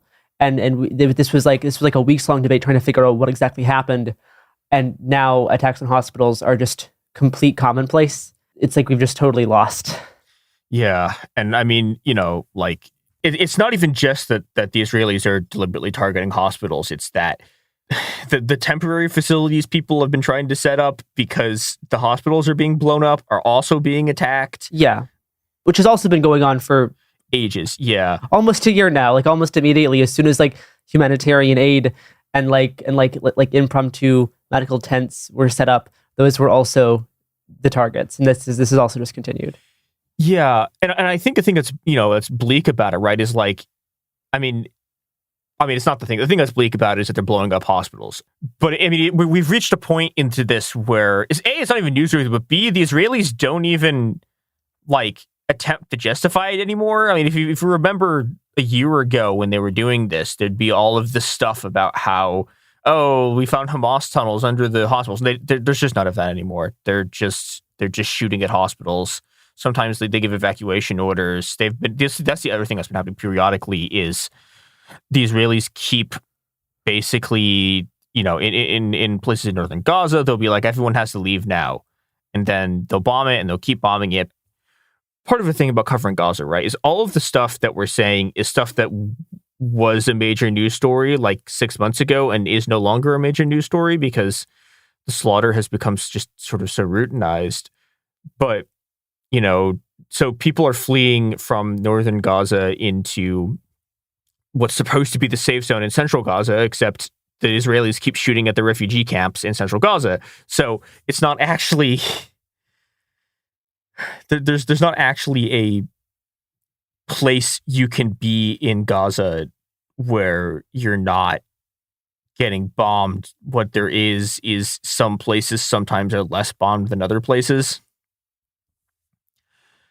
And, I think there had been a tiny amount of hope that the only conceivable upside about the invasion of Lebanon was that there would be a pull out of troops and we'd see less offensives. But, they've just been escalating bombing campaigns. They're doing some offensive anyways. So, yeah, there's continuing sort of Israeli attacks into parts of northern Gaza. The other big thing, and this is what most of this episode is going to be about, is a new front. After already having this entire thing in Gaza, there was also an invasion of the West Bank, which again is I don't know how to express how insane it is to have a war where you're nominally fighting against Hamas and then invade the West Bank, a place where there isn't Hamas. But they've done that too. There's been parts of the West Bank. There's been a bunch of Israeli troops, and we know they've been fighting in Yemen. There's a bunch of bombings in Yemen, but also now they've just straight up invaded Lebanon. And the sort of chain of events of this was, I don't know if kicked off is the right word, but it was dramatically accelerated by the assassination of Hassan Nasrallah, who is, I think most people are aware that he's the head of Hezbollah and has been the head of Hezbollah since 1992, which is longer than anyone who's on this episode right now has been alive. Was this the one who was killed in those apartment carpet bombings? Yeah. So I mean, yeah, even still, assassination is a strong word for, I guess a light word for just bombing. It was 3 large apartment complexes. Yeah, they just obliterated a bunch of apartment complexes with something 80 bunker busters. Yeah. So this is actually the second time that the Israelis have just straight up killed someone they were supposed to nominally be negotiating with. They killed the head of Hamas in Iran. So, we talked about on this show the initial wave of attacks on Lebanon, which is the sort of the pager explosions. And the follow-up to the pager explosions was that they figured out what bunker that Nasrallah was in, and they just killed him. This is extremely bad for a lot of reasons, one of which is that Hezbollah kind of hadn't really been on full war footing until this point. They've been doing a bunch of rocket attacks on northern Israel, right? And there have been these sort of exchanges of rocket fire across the border, but they hadn't really escalated beyond that. And then the Israelis were well, just fuck it. Okay, we want our invasion of Lebanon. And Nasrallah was kind of I don't know if moderating force is quite the right term here, but his policy wasn't that Hezbollah was going to fight a total war against Israel. And the Israelis just fucking murdered him anyways. So we should probably talk about who Nasrallah is. He's not from the original Hezbollah cadres from the original Lebanese Civil War when it emerges in 82. He's not from that cadre, but he's a pretty old school Hezbollah guy by this point. He's, we've talked about this, he's been in charge of Hezbollah for fucking ever. I am not old enough to remember a time when he was not in charge of Hezbollah because I wasn't born yet. I don't know. He's one of the people who's seen Hezbollah's sort of expansion and also seen Hezbollah be able to be the only of the sort of major Lebanese political parties who were in the negotiations to end the civil war. He kind of oversaw the process of Hezbollah being the only armed party left in Lebanon other than the regular army, right? He was also very famously in charge of Hezbollah's, I don't know how exactly you want it, I don't know. There's a whole bunch of stuff about how the war in 2006 started, but in 2006, Israel made this attempt to sort of do their big anti-Hezbollah push. They invaded Lebanon, and Israel didn't do very well. They were expecting, and as I think what most people were expecting, Hezbollah to fight like a guerrilla army, right? Doing hit and run attacks, doing the sort of the whole sort of last century of guerrilla hit and run campaigns. And they didn't do that. They sat there and fought like a conventional army with a bunch of bunker networks. And the Israelis did extremely poorly in that war. And I think this has influenced a lot of the way that people were thinking about how this fight was going to work. And it just hasn't. But the fact that Hezbollah was able to sort of stave off the initial attack, and then the Israelis spent 40 more days doing a bombing campaign, and then everyone just called it quits, was absolutely huge for Hezbollah as a political force. Unfortunately for them, I guess, they burned an unbelievable amount of that political capital that they'd gotten from being really the first people in a long time to, like, actually be able to viably claim that they defeated Israel. And, I mean, so obviously, like, both sides of that declare victory, but Hezbollah puts up a better fight against the Israelis and, like, it's like stops their ground advance in a way that, like, was almost unimaginable at that point, even though Hezbollah had sort of fought pretty well during the Lebanese civil war, at least better than most of the other sort of like anti-Israeli factions that weren't a state. And even most of the states that have fought Israel have done extremely poorly. We're going to go to ads. And then when we come back, we're going to talk a bit about how Hezbollah's position weakened and how the Israelis have just sort of decided that this is a moment they can just murder everyone in.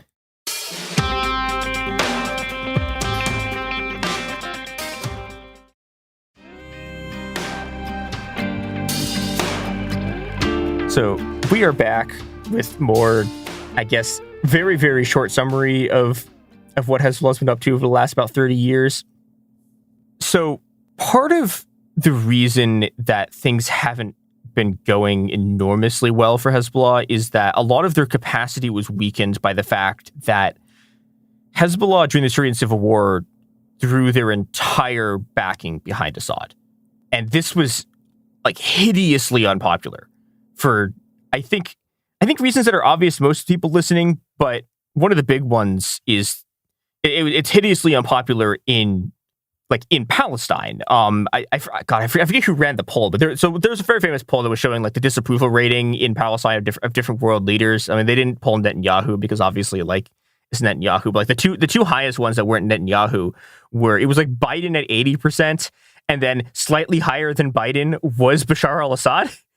Because he is hideously unpopular, partially for a bunch of shit that he did in a very, very large Palestinian refugee camp there that, you know, Hezbollah fucking backed them for. And so Hezbollah spent a lot of the last decade just sort of running around Syria backing the Assad regime. And that, I don't know, Garrison, that doesn't make you popular anywhere other than like extremely weird sections of the American left. Yeah, I mean... And I guess some of the American right. When you're backing a guy who is just like, who is doing the thing the Israelis do, like obviously on a smaller scale, but like shooting up like Palestinian refugee camps, he's not going to be enormously popular. Whenever there's a guy who's like seriously maimed your family members, yeah, it's pretty easy to dislike him.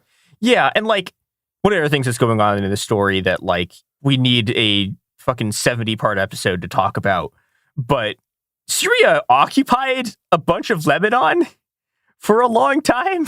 And that also like hasn't made him enormously popular in the region.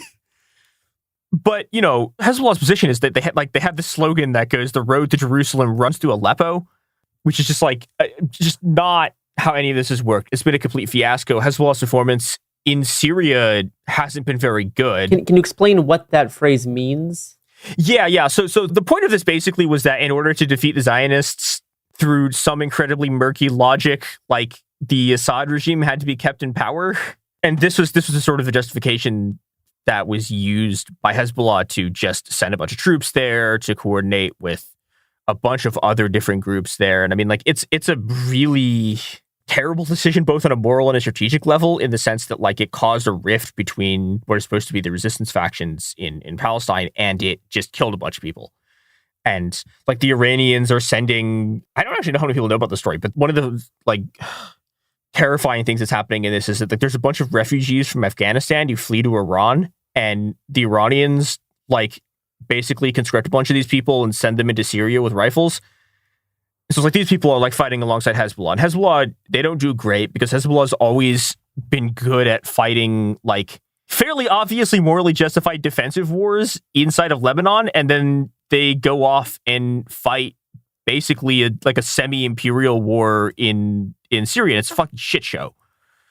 And this has been extremely bad for their capacity, and it also really hurt Hezbollah politically because, again, it was also very, very unpopular in Lebanon.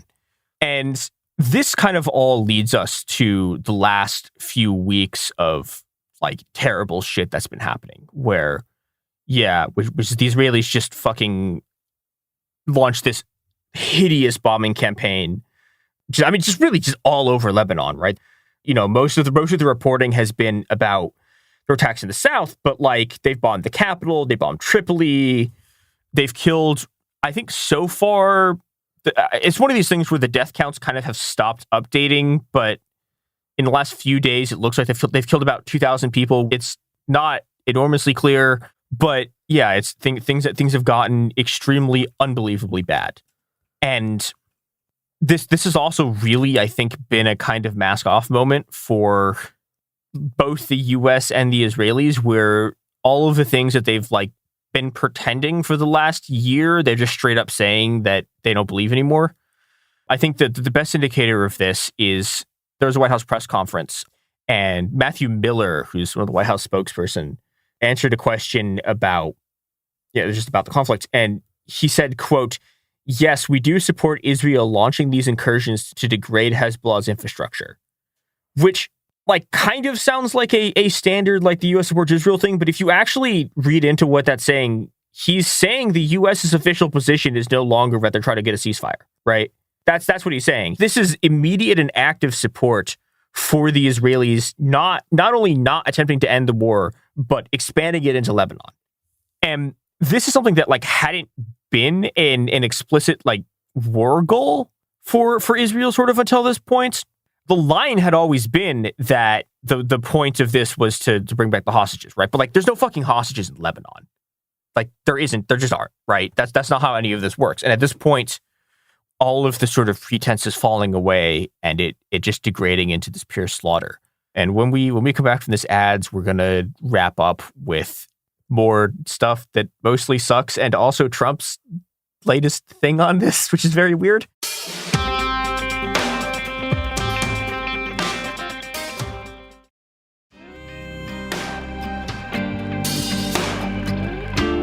We are back. So, as this has been going on in the past couple of days, Netanyahu posted I don't even know how to describe it. One of the weirdest videos I've seen since like that insane Kevin Bacon one. That's just him threatening Lebanon. He says, quote, "You have an opportunity to save Lebanon before it falls into the abyss of a long war that will lead to destruction and suffering like we see in Gaza." He's just straight up threatening Lebanon as Israeli troops are moving across the border, Israeli troops are attempting to occupy cities. He's just straight up saying, like, Lebanon needs to just throw out Hezbollah somehow, even though it's just like a political party. They need to completely destroy Hezbollah somehow, otherwise Israel is going to do to Lebanon what they've done to Gaza. And that, I don't know, is a unbelievably hideous expansion of the war. Could you give some context for like why Israel is making moves into Lebanon? We know like they're targeting Hezbollah, but there's also like a degree of territorial dispute over where Israel ends and Lebanon begins. Yeah. That Israel has been kind of like wanting to increase tensions over for a while. And it feels like they're just using the war in Gaza as a cover to also try to claim like territory of southern Lebanon. Yeah. And I mean, this gets into, so I think there's three kind of reasons, and I think that are all overlapping factors for different groups of people, because like different Israeli political factions and different sort of strategic like elements of the military, et cetera, are doing things for sometimes overlapping, sometimes different reasons. Like there's the obvious one, which is like, okay, there's a dislike for Hezbollah that's been funneled because a bunch of people in settlements in northern Israel have been evacuated because they keep getting bombed, right? And those people are unbelievably pissed off, and they've been pushing for this for a long time.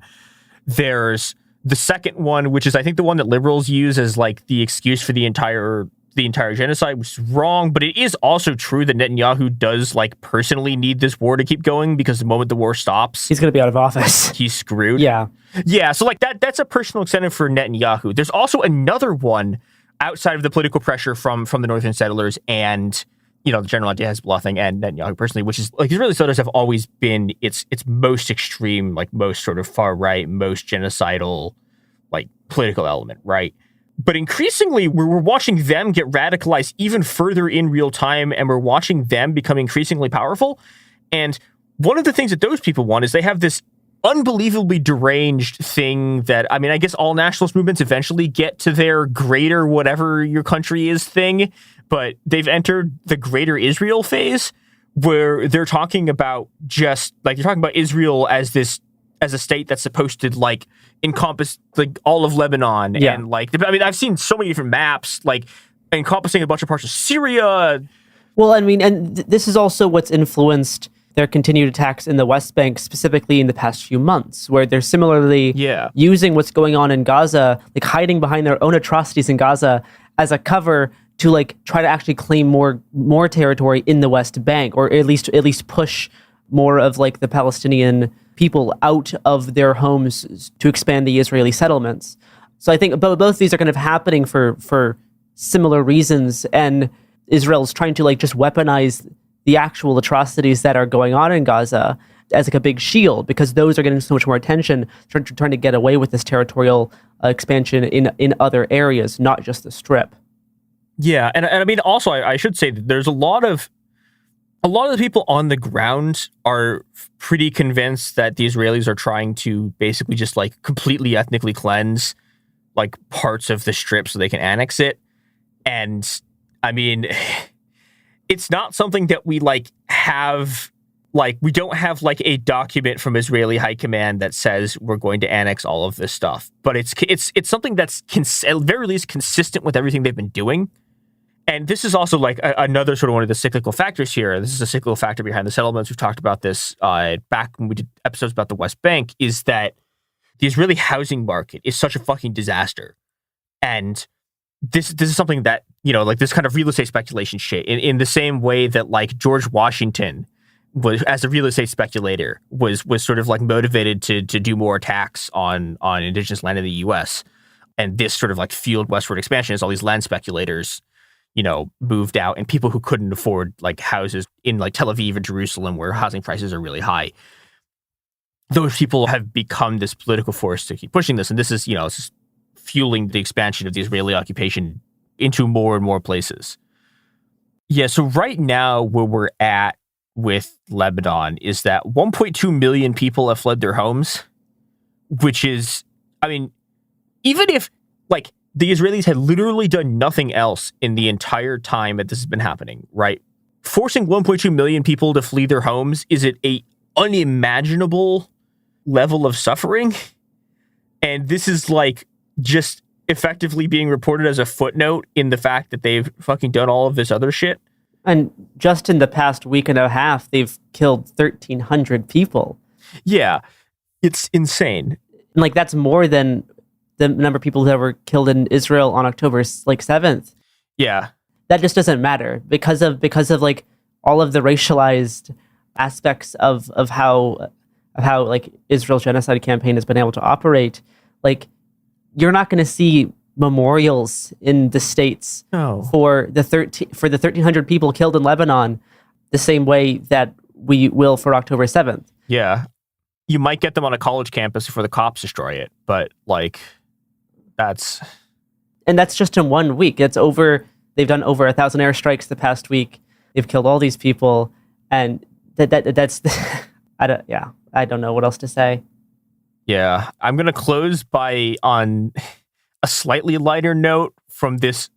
One of the, like, even by Trump standards, an extremely weird quote that he gave about Gaza. This is from The Guardian, quote, asked by Hewitt, which is a guy whose podcast he was on, if Gaza could be transformed into Monaco if properly rebuilt, Trump replied, quote, it could be better than Monaco. It has the best location in the Middle East, the best water, the best everything. It's the best. I've said for years. I've been there and it's rough. It's a rough place before all the attacks and back and forth that's happened over the last couple of years.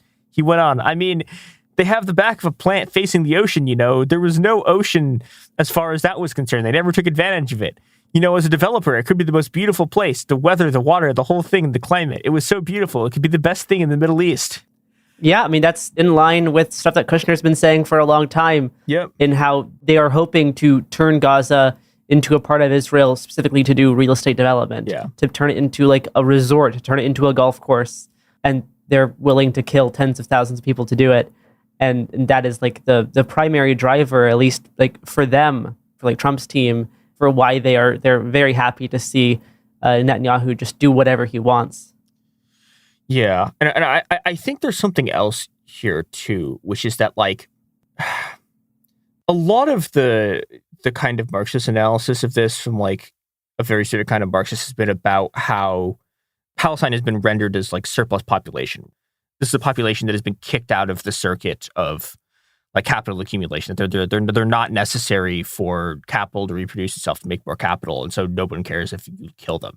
And I think that's wrong. And I think this quote is actually evidence of why they're wrong. Like this, these people think purely in like people like Trump, right? Think purely in terms of economic assets. And there's an unbelievable amount of economic assets like in Palestine that a regime that is like maybe only 30% less like hideously cruel and murderous, like could have turned into viable economic engines. But the Israelis don't want that. They have made a decision, like an actual conscious decision, that instead of trying to exploit people for labor, they'd rather just fucking kill them all and try to steal their land, right?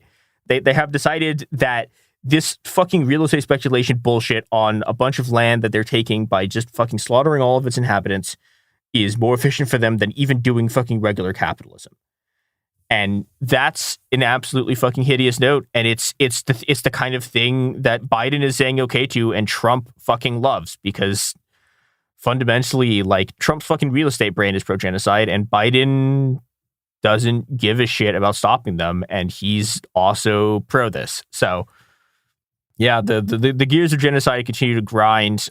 The Israelis are plotting their attack against Iran that they're going to do in response to Iran shooting missiles at them, in response to them killing the leader of Hezbollah. I don't know. By the time this comes out, it's possible that attack will have happened. They're going to do something. It's going to make everything worse. But yeah, until then, this has been an update on the genocide in Palestine and the new invasion of Lebanon. Hey, we'll be back Monday with more episodes every week from now until the heat death of the universe. It Could Happen Here is a production of Cool Zone Media. For more podcasts from Cool Zone Media, visit our website, coolzonemedia.com, or check us out on the iHeartRadio app, Apple Podcasts, or wherever you listen to podcasts. You can now find sources for It Could Happen Here listed directly in episode descriptions. Thanks for listening. You know Roald Dahl. He thought up Willy Wonka and the BFG. But did you know he was a spy? In the new podcast, The Secret World of Roald Dahl, I'll tell you that story and much, much more. What? You probably won't believe it either. Was this before he wrote his stories? It must have been. Okay, I don't think that's true. I'm telling you, the guy was a spy. Listen to The Secret World of Roald Dahl on the iHeartRadio app, Apple Podcasts, or wherever you get your podcasts. Hey everyone, it's Emily Simpson and Shane Simpson from the Legally Brunette podcast. Each week, we're bringing you true crime through a legal lens. Whether you want all the facts on the disappearance of Nancy Guthrie, or you still need to wrap your head around the Diddy verdict, we're breaking it all down step by step. And we're not just lawyers, we're also husband and wife. It makes for some pretty entertaining episodes. Listen to Legally Brunette on the iHeartRadio app, Apple Podcasts, or wherever you get your podcasts.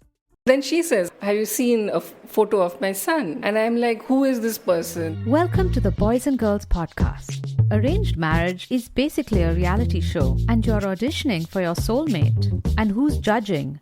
Only your entire family. I sacrificed myself to this ancient tradition, hoping to find love the right way. And instead, I found chaos, comedy, and a lot of cringe. Listen to Boys and Girls on the iHeartRadio app, Apple Podcasts, or wherever you get your podcasts. This is Ryder Strong, and I have a new podcast called The Red Weather. In 1995, my neighbor, Anna Trainer, disappeared from a commune. It was nature and trees and praying and drugs. So no, I am not your guru. And back then, I lied to everybody. They have had this case for 30 years. I'm going back to my hometown to uncover the truth. Listen to The Red Weather on the iHeartRadio app, Apple Podcasts, or wherever you get your podcasts. Saturday, May 2nd, country's biggest stars will be in Austin, Texas at our 2026 iHeart Country Festival presented by Capital One. See Kane Brown, Parker McCullum, Riley Green, Shabuzi, Dylan Scott, Russell Dickerson, Gretchen Wilson, Chase Matthew, Lauren Elena. Tickets are on sale now. Get yours before they sell out at Ticketmaster.com. This is an iHeart podcast. Guaranteed Human.